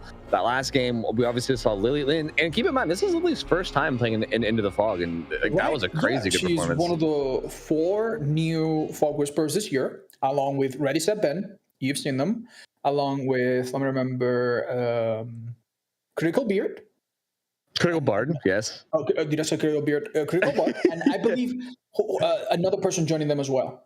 Yeah. So she's one of the newer Fog Whisperers, first time doing this, and she is killing it. It's crazy. Yeah, doing so well. And it seems like, so we're going into the last killer game too, and this one's going to be Jason, right? I believe Jason's going to be playing killer for this last one. So this one's interesting too, because I feel like Jason is definitely more of a survivor player as well. Yeah, I believe so. And this group seems tough, man. Like, I mean, we just saw that last game with Togi. Togi is a good killer. Like, Togi is and she was struggling, right? So like, Jason has his work cut out for him here, man. This is going to be a tough game for him. Do you remember what Jason brought the last time he played killer in one of these events? Ah, man, I can't. It was insane. He played Doctor with Overcharge, and that's it. No add-ons, I think. No other perks. Just Overcharge before it was even buffed. What exactly was going through his mind, I don't know, but maybe we can gain some insight. Yeah, hey, let's pitch it over to a video. We can get introduced to Jason. Thanks for joining my Dead by Daylight workout series. Pump the pallet. All right, we're gonna start off with point at the killer, point. And now we're gonna pump the pallet. And pump.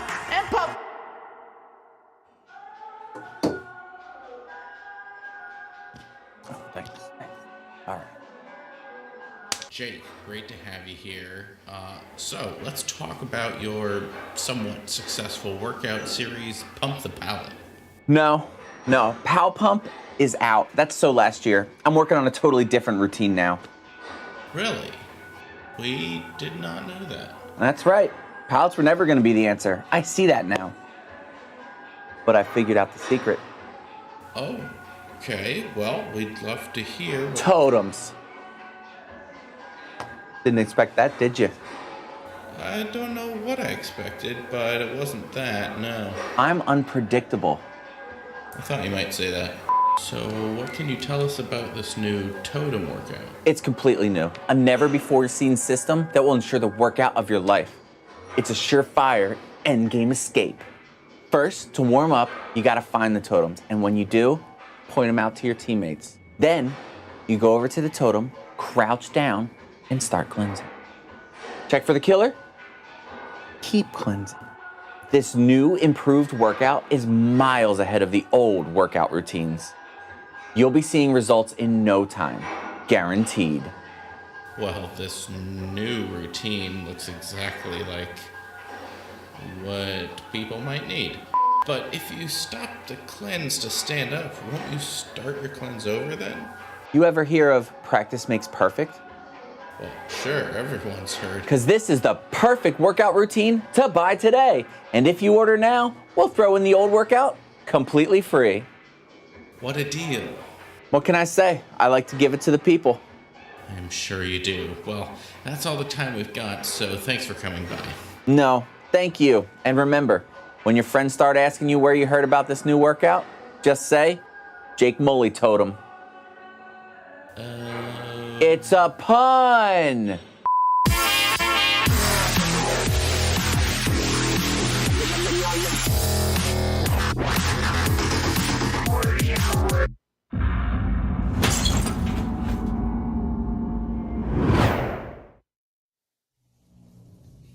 Man, every year Jason brings like the craziest stuff. I love it. It's like a continuation from last year's as well. I love this man. I love this man and the dedication he does to these ongoing jokes. They're so good, so good.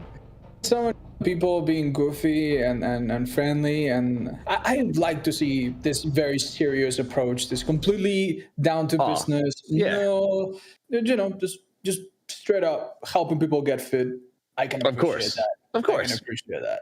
Very high production value. I like it. I like it. Now, how exactly does this translate into what we're going to see? Do we have any clue after watching this what he's going to play? No. I'm not even going to try. I'm not even going to try to sugarcoat it. I have no idea what this madman is going to do next. Yeah. He is wild and unpredictable, and we might all be in danger of having a really good time seeing what he comes up with. I'm curious. Yeah. We do have one more wildcard challenge though, like literally just one left, so we can probably skip on over and see what it is. Beating the odds. All survivors must be hooked at least once during the trial. Only those who escape earn the points. That's okay. That's interesting. So this is a challenge for the survivors. Keep in mind. So the survivors have to get themselves hooked at least once. They've been pretty good at doing that so far. I have some. Yeah. I have some idea that this one might be doable, I think. But that's really interesting because, like, in like a hypothetical world where like they just get all the gens done super quickly, and you know the killer doesn't do so well, they then have to go throw themselves at the killer. Yeah, that's actually This might be oddly tricky if they're doing badly. Well, maybe they don't want everyone to be hooked. Maybe they want someone to stay safe until the end. If they're doing too well, they need to feed the killer some hooks. This will require a kind of teamwork that honestly might be difficult to produce. So yeah, surprisingly, this might be the perfect wild card for Jason. Yeah, it's interesting because it feels like in most games this is just going to happen naturally. Right. So it's almost like your wild card just play the game. Killers have an impulse, I guess, to hook a little bit around, make sure everyone's having fun. Great. Survivors also don't want someone to get tunneled and get hooked too many times in a row, so they'll try to get in the way of the killer. But it's ultimately completely up to the killer whether or not they want to hook. And again, we could have a pyramid head or something crazy happen, and technically that wouldn't count. So that's true as well. Funnily enough, there's so many ways to fail this. Maybe we'll see like an Insidious Bubba, and maybe the one hook will be their only hook. You know, hey, you never know. Like anything. Oh well, it's a Myers. Ooh, okay, so we have a Myers with a slightly higher duration of tier 3. That's the bow. And a faster stock. That's the other add-on. Ooh, Lily. Lily the menace with the double battery flashlight. Everyone should be afraid. And it looks like they have some. I mean, they have some pretty solid builds in Survivor. We see a Lucky Break. That's kind of interesting. Ooh. Yeah. Could be really good in this corn map. Funnily enough, this is a strange map for Myers, but it could work. Yeah, this is kind of an odd map. He also has Plaything and Penamento, so interesting combo. So when he hooks people, they'll get a Plaything totem, and if they cleanse it, he can turn it into Penamento totems, which is nice. Oh, don't forget, everyone wants to be hooked. Oh, this is actually a really interesting combo. Yeah, it's a good build. Yeah. He maybe accidentally picked a perk that will make it so that when everyone has been hooked, all of them will be oblivious. They won't hear his star radius, even if he's in tier 3 for a long time, which he will with the bow add-on. Yeah. They might be oblivious to the fact that he's right there ready to stab them. So that's a big deal. Talking about oblivious. And honestly, and then even if they break their Plaything totems, it just gives them free Penamento, which is massive slowdown to gens too. So it's kind of a win-win for him, honestly. Yeah. I'm honestly very, very glad that Jason is actually taking this very seriously. This seems to be like a build that can do really well. Popping the tier 3 from that distance, though, might have been a bit premature. She does have a pretty strong main style here with the jungle gym and like the strong pallet behind, so we'll see. That's a pallet I would drop very fast, but Evie is much braver than me actually playing around the... Okay, but still a safe pallet. Again, yeah, if you just take no risk and just throw the pallets, just play easy, play safe. You know, he is on a timer here. It's gonna be close. Oh, the video vault! Dead. Yep, dead. Yep. So, Tofu, I have it on good authority that you know exactly what went wrong there. What happened there? Well, you see, oh my God, Jesus. Lily is a menace, man. Anyway, you see, they didn't get the fast vault on the window. You see, you gotta get the fast vault on the window. What happened is they got a medium vault. Oh. Oh no. No. Jason's a knower. He's a knower. How did he know? I don't know. I wonder if he like was able to see that from the hook animation or something. I don't know. It seems like Lily jolted into that quick and quiet locker, so it should have made very little sound, if at all. Yeah, that was. He might have like maybe saw like the locker handles like flapping behind or something. I don't know. It is possible. It is possible. Yeah, that was definitely some ways you can give yourself. Oh, you obliviousness!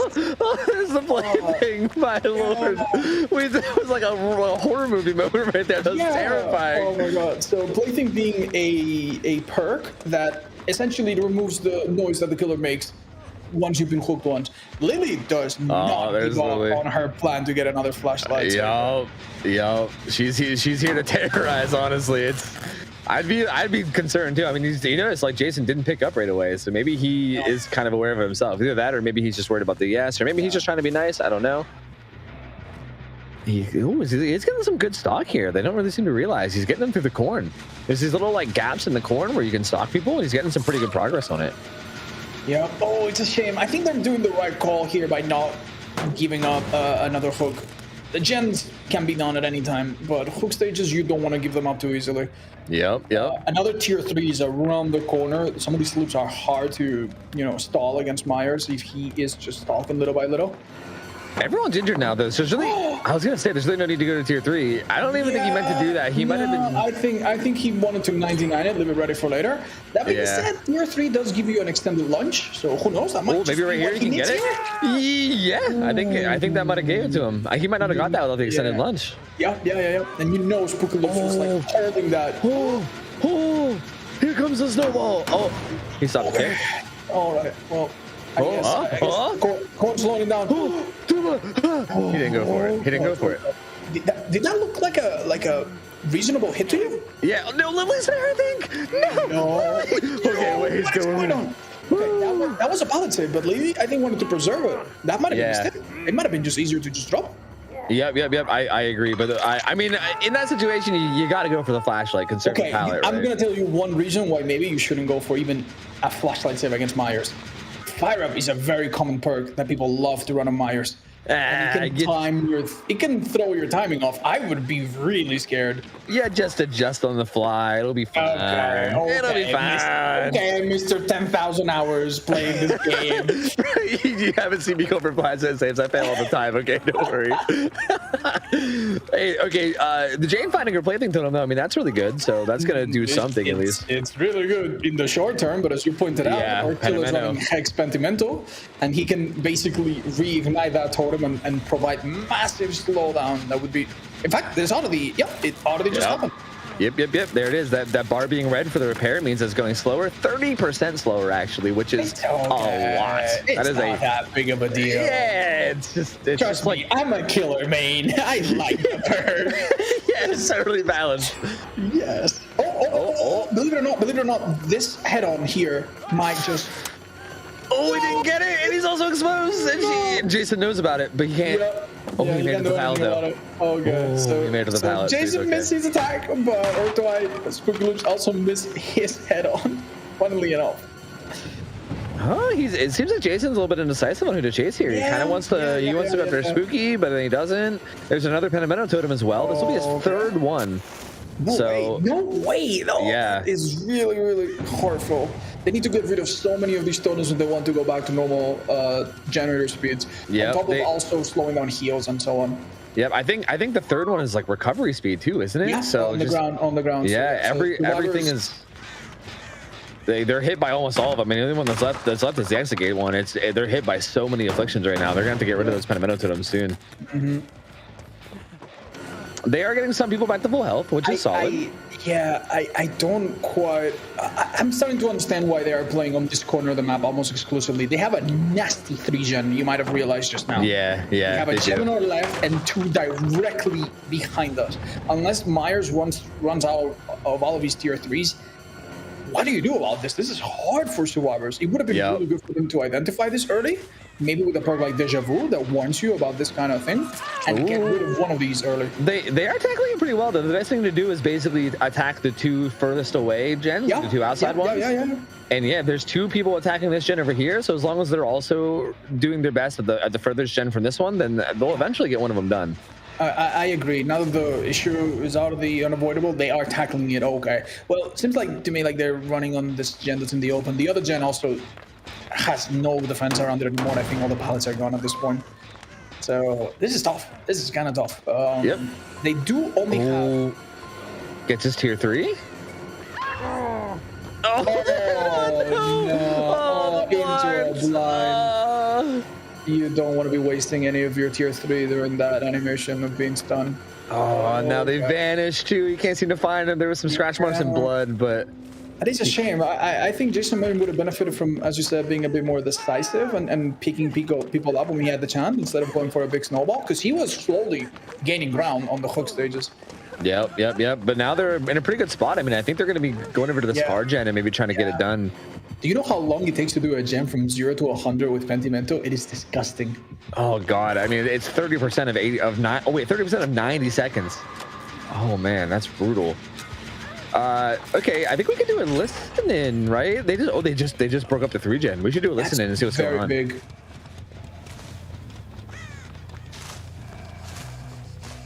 Where's that? He's coming to you. Oh, he's coming to me. If you can, those are not locker savable. Do you have head on? We can save each other. I do.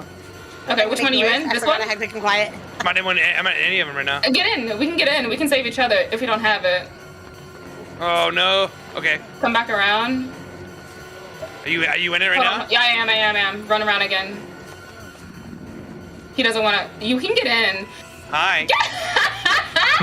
I mean, but to be honest, if he comes over and picks one of us, it doesn't matter. We can save each other.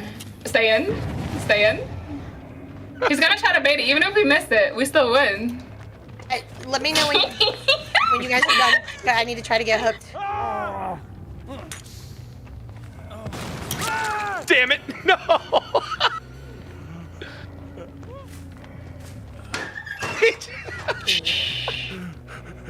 Get him! No! What is happening? Don't let them get away with this, Jason. Oh man! Kill them all. Oh, this is brutal. They were planning the old double head-on save, so they were already doing some. Hey, bro, this is. I was hoping that maybe the faster. The faster animation would get them, but I don't think Iron Maiden speeds you. Yeah, it speeds you up when you're pulling out a survivor, so they could have messed that up. In fact, Jason did the right thing by swinging at the time.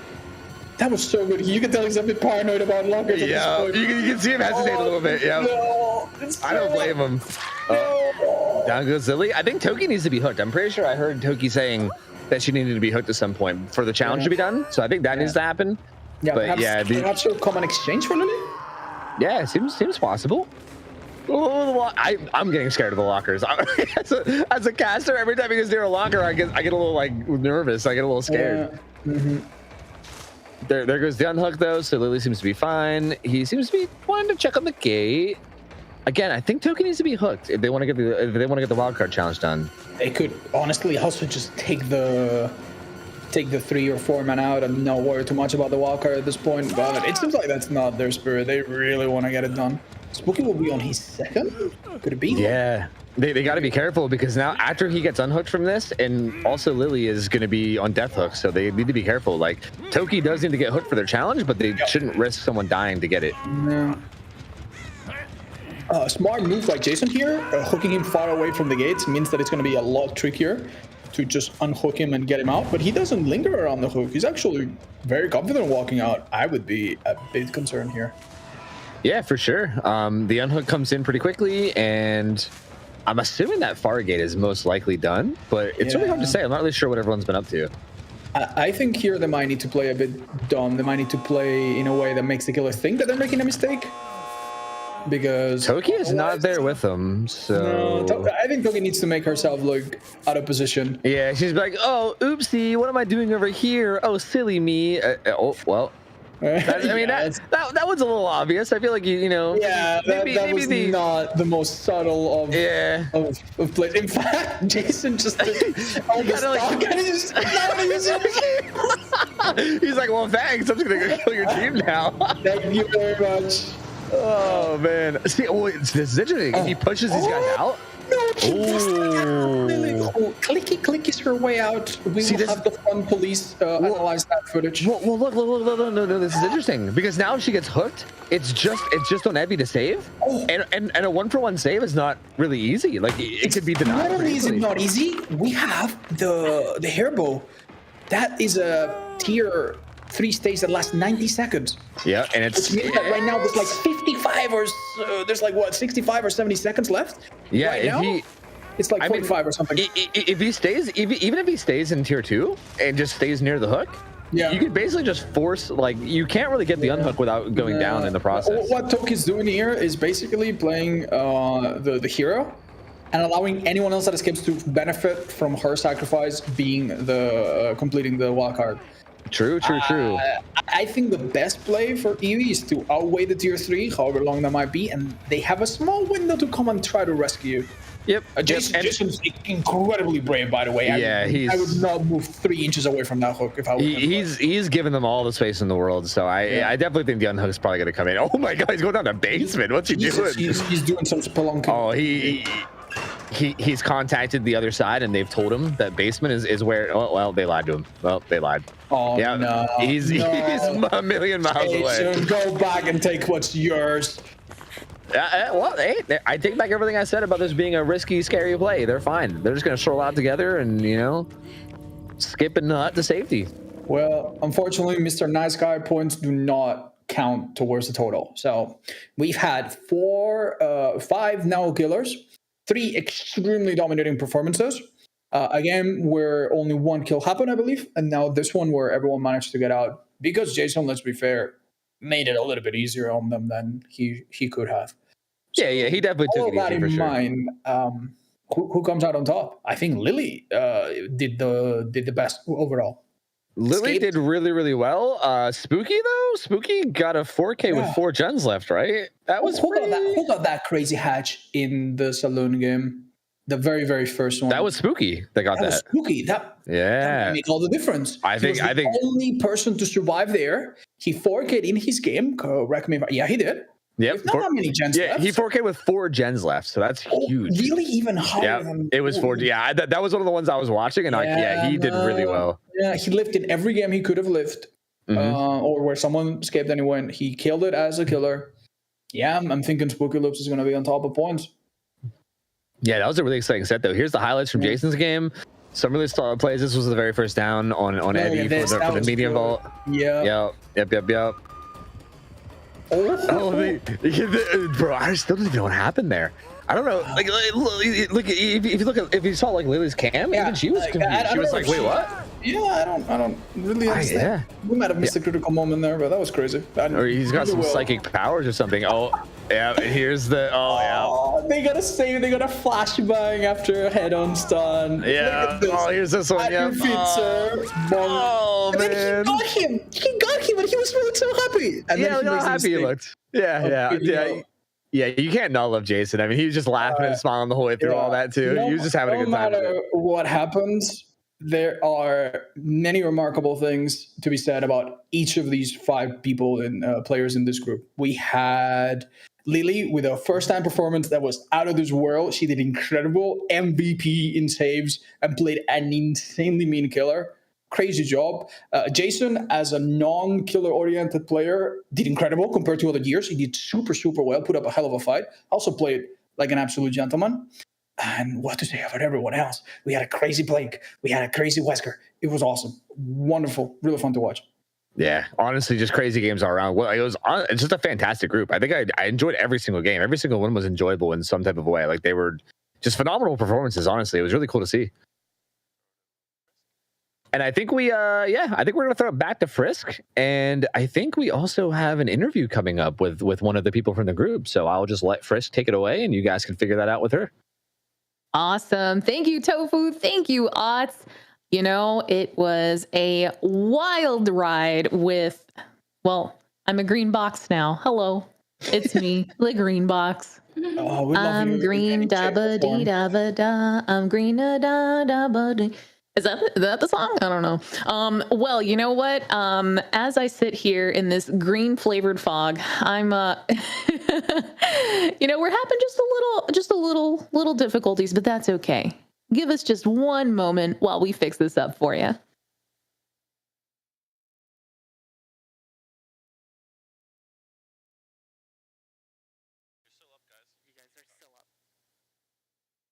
You're gonna have to do a bit of legwork here, Chad. You're gonna have to imagine our beautiful faces on screen, all right? As we try to do this next segment. Friskk, you're in charge. Yes, absolutely. So, you know, I actually have the MVP of the game here to chat with us. Oh, there I am. What's going on, everybody? Oh, I made it out of the fog. I'm here, and so did Lily. Lily, you look so shocked. Lily, how are you feeling right now? I'm gonna be honest. Last night, I literally got into bed at 2 a.m. and I did not fall asleep until 5 in the morning because I was so nervous. I don't know how I feel except for a whole. Girl, listen, own it. You did incredible.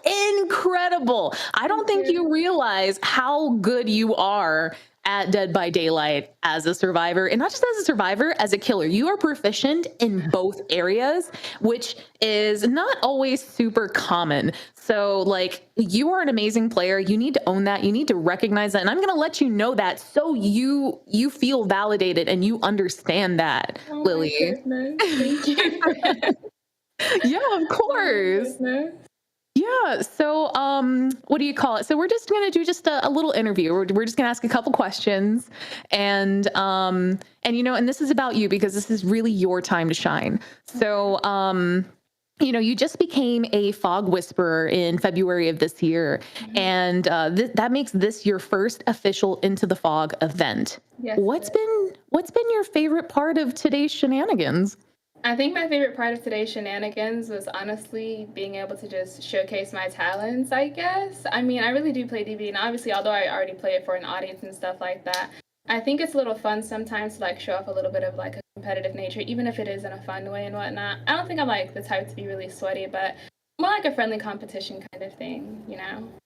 Well, friendly competition, not sweaty. Girl, did you see what I saw? Oh my goodness. The flashlight saves. There was a flashlight save where literally nobody knew where you were.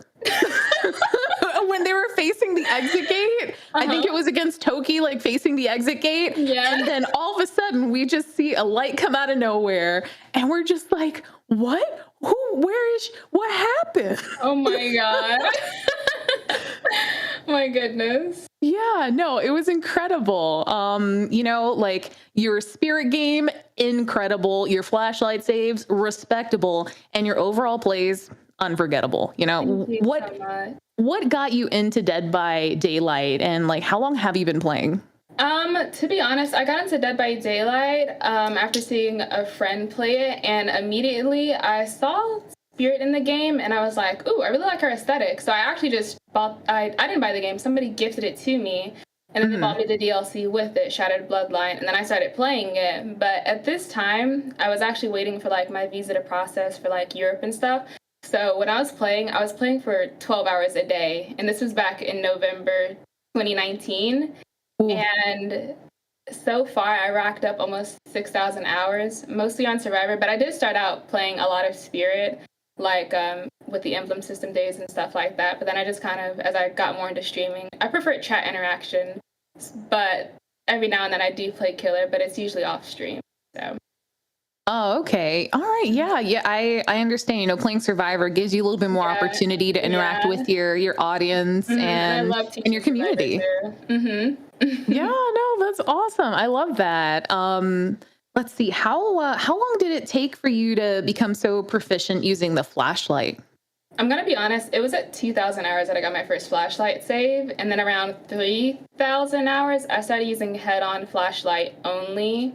And since then, I've just kind of like gotten more and more into it progressively. So, yeah. Oh wow. Yeah, it's you hear that, folks? It is practice makes perfect. Yeah, because I failed a lot at first, so. Oh yeah, I mean, I think we all do. You know, when you first start up Dead by Daylight, it's a bit of a learning curve, but once you get it, you got it. You know, and you know, when you're not competing in tournaments like this, what can people expect going over to your channel? You know,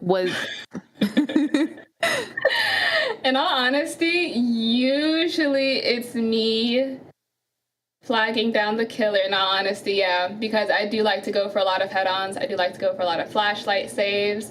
In general, I just don't really like doing gens, so like Pebble, Object, Alert. A lot of the times I might also run like a key with an Amber and the prayer beads, so I can like, you know, get the killer's aura and stuff and like consistently stay in chase and stuff like that. I love chases over gens and stuff like that. I really, really do. So yeah, I was gonna say, yeah, it seems like you really utilize using something that really gives the killer's aura to you, because we saw you were using Inner Focus. Is Inner Focus usually one of those perks that it's always in your build? Since Iron Will got nerfed a little bit, I was thinking, you know, Claudia is my main, but sometimes she can be like a little loud. But the fact that I also, you know, consistently try to go for flashlight saves while running head on a lot of the time, usually I'd be exhausted by that point and no Iron Will when exhausted. So I was like, I gotta come up with something else. And then I remember somebody in my chat gave me the idea for Inner Focus and self-preservation. Ever since then, it's literally worked like a charm. It's really, really good for being a rat and getting flashlight saves. So. Oh yeah, we noticed. We definitely noticed. Oh, well, Lily, it was so great talking to you. It was so awesome watching, you know, your plays. Could you let everybody know where to find you? I'm actually available everywhere on my platforms with my Twitch username, LilyPie101. There's no E in there. Even though my name is spelled Lillie, it is Lilli and then PIE 101. But I'm usually most active on Twitter. But then after that, I've got like TikTok and YouTube and Instagram and stuff like that. But yeah, I'm pretty active on Twitter for the most part, posting clips and food and stuff like that, or just in general, like DVD discussions and whatnot. So. Oh, that's awesome. Thank you so much, Lily. I really do appreciate it. Again, thank you guys so much for the opportunity. Yeah, absolutely. It was great having you, and welcome to the Fog Whisperer family. It's great to have you. Thank you. Awesome chat. Well, that was Lily Pie. You know where to find her. Go follow her. Her plays were epic, and I'm sure that on a regular day, you're going to see even more epicness.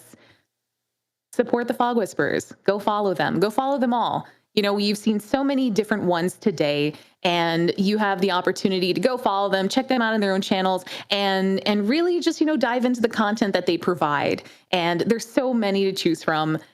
Honestly, you can't go wrong. So we are going to go ahead and cut to a break. Coming up next, we have Group 3, our final group of the day, and they're going to go head to head. So don't go anywhere, or, you know, go get some refreshments, and we'll be right back with Into the Fog.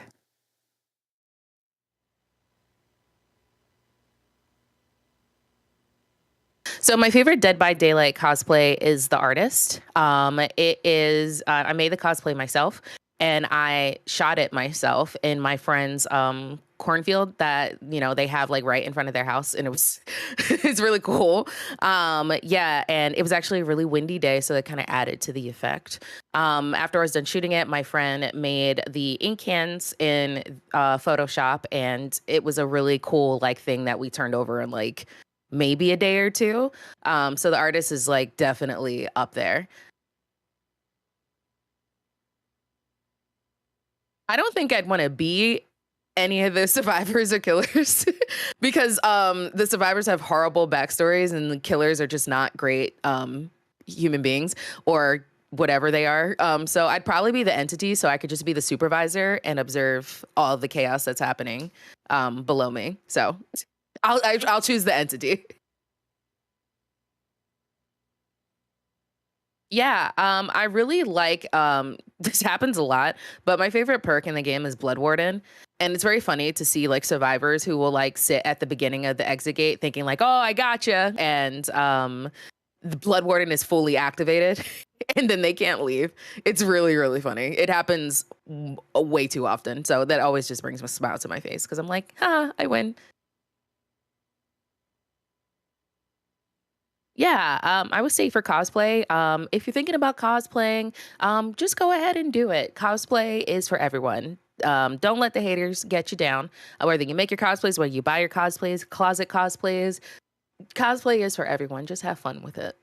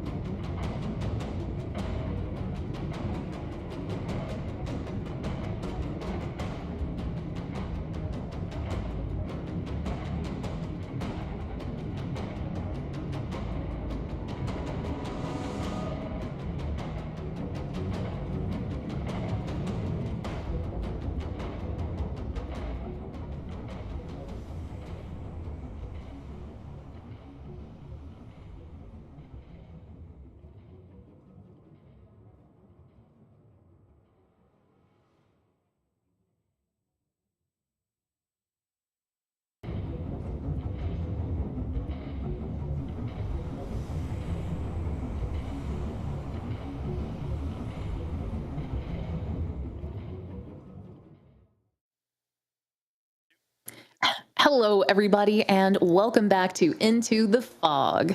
I hope you enjoyed looking at that art, staying hydrated, maybe went to grab a snack. And for those of you who are just tuning in, I'm Friskk, Fog Whisperer, host, voice actress, disrespectful survivor, and so much more.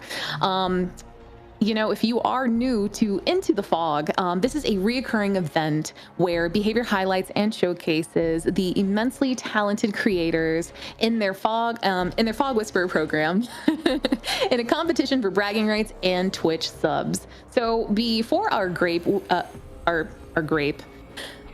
before our break, I was trying to combine break and group. It turned into, that, but that's all right. We went ahead and, they had a really great mix of sweet and salty plays. Honestly, the group of Evie, Lily, Spooky, Toki, and Jason, they ran like a smooth, well-oiled machine, and I cannot wait to see what this last and final group of today, how they play, how they do, and, what they have in store for us.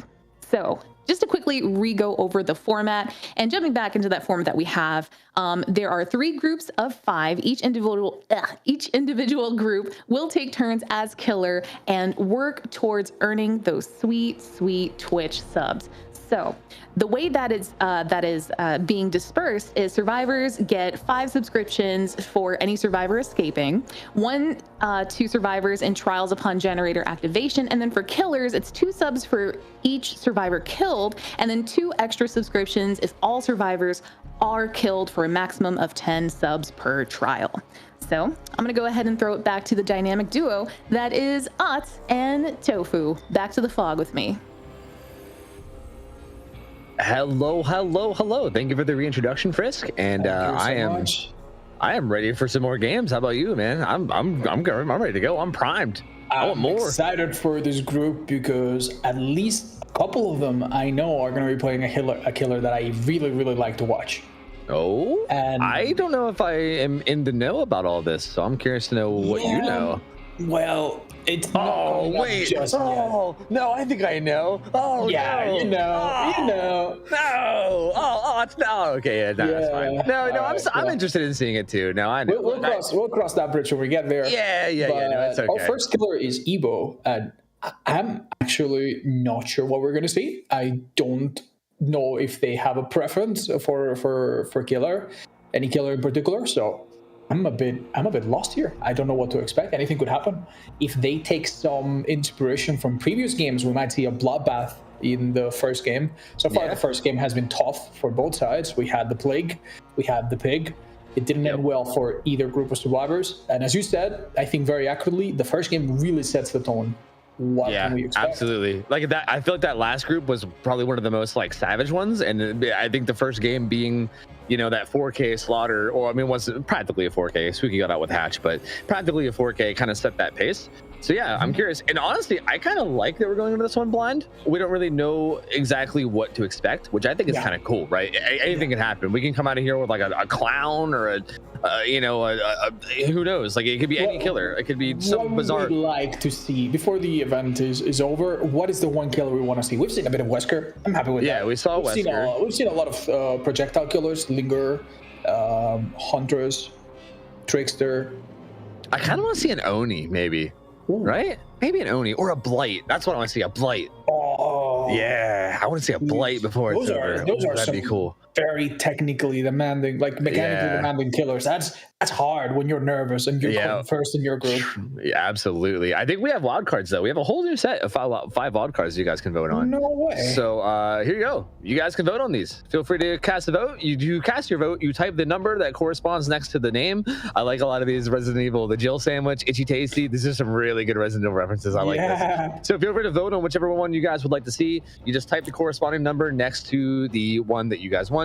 And once one is selected, we will go into detail and tell you what it actually is. And then we'll kind of just chuck it at the survivors and make them have to do it, essentially. And I like the active votes that's up on the screen now. This is kind of nice. That is very, very nice. Good job, production team behind all of this, doing fantastic work for us. Gives us a bit of a hint as to which one might win. But we will see what that one's about later when it's 100% confirmed. Before that, though, we need an introduction to our featured killer right now. Remember, 5 folks, one of them plays killer, the other 4 play survivor, and they take turns until all of them have played at least once. People completing generators and escaping gives points to the survivors. People getting killed gives points to the killer. Everyone gets killed, extra points for the killer. They should be very motivated to be very, very merciless, with maybe some jokes and some banter here and there. If it's anything like the previous 2 groups, I am delighted to see more. Yeah, same here. The games today have been really exciting, and again, us not really knowing what to expect, I think also makes this really interesting. And I would assume we have a video for introduction, so maybe if we can cut over to that, I think we can just go, maybe get introduced, and maybe we can learn something ourselves about what to expect. Welcome everybody, my name is Ivo. I'm a drag artist from Portugal. We are cosplaying as the great philosopher, actress, singer and performer, broccoli Nancy over here, over there. See, that is my, oh, it's a Myers.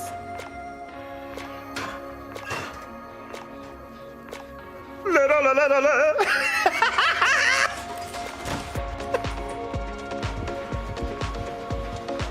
I'm corn. I'm one with the corn.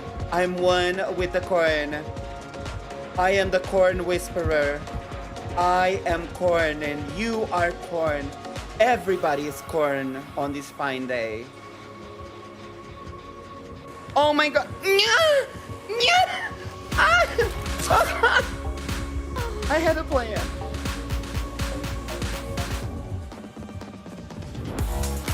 I'm a telephone. I'm a telephone. I'm a telephone. I'm a telephone. I'm a telephone.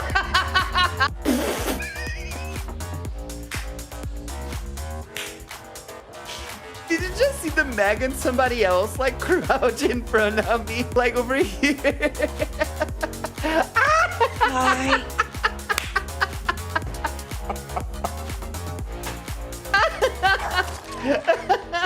Can I get a nurse? Can I get a nurse, please?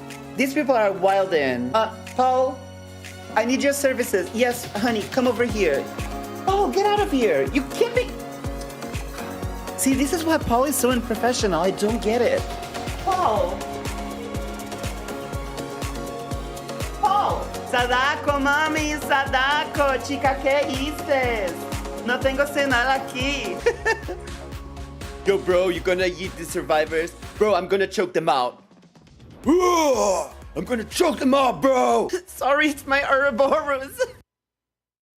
Okay, I'm not sure we're playing the same game sometimes. That looked like Metal Gear Solid gameplay to me at some points, but that was a great introduction. Yeah, I didn't learn anything about like killer choice, but honestly, I had a good time regardless. That was honestly very entertaining. I liked it. That was super, super good.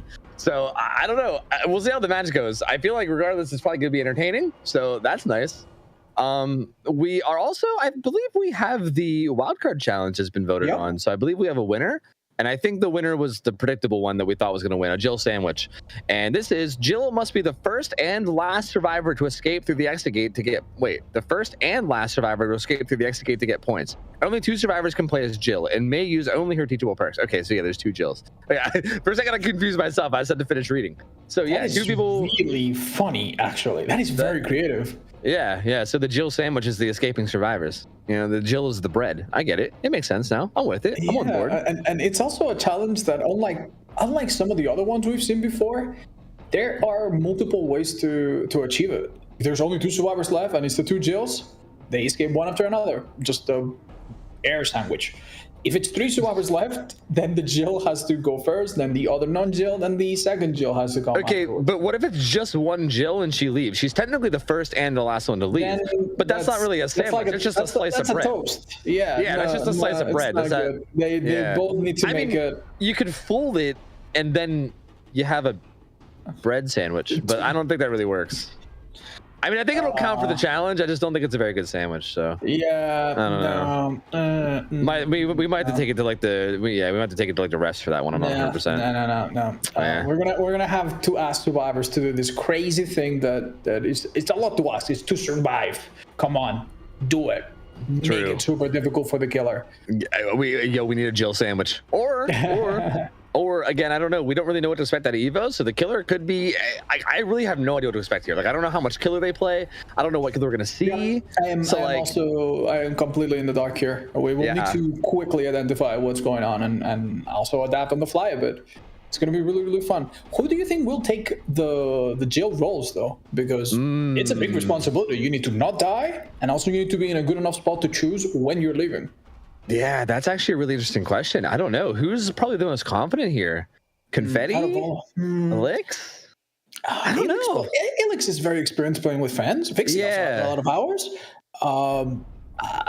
I think, honestly, I just realized they can only use their teachable perks. You can't even bring, say, well, you could bring a map with a certain green add-on to find the hatch. So it could be that even if you're in a bad spot, you could hide in the map, have someone else escape, and escape yourself with the hatch. So there are some things they could do without bringing perks to try to help their chances to escape in a certain order. Because, you know, against many killers, you cannot mess around an exit gate against a slinger. You cannot choose who goes first against a Wesker that can just grab you out of a gate. So the choice of killer here is going to be very critical. Leaving on a schedule, I think can be very problematic against some of them. So. Yeah, that's absolutely true. Yeah. So I think a lot of it's going to come down to the actual killer that's picked as well. So yeah, I don't know. I mean, okay. So what are Jill's perks? So like, I'm trying to think of like how handicapped that makes you to run only her perks. She has reassure. No, Jill. Well, I was thinking Rebecca for a second. We're thinking Jill. No, don't worry. I'll fill you in. So for those of you that don't know, Jill comes with counterforce. It lets you do totems a bit faster, and when you do a totem, you see the furthest totem left. If multiple people have it, it's an easy way to find hexes and stuff. Not too bad. And she also has Blast Mine. Blast Mine allows you to set up a little trap on a generator that will stun the killer if they try to kick it. It got recently buffed, so it's a little bit nicer to use now after it got changed. And the last perk that is easy to forget is called Resurgence. Lets Jill be at half health when she gets unhooked. So it's easy for the Jill players to get unhooked and then get back to full health and get into the groove of things. That being said, these perks are hardly the most powerful perks in the game, and there's no fourth perk to round up the build at all. So yeah, they're gonna be a little bit of a disadvantage. The two Jill players. Those are like two pretty subpar builds. Like I feel like. Is it possible that Blast Mine is the most useful perk out of those three? I mean, maybe. Yeah, Blast Mine does a lot. In fact, it lets the killer. I mean, it makes the killer waste a few seconds. Anytime the killer wastes 5 seconds, that's 5 seconds for each of the other survivors to do something useful. So that's good. And it also gives the other teammates an idea where gens are being repaired, even if the comms are a bit chaotic. So that information part is great. So yeah, Blast Mine's okay. Blast Mine's definitely good. If you are unlucky and you're playing against a Wraith, you can also burn him out of his cloak. And some other fun things. Bringing up Green Medkit is a great idea to help your survivability when you have a build that's set and limited like this. I was half right. So we had Confetti as one of the Jills, and the other one is Vixie. So I think you actually called that. I think you called Vixie. I thought it was going to be Elix in Confetti. So close. Yeah. Close. Let's do a player listening and see what exactly is going on through the server's heads. Let's do it real quick. Yeah, I know I am not a looper. You're going to be a looper. I just saw Jill next to me. That would be me. Hello. Here, take the spot. Take the spot where I was. She's here. She's here. I think. Is she? Oh, thank God. Okay, now I think she was. I'm big middle gen. I hear her ass, and I don't like it. Here, I'm coming to help y'all. I am not a looper. I'll take her if I see her. If I get grabbed off this gen, I will cry. Vixie, are they on you, babe? Nope. I'm the highlighted middle gen. Yeah, you're up top. Okay. Oh. She's coming. She's blinded. Nice. I'll go back to that gen if you lead her away.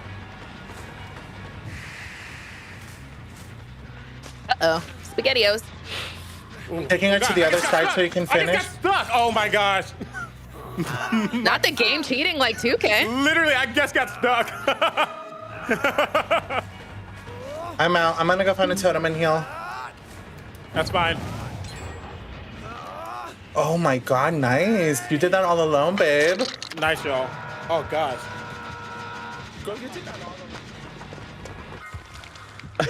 Right, we jumped right into some good comms there. I liked it. We have chemistry and tournament style callouts coming out.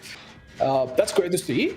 Funnily enough, the killer was very committed to just defending the gens in this area, which is something that can easily backfire, but it's working out really, really well. Oh yeah, I mean we're seeing pressure on this one corner. Yeah, we're seeing another Spirit, and Spirit is like such a strong killer if you know what you're doing with him. And I mean, we're seeing a lot of hits, a lot of downs, 2 hooks right beside each other right here. This is really dangerous. So painful, and Colorblind is making those gens regress so much faster as well. Oh, the whiff on the chill. But gets the follow-up, and I think that unhook's going to come in. Again, playing relatively nice, but honestly still has a ton of pressure. Like, everyone's injured. The killer seems to... the skin is odd here. There seems to be some vaping going on or something. I'm not sure what's going on. Yup. It looks like her hair is just coming through. Ooh, that was precise timing from, I believe, Vixie. That was crazy. That was really good right there. Yeah, like being able to predict exactly when the Spirit was going to be under pallet and then getting the stun. Yeah. Standing still as a Spirit used to be a really strong mind game because survivors didn't have a very easy to follow tell of when she was using her power, but now they can, and they can hear more or less where you are. That whole thing was just that was bizarre. I don't know. The whole thing was weird. Yeah. Ends up getting the down on Vixie though, and it was a really anxiety-inducing combination of decisions there. It's like, oh, they're doing the wrong thing. Oh, I didn't even know what to say about it. They're just going, ooh. Oh, hey, finds. Oh, there's critical Bard as well. Oh, Bard's zoning themselves out. Maybe. Oh, I think they get the full shadow. No chance. While injured, you just cannot do that. Yeah. In fact, being this close to a killer is arguably a bad idea next to this hook. They cannot afford to go down here, or the pressure that this killer will have on this corner of the map will be too much. These gens will never get done. Yep, Bard's doing a good job of basically just getting the hell out of there and trying to get across the map, which is definitely the play. Like, even just going down is fine as long as it's not near the hook. So this was actually a very smart play. That little Saz after the hit. Okay, all right. It's like a real life attack cooldown. You have to do your animation. I love it. Your IRL weapon wipe animation. Yeah, you do that after you down every single person. That is so funny. Give him a quick Z snap real quick after every hit. All right. Oh, I love it. So we see Blast Mine in action now, highlighting the gen. We do have a killer with some generator perks that involve kicking, so that is a pretty good matchup. The survivors do have that advantage, but I'm not sure the killer's really here. It seems to me like the killer's just locking down the opposite side of the map from where you see the survivors now. So these gens, they don't need to worry about. They need to break the 3 gen on the other side, in my opinion, if they want to have an easy endgame. They're trying to do just that though. Helix doing an amazing job here. If this gen is done, that will make it so much easier.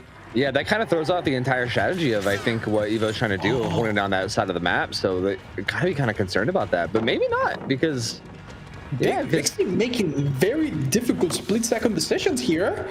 Oh yeah, playing this pallet really well. This pallet's not very strong. It's not. You typically are very happy to be here as a killer because you're gonna get hit most of the times. Oh, doesn't quite get that hit though. Vixie doing really good here, buying time. They're managing to get a lot of gens done over there on that side of the map where there's like they broke up the 3 gens, so now there's 2 on each side. Yeah. So as far as like tackling generators, they're gonna be a lot better off. Luckily for Evo, they do have the flute for cooldown, so they can use their power a little bit quicker if they choose to. No, they're stripping it down to basics, just doing okay. Now we see it in action. Yeah, I'm gonna try to follow up. Oh, doesn't quite get it. Close. They had it. They just needed to wait a little bit longer for the second one. Yeah, the impatience got to them. Vixie doing a really good job here, buying time. There's so many gens getting done. That baby was solid. Elo's coming in with a blind and right after the stun. Is this going to disorient the killer a bit? Seemingly a bit, yeah. I mean, it bought a bit of time for Jill. Yeah, I mean, this is all time that they have to do gens. So, like, something, I mean, if Evo wants a chance here, someone's going to have to get down relatively soon to try to create some pressure. Helix playing safe and just throwing pallets. Pretty smart. Yeah, I mean, at this honestly, point, against the Spirit, yeah. Yeah, and at this point, you have just one gen. Look at that. Wow, already on the gate. That's not efficient. if you told me that this game would end like this at the very start, I wouldn't have believed you. That was a really difficult position for the survivors to come back from. Yeah, and like here's Vixie being immediately on the gate the second the gen finishes too. Super efficient, and this is Elix's first hook as well, so no real danger of dying here. They have basically 2 minutes to figure out a way to save here. Correct me if I'm wrong, but both of the gates are on the same side, right? So they're pretty favorable. Or did I maybe? Yeah, no, they are both on the same side. Yep. Oh, reassurance. A proc of reassurance, giving them even extra time to set up whatever it is they need to set up. Very nicely done by Bard. Yep. So that's going to be a 90-second first hook stage at least, and unless another reassurance comes in. Elix will grow old on that hook. He will live there for the rest of their days. That is a very long hook stage. 60 seconds plus 60 seconds plus the 30 from the perk that was just triggered. Yeah, I think Evo's going to try to find Bard here. I think that's going to be the main. I think this is definitely the play. Bard's on death hook, so I think getting this kill is probably going to be the best bet in terms of like getting some points and some subs. Yeah. When you're on your killer side. Yep. That is a good point. It does allow the other 3 to do their challenge though, and Bard seems to be doing the hero play here, going away from the gates, making it easy. They might get hatched if some miracle happens. Let's watch. Let's watch for the sandwich. It has to be an Elix sandwich, okay? Elix has to be the meat of the sandwich here. So it's very important. We gotta watch. Are they afraid of Bloodwater? Are they leaving? No! Elix! No, you don't! What have you done? The sandwich! Maybe we could do another listening to see what happened. Oh no. The sandwich is ruined. No, that wasn't. That was a hot dog. That was not a sandwich. Yeah, that's well. It's like a slice of meat with 2 pieces of bread on top of it. Not a very good sandwich. But hey, regardless of the challenge, I mean the survivors did really well. Vixie did an amazing job of running. Evo also showed up. Sure. Yeah, I mean Evo showed up and played really well with Spirit too, and overall really well played. The survivors just seemed really coordinated, honestly. I mean, when we listened in, their comms were like really good. They were they were communicating super well, and I think it showed. Like the second the final gen got done and Vixie was already on that gate, immediately working on it. They were doing good. I mean, it seems like they showed up. They bounced back really big. I almost wish that our Spirit had committed a bit more to staying there. They really played nice. They saw a person fresh off the hook go for another on hook. If they had played a bit meaner, they would have chased that person, knowing that if they hook another person, they're not going to be. So they could have played meaner. So props also for the very fair play on the killer side. And now we have another match to look forward to. Yeah, we're moving on to our next killer, who's going to be Confetti. Ooh, this one should be interesting. Okay, so I think Confetti is partial to playing Hag. Yeah, she's more of a killer type, and I think she loves to play Hag. Yep, I'm pretty sure that is true too. Yep.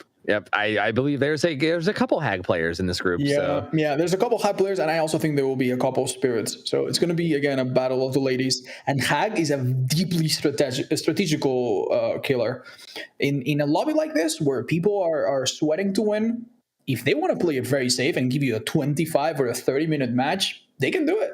As a Hag, you need to strike a very careful balance of setting up, but also getting your down so you have something to defend.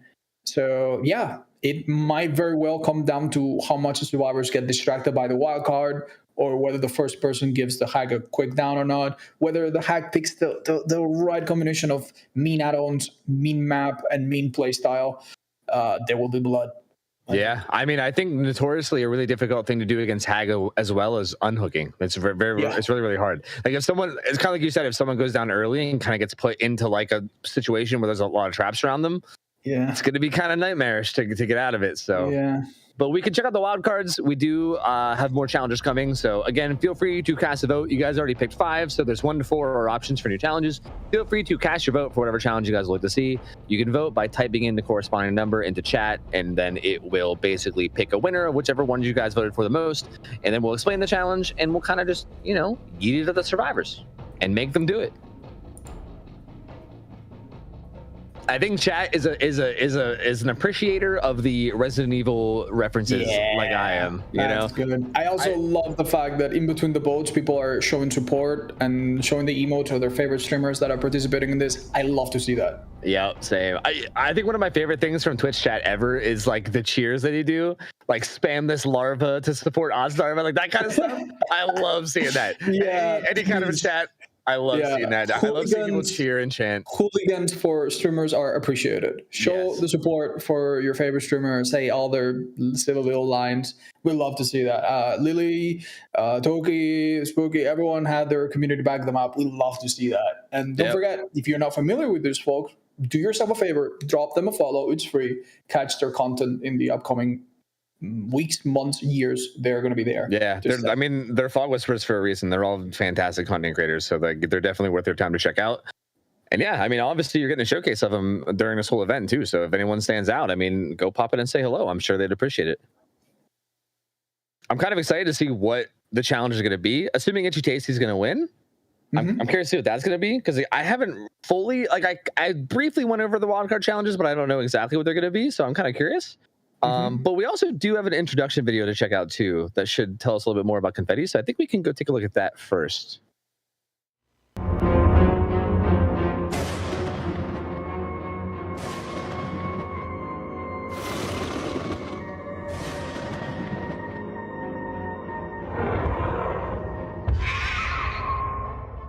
Hello to everyone in the Fog. If you do not know me, my name is Milady Confetti. I'm a Fog Whisperer, Twitch partner, cosplayer, and founder of Sisters of the Fog. Sisters of the Fog is a stream team and community for Black femmes that loves all things Dead by Daylight, horror, and also charity. As an organization, we have raised over $30,000 for various charities, and we hope to keep exceeding that.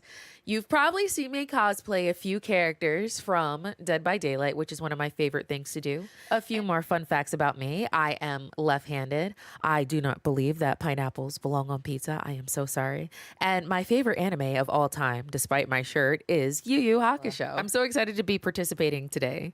I will see you all in the Fog. If I were a survivor, where would I be?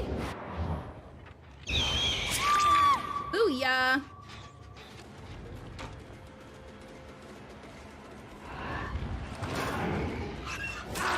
Period! Period! Ah, shit! We're not playing a fucking game. I need an adult! I'm telling on you behavior! Got her. Period.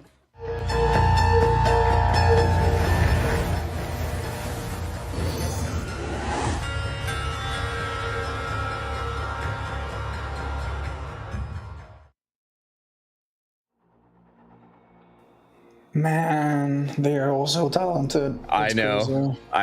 It's wild to see. What do you do, Tofu? You just sit like me and we just play games. And meanwhile, these people, they have the sickest cosplay. They do the craziest makeups. What are we doing? Yeah, not being that talented. That's what I'm doing. That's for sure. But you know, hey, that's totally fine. That's totally fine. I'm excited to see this game. I'm excited to see what happens. I mean, it's kind of like you said, we're kind of expecting some hag. I believe we have a winner for the wild card too, so we will be able to see how that will affect things. I believe it was Itchy Tasty that won, but maybe we can cut over and maybe get an explanation of exactly what it is. Let's have a look if we can. Hey, there it is. Itchy Tasty. 2 survivors must bring themselves back from the dying state. Well, that is actually really interesting. Yeah. Okay, so like, okay.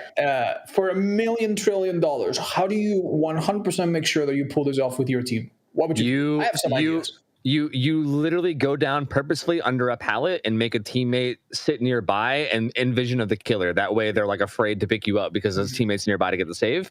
And then you literally just unbreakable under the pallet.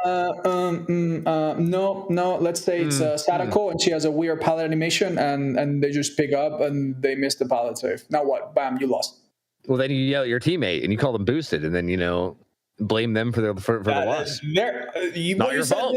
Not your fault anymore. What you said there is an acceptable response, but I think it might not be enough. Okay, what's your strategy? Okay, my strategy.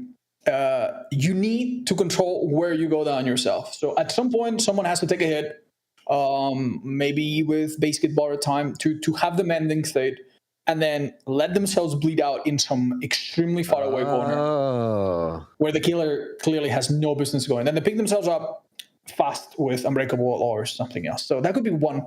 Another one that they could do easily is to literally have adrenaline on everyone and wait for someone to go down near the end of the game and be like, wait, now. Right as someone goes down, bam, adrenaline, they pick themselves up. That would be the easiest one. True. That's only one. So on top of that, they need to do some magic here, work some tricks to let a killer ignore a person on the ground for long enough. But it's going to be super, super interesting. All of these folks are creative. They'll figure out a way to make this happen. Maybe there's something else we haven't even thought of. Man, I love this challenge. I feel like I'm such a nerd, but I love this challenge. The Itchy Tasty reference is a reference to a diary in Resident Evil of somebody that was turning into a zombie, where they kept saying Itchy Tasty because they're turning into a zombie. So like it's such a cool challenge. You got to pick yourself up from dying. It's like you're becoming a zombie. You're like reanimating yourself. It's so cool, dude. I love that. That's so awesome. Who did all of these? And where do we say thank you? Where do we give them a raise? They came up with 3 Wongs make a Dwight, which is a fantastic one. They came up with this super cool reanimation chat. This is someone needs a raise. Someone needs a raise from this. I don't know who, but someone deserves a raise for sure. Right. So I love this. I'm curious to see what they're gonna do. The bleed out idea you had with mending is really interesting. It is tricky though, because I think that's easier to accomplish in a public match where killer doesn't really care and they'll slap whoever. Yeah, I think it can be very difficult for a killer to that's playing in this to feel mean enough to try to go for someone off the hook. So what they might need to do is just bring that hard and then run into a killer when they're about to hook. There's a lot of things that they can try, and almost all of them can end in disaster if they mess it up. Yeah, for sure. So it's interesting. Yeah, there's a lot of different ways it could go. So I guess we'll just see. And again, if it ends up being a hag like we think it is, then that's probably going to make it even harder still, right? Because it's a lot more awkward to do that kind of thing against a hag because the gameplay is just so weird and dynamic. I totally agree.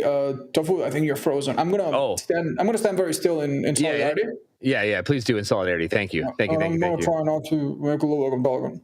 Okay. Yes. Okay, sorry, we go frozen. Can you actually make the same exact face that I'm making? Can you do that for me? That would be real solidarity. I'm under concern. Yeah, I'm sorry. I can't be that beautiful.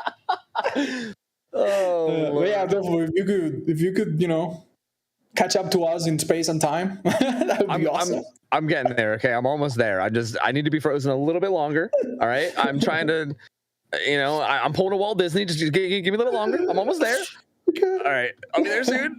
It's all right. I don't think I'm getting unstuck. I think I'm. Hey, I'm free. Hey, there you go. No. Okay, we're good now. We're good. That is quite funny, honestly. Comedy show. When are we doing it?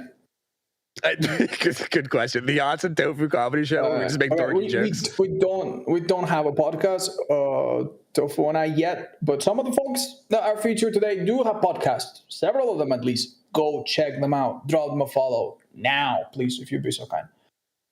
If you enjoy what you see today, super important to remind you all.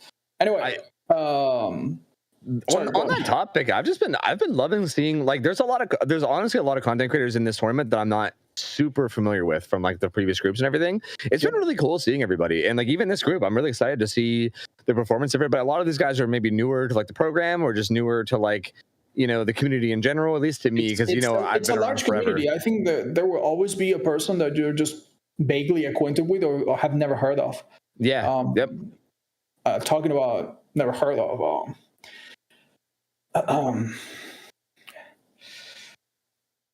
I'm frozen again. I'm frozen again, huh? Oh, brother. Oh, come on. I'm trying to help, dude. I'm trying to help. It's hard to stand still. Hey, we're in game. It's fine. Ooh, okay. This is a naughty setup. We have a hag on mid, which easily her best map. I'm pretty sure I caught the Dried Cicada there. One of her best items to teleport from anywhere to almost anywhere. Yeah, on mid-witch, that's going to cover the entire map. Anti-item Franklins to make them drop their medkits, which is a really smart thing because they brought a bunch. Oh, already going to get hit immediately, too. Oh, that was fast. Yeah. No way out. I love this no way out on this map where the gates are literally one little stone throw away from each other. It's so mean. It is, yeah. So good. Nurse's Calling is actually really interesting too, because again, because the map is so small, you're gonna see the auras like very, very often. Yeah. Being able to chase them away from their heals and maybe chase them into traps is gonna be huge.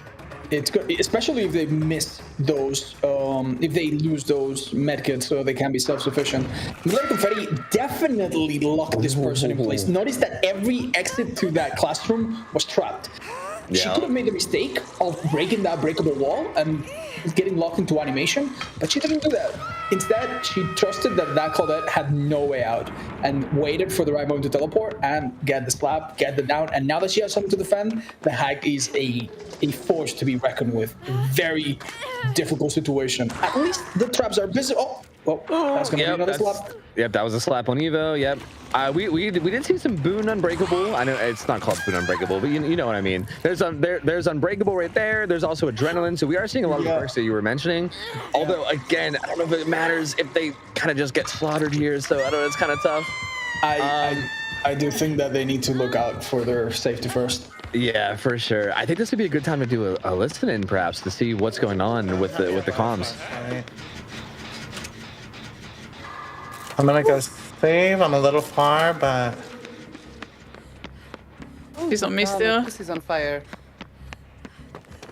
I'm gonna try to pop her traps in the courtyard. I know there's some in here.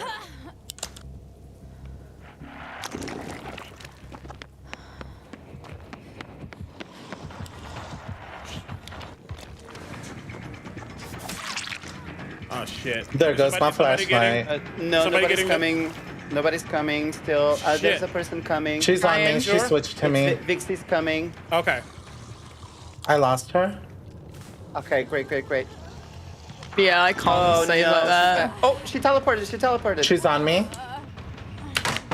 Ooh, finish the gen. So good. All right, good. Oh no! Oh my god! There's so many traps. I'm taking her upstairs. Oh my god.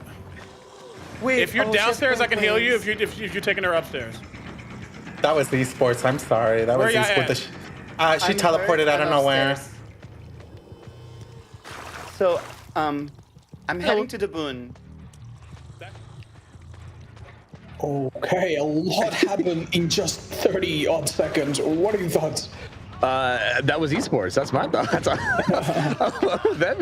was esports. No, that was good though. I mean, it was a really tough situation on the unhook. Ooh, is she playing nurse? She's teleporting more than a nurse. Hello? Yeah, this is wild. When did she place all of these traps? I cannot keep up. Yeah, they're honestly doing a really good job of displacing her traps though. Like the fact that they're forcing her to teleport all the time, that kind of saved them in that situation. She was about to come up to the unhook and cause a big old ruckus, and then they forced her to port away. They got the unhook, and then she kept porting too late. But it looks like she might have stabilized now, and Elix goes down.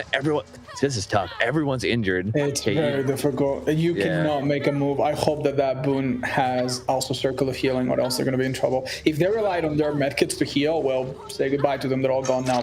By now, I think they don't have any left. Yeah. Milady, as you pointed out, made the mistake of teleporting away from a place where she probably wanted to be, which cost her one hook stage. But the Swarmers have also made the mistakes. They've given free hits, look, a completely empty medkit now, and maybe they've been a bit too greedy to remove traps and keep their items, and now they're going to lose maybe all of the charges by now.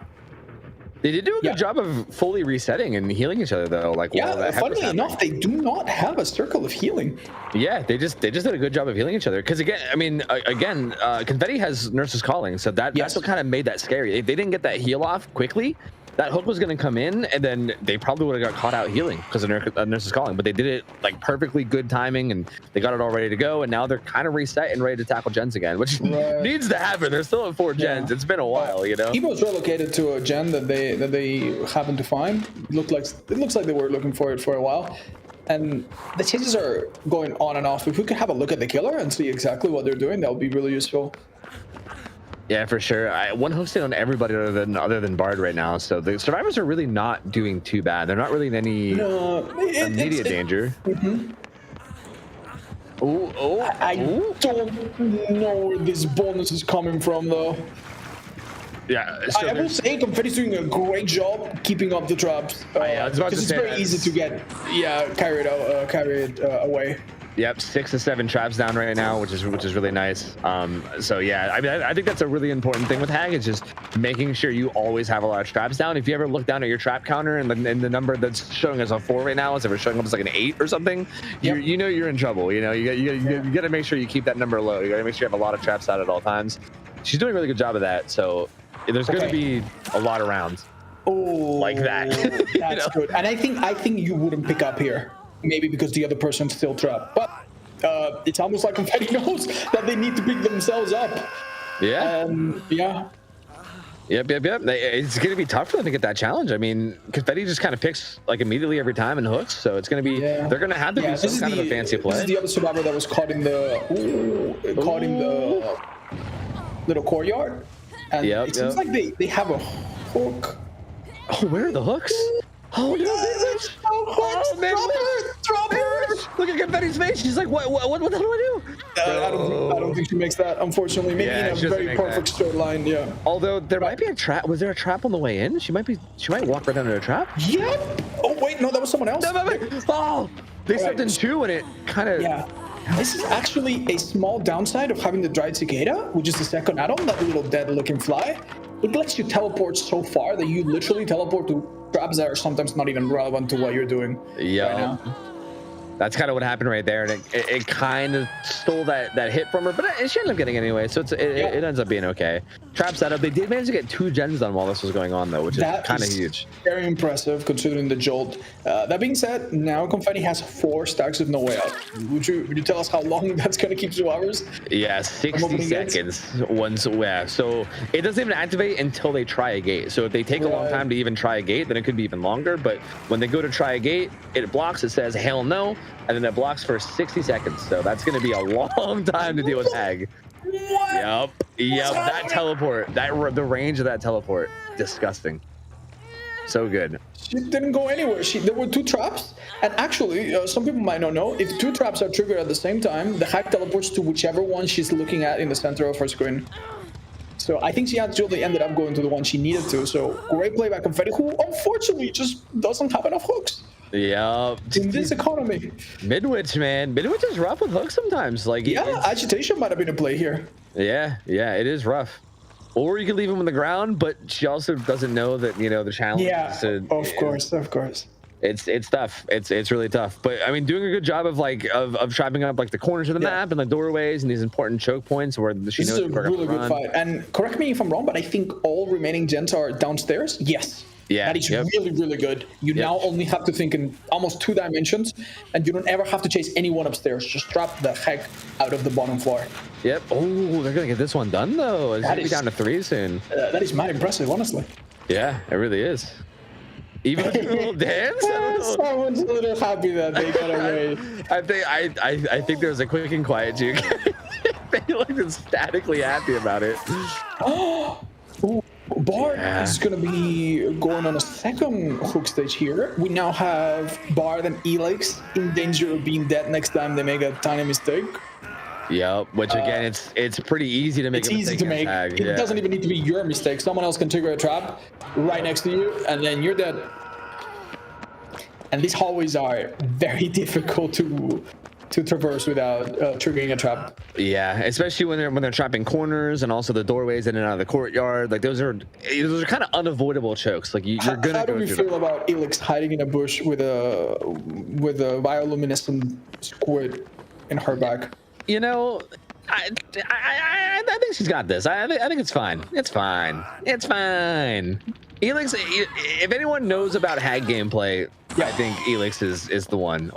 Okay, so why do you think Elix triggered that trap? I think it's because she knew that the killer was busy during the cooldown animation of a hit that just happened. I think so too. Yeah, I'm pretty sure it's because Evo just went down, so therefore they couldn't teleport. So you just kind of set it off. Although this is, that's Bard who's on Death Hook. This is kind of scary. I don't know. Not a good spot. If that person goes down, they are not. The killer's not going to leave them on the ground. This challenge is going to be real difficult to perform. They need a body block now. This is the time for great communication and teamwork. And no, and Bard's on Death Hook too, so that's gonna be. Okay. That was so good. He might be able to pick himself up now. That might be it. Yeah. We do have Unbreakable on our Chris. So Bard in about 20 seconds is up, and Confetti might be playing ambitiously here. Honestly, normally I think that would be the right play, but might actually backfire a bit. Yeah, I mean, there's no way for her to know that there's like Unbreakables on everybody, right? I love this, locking them down in the courtyard. It is so mean. It is so mean. Bard is up, presumably by themselves. So that's 1 out of 2. Awesome. Evo though in a bid spot. I think Elix needs to exchange and rescue. Wait, someone else was doing the job. I think it was, or maybe Bard went in there. Yeah, had to be Vixie. I think it had to be Vixie. Yeah. Wow. Just barely, man. Just barely. There's this calling active over there though, so we do see where they're healing. One tiny advantage they have is that their boom takes over a big part of the map. Body block by Vixie. Great play to buy a bit of time for Evo. Oh, this is where it gets scary though. Everyone's injured, so if anyone steps in a trap like this, you're just immediately dead. Just wait, but Evo is on their second hook, correct? No, this is Death Hook. Really? Yeah, no, this is Death Hook for Evo. Wait, no, it's not to me. No, Vixie's ready to go down. Improvising. No. And adrenaline, triple adrenaline. What? Triple adrenaline just kicked in. How is that possible? Oh, and no way out triggers right away. Whoa. Okay, this is anyone's game. Literally 3 out of 4 dead on hook. Many traps, well, not too many. 4 traps or 3 traps still on the ground. Ooh. Yeah, it's definitely not. That's such a huge momentum swing. Okay. Oh, who is this? Elix is on Death Hook too. I think everybody. Did they make it to that window? I think they do. Yeah, everyone but Vixie's on Death Hook. So if anyone goes down under the Vixie, then they're dead. So I think that's at this point what needs to happen is someone. Nurse is coming in clutch. Oh, I think Milady Confetti confused this exit with the other. Yep. Oh, can't quite use that. Probably gonna trap the door. All right, that's smart. You will reach this from almost anywhere with the cicada. Yep. And No Way Out's gonna be running out very soon, in like maybe like the next couple seconds, so it's gone. Yep. Anytime now, 20 seconds. Exit gate can be open. Oh, did you see that? Yeah, the whole. Oh, you're gonna trap it first. No way she can teleport. Oh, that was almost. Oh, almost. Bard, no! Okay. He's like, will Confetti pick up? They're trying. They can't find the bushes. Oh god, that's the people that are hooked. Bard has already picked themselves up from the ground. They can't do it again. Yeah, Bard can't do it again. Yeah. Bard they can only recover fast, but that's it. Oh no. Oh, just a little bit too far. It's a little bit too late, and one of the exit gates is open. I think Elix knows the trick very well to avoid high traps. I would replace a trap here. Oh, ambitious. Bard's dead. That's ambitious. There's a hook right there. You can maybe prevent another person from escaping. Vix is not taking chances with Bloodwarden. Out she goes. And the other gate is now an issue. You gotta go, I think. Yeah, it's tough because you want to trap that up to make sure they can't slip out, but yeah. I know. Oh, everyone's injured though. Everyone's injured. Slap them on the back. Oh, they're not gonna make it. Yeah, no. That's assuming there's a hook nearby. I mean, it's midwinter, so you never know. There might not be a hook. No, there is one. It would need to be the most clutch body block of all time here, which I don't think can happen. Evo's dead as well. So that's. Maybe our referees will correct us if we're wrong, but I don't think they pulled off. I'm pretty sure they didn't too. I saw one from Bard, and then adrenaline kicked in, but it would have been very beautiful if they could have used the adrenaline for that. Yep. There was a wiggle off the shoulder, so they would have dropped to injured and then back to full. So that's maybe a technicality, but I don't think that counts. We did see dying to up, and then it only happened once. And they forced it really well, by the way. So that was an accomplishment itself. But unfortunately, I don't think the wildcard's gonna be greenlit for this one. Still, 3 people out. Plenty of good plays on both sides. All gens done. Survivors they don't have a lot of reasons to relax in the next match, but they have reasons to be happy about their performance here. Absolutely. Well. That was really good. It was kind of looking grim towards the beginning when there was like 4 gens left and traps everywhere and people were dying left and right. I do think they got a little bit lucky that Midwich happened to like curse confetti with those hooks. Those hooks, the hooks were brutal. Like that was kind of rough. So what are you gonna do? But hey, we got some highlights here. And you know, this is the thing with Hag, man. You're just wandering around, minding your own business, and then out of nowhere, you just die. Like you just die. It's so rough. It's so hard to deal with, especially on a map like this where you can trap up these like tight chokeways, these little hallways, these little doorways that you have to go in and out of as you traverse the map. It's so tough to deal with. Vlogger plays. Mind a little bit more time for Elix. And right here, I think you made a comment about this earlier where they're just trapped in. They can't go anywhere, right? Like no matter where you go, you just die. So like really well played. Funnily enough, I think Confetti might have been a bit trigger happy on the teleports because there were a couple times where here she downed or Chris, Bart, and then teleported away. Which might have been better to confirm the kill with no way out and then try to work something else. Those adrenalines against Hag, they hurt. They really hurt.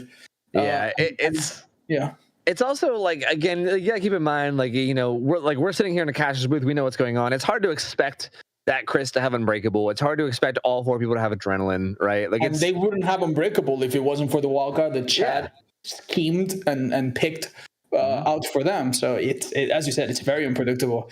And you know, we do have the easier role of just watching and pointing at them, but they have to play. They probably have to think about the audience that usually watches them and a bunch of new folks that are watching them. So that putting yourself on the spot like that, it is a bit difficult. If you put yourself in their shoes, you know that they'll get a bit nervous, you know.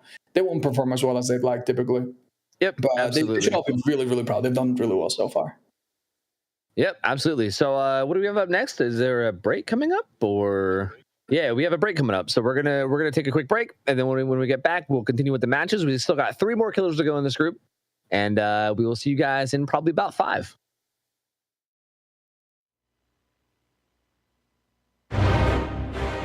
Welcome to the Raccoon City Police Station. Since its original release in the Resident Evil chapter, players have expressed several concerns about the map, and we've been listening. We're thrilled to announce that the Raccoon City Police Station has undergone a complete quality of life update. Moving forward, the Raccoon City Police Station will be split into 2 separate maps, built around the west and east wings, experiencing a considerable reduction in size. The main hall will remain a consistent presence on both maps, retaining its original layout. And now it's far easier to take the action outside, with additional access to the frontal exterior section. Each version of the map features a different arrangement of rooms. In the West Wing, players will find the STARS office, the Dark Room, the Records Rooms, among others. In the East Wing, navigate the Chief's office, the Art Room, the Rooftop, and many more. While the 2-floor layout will be preserved, navigation will be simpler than ever. We've added plenty of new entrances, widened the many corridors, and removed several extraneous rooms, including the library's infamous 2nd floor.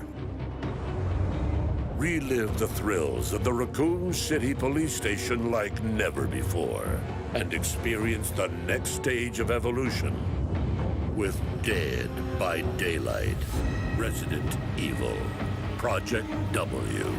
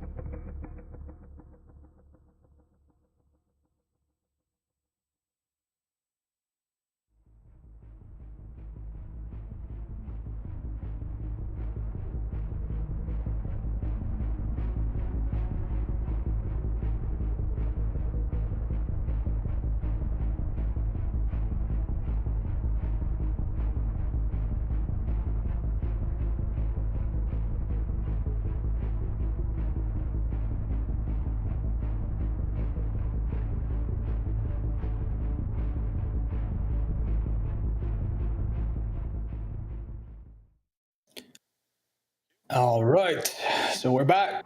We are back. What is ahead of us, Tofu? What's left in this wonderful event? Well, we have 3 more killers, and it looks like our next killer is going to be none other than Critical Bard. So that should be interesting. What do we know about Critical Bard and their gameplay? I believe they're more into Survivor. Am I running that? Do you know anything at all? Not 100%, to be honest with you. I'm not sure exactly what Bard plays. So I'm kind of curious myself. This might be another one of those wild cards where it could end up being anything. So I'm not sure. I'm really not sure what to expect.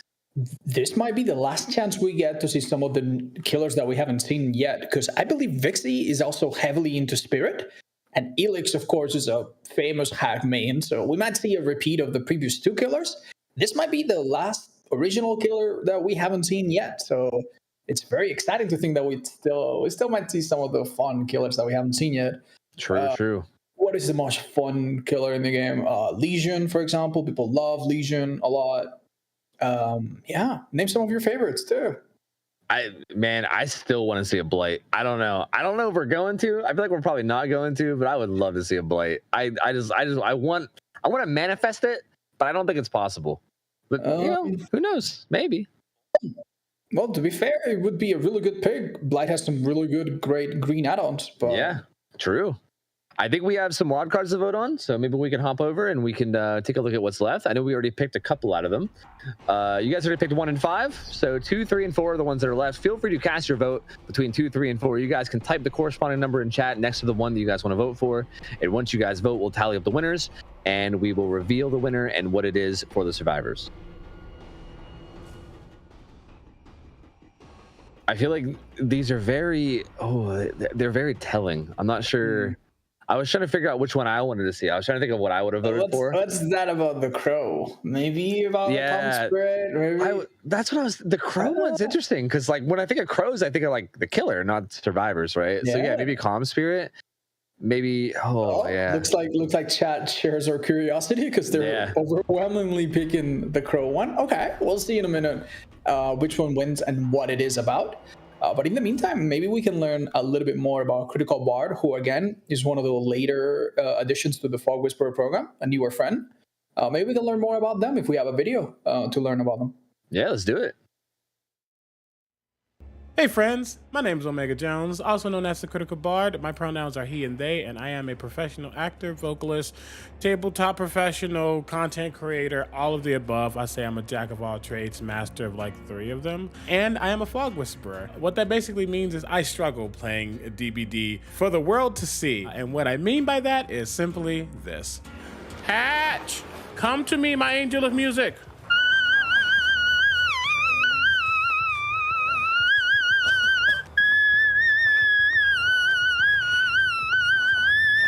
How am I doing that? Hatch, where are you?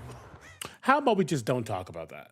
In actuality, I'm just a content creator trying to lift up and inspire as best as I can. I didn't have someone like me growing up. I am a queer content creator, but not just that. I'm a black content creator. I'm a demigender content creator. There's a lot that makes up who I am, and I didn't have someone like me growing up. And it's important for me to not necessarily be the face of those like me, but if at least one person can look at my content and go, oh, I can do that too, or just feel a little inspired and reassured that they are doing what they need to do, then I've done my job, right? I play this game because I love this game, but I also have put myself in this position, accepting the Fog Whisperer position, for lack of a better word. I accepted that because I knew that having more visibility is important, and I'm happy that I have the chance to do that. So thank you, Behavior, for the opportunity. Even though I struggle with all of my hatchet throws, and you're probably gonna see a little bit of that today, it's fine because we're all here to have a good time and lift each other out. So thank you so much. And if you like what you see, then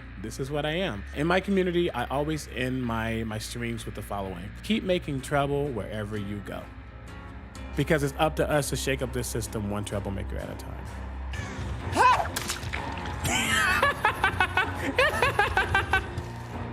Woo! Woo! Woo!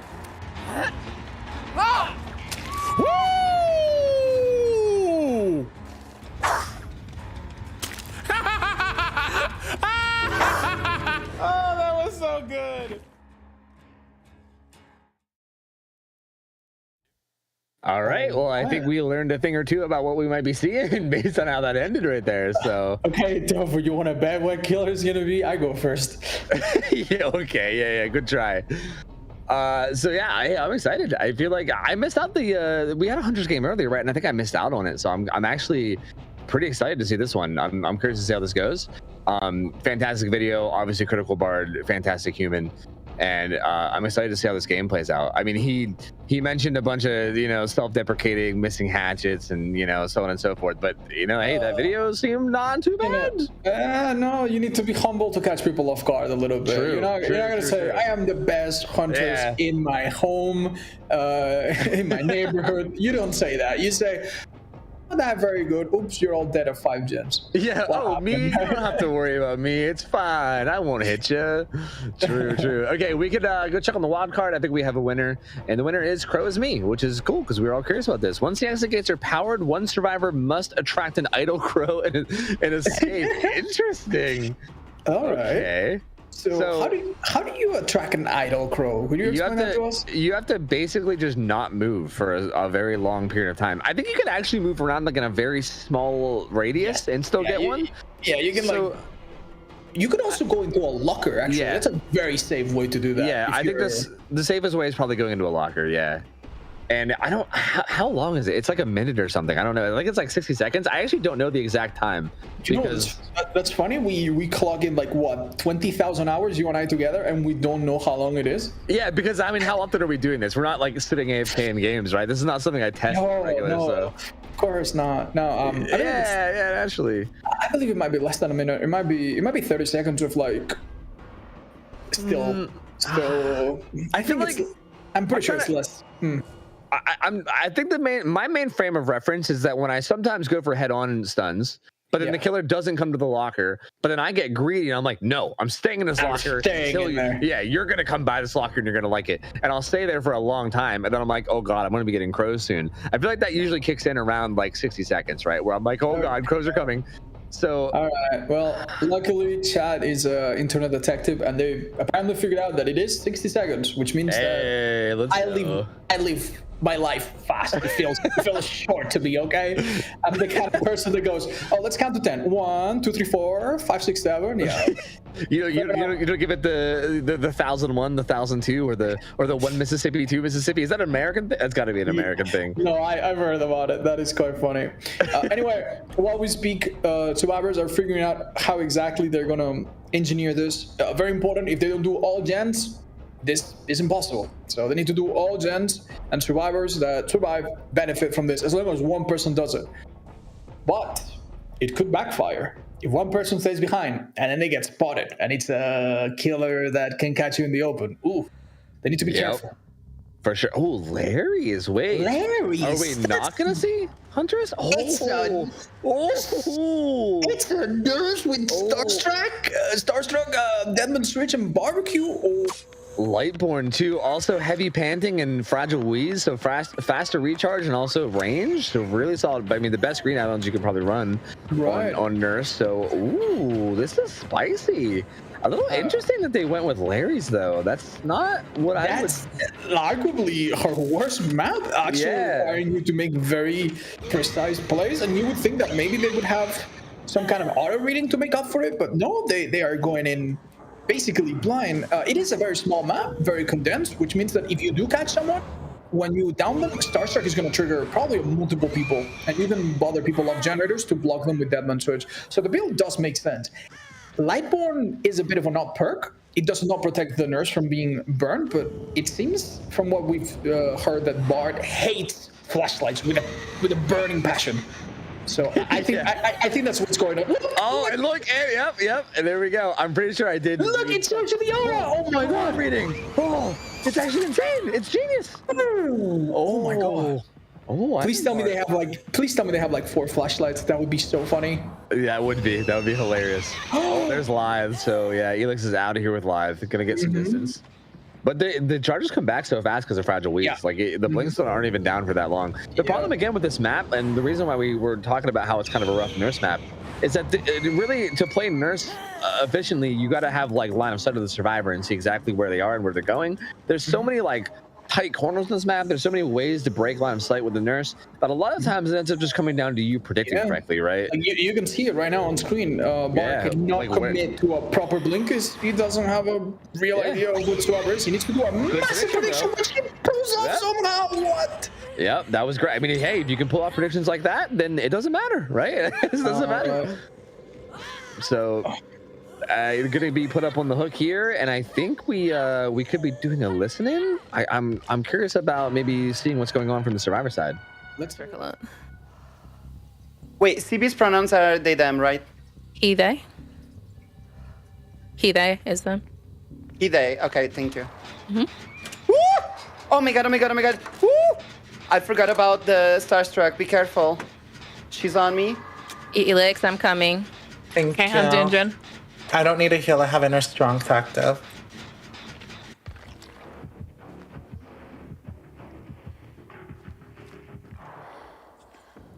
I hear Hattie is so loud. Yeah. I'm not exposed anymore. Mama, she saw your skid marks. You getting the save? I'm on run. Come get me, Miss Nancy, please. I'm running. Thank you. Love you. Love you too. Here, my love. CB, you don't want this smoke. I greatly appreciate it. Thank you. Pick a different target, love. Wait. Okay, bye. Bye. I have inner strength active. Have fun. Jen whoring this bitch. Oh Holy. no. The way she teleported right into my face. Nurse Arena. I really want to cleanse this totem, but I think... So skinny! You know what? Did we just see 3 gens on the same side? Interesting. Do we have the next one? I'll find. I'll skip it. They're still on me. They're still on me. Are you in the center? You are in the center. Okay. I'm in the center. Yes. We need that gen. I see Claudia in the corner. That's fine. I just need this gen. Are we doing middle gen? Fantastic comms. I love it. I feel like there's so much sass. It's so good. Ooh. Insane dodges there. Well done by the survivors. Yeah, as Eva would say, I'm so skinny. Skinny legend. Let's go. I'm with it. I like it. Bard having good predictions. Honestly, I've been seeing really, really good predictions and like good blinks, but just barely missing. And it's such a shame because like the predictions are so solid. Like he's playing really, really well. Yeah, I feel like getting that first blink in the first place is gonna be difficult. Yeah. No way this will lose. Oh, that rough upstairs blink. They're down to 1 gen left, so they're doing a lot, and he's only got 1 hook right now, so they're in a pretty good spot. Okay, what's gonna happen here? There's a couple different survivors that you can chase. Oh, the blink's just not going through. I think I know what happened there. If a survivor is on the exact precise place where you want to blink, sometimes they take up that spot and you cannot teleport on it.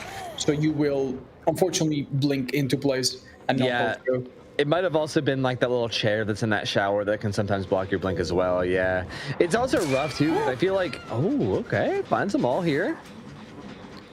On the one hand, it would be really good to get one down to get Starstruck, but at the same time, you might not want them to even finish this last gen, so very difficult decisions to be made by Bard. Yeah, it's tough here. It's a tough part of the game. They also have a boon like right here too, where they can be healing up. Look at this healing speed. It's with the med kit. Oh. Yeah, that's gross. Green med kit in a circle of healing boon. That's so fast. But hey, on Vixie, he gets 1 hit. He can maybe follow it up, but it's gonna be tough. Is Vixie wearing a shield? That's illegal. Oh yeah, you see? That's true. Yeah, what is that? Is that sword and shield? Is there a sword? Is there a sword too? I'm pretty sure that's outlawed. I think that's like at least a purple add-on. Yeah, so something ain't right here. We're gonna have to check with the refs. Oh, okay. Gonna get healed here. I wonder how the gen progress is on that main area gen, because I know it had a ton earlier, so it might be getting close to being done. The survivors seem like they're in a really, really good spot here. Yeah. Again, did everyone bring a medkit? That is really, really powerful. And honestly, it's almost the least of their concerns, that gen. They could start another and just play it very safe. Yeah, 100%. I know there was that one flashlight, but outside of that one flashlight, it does look like it was mostly medkits, which are probably like the strongest item in the game. They're so good.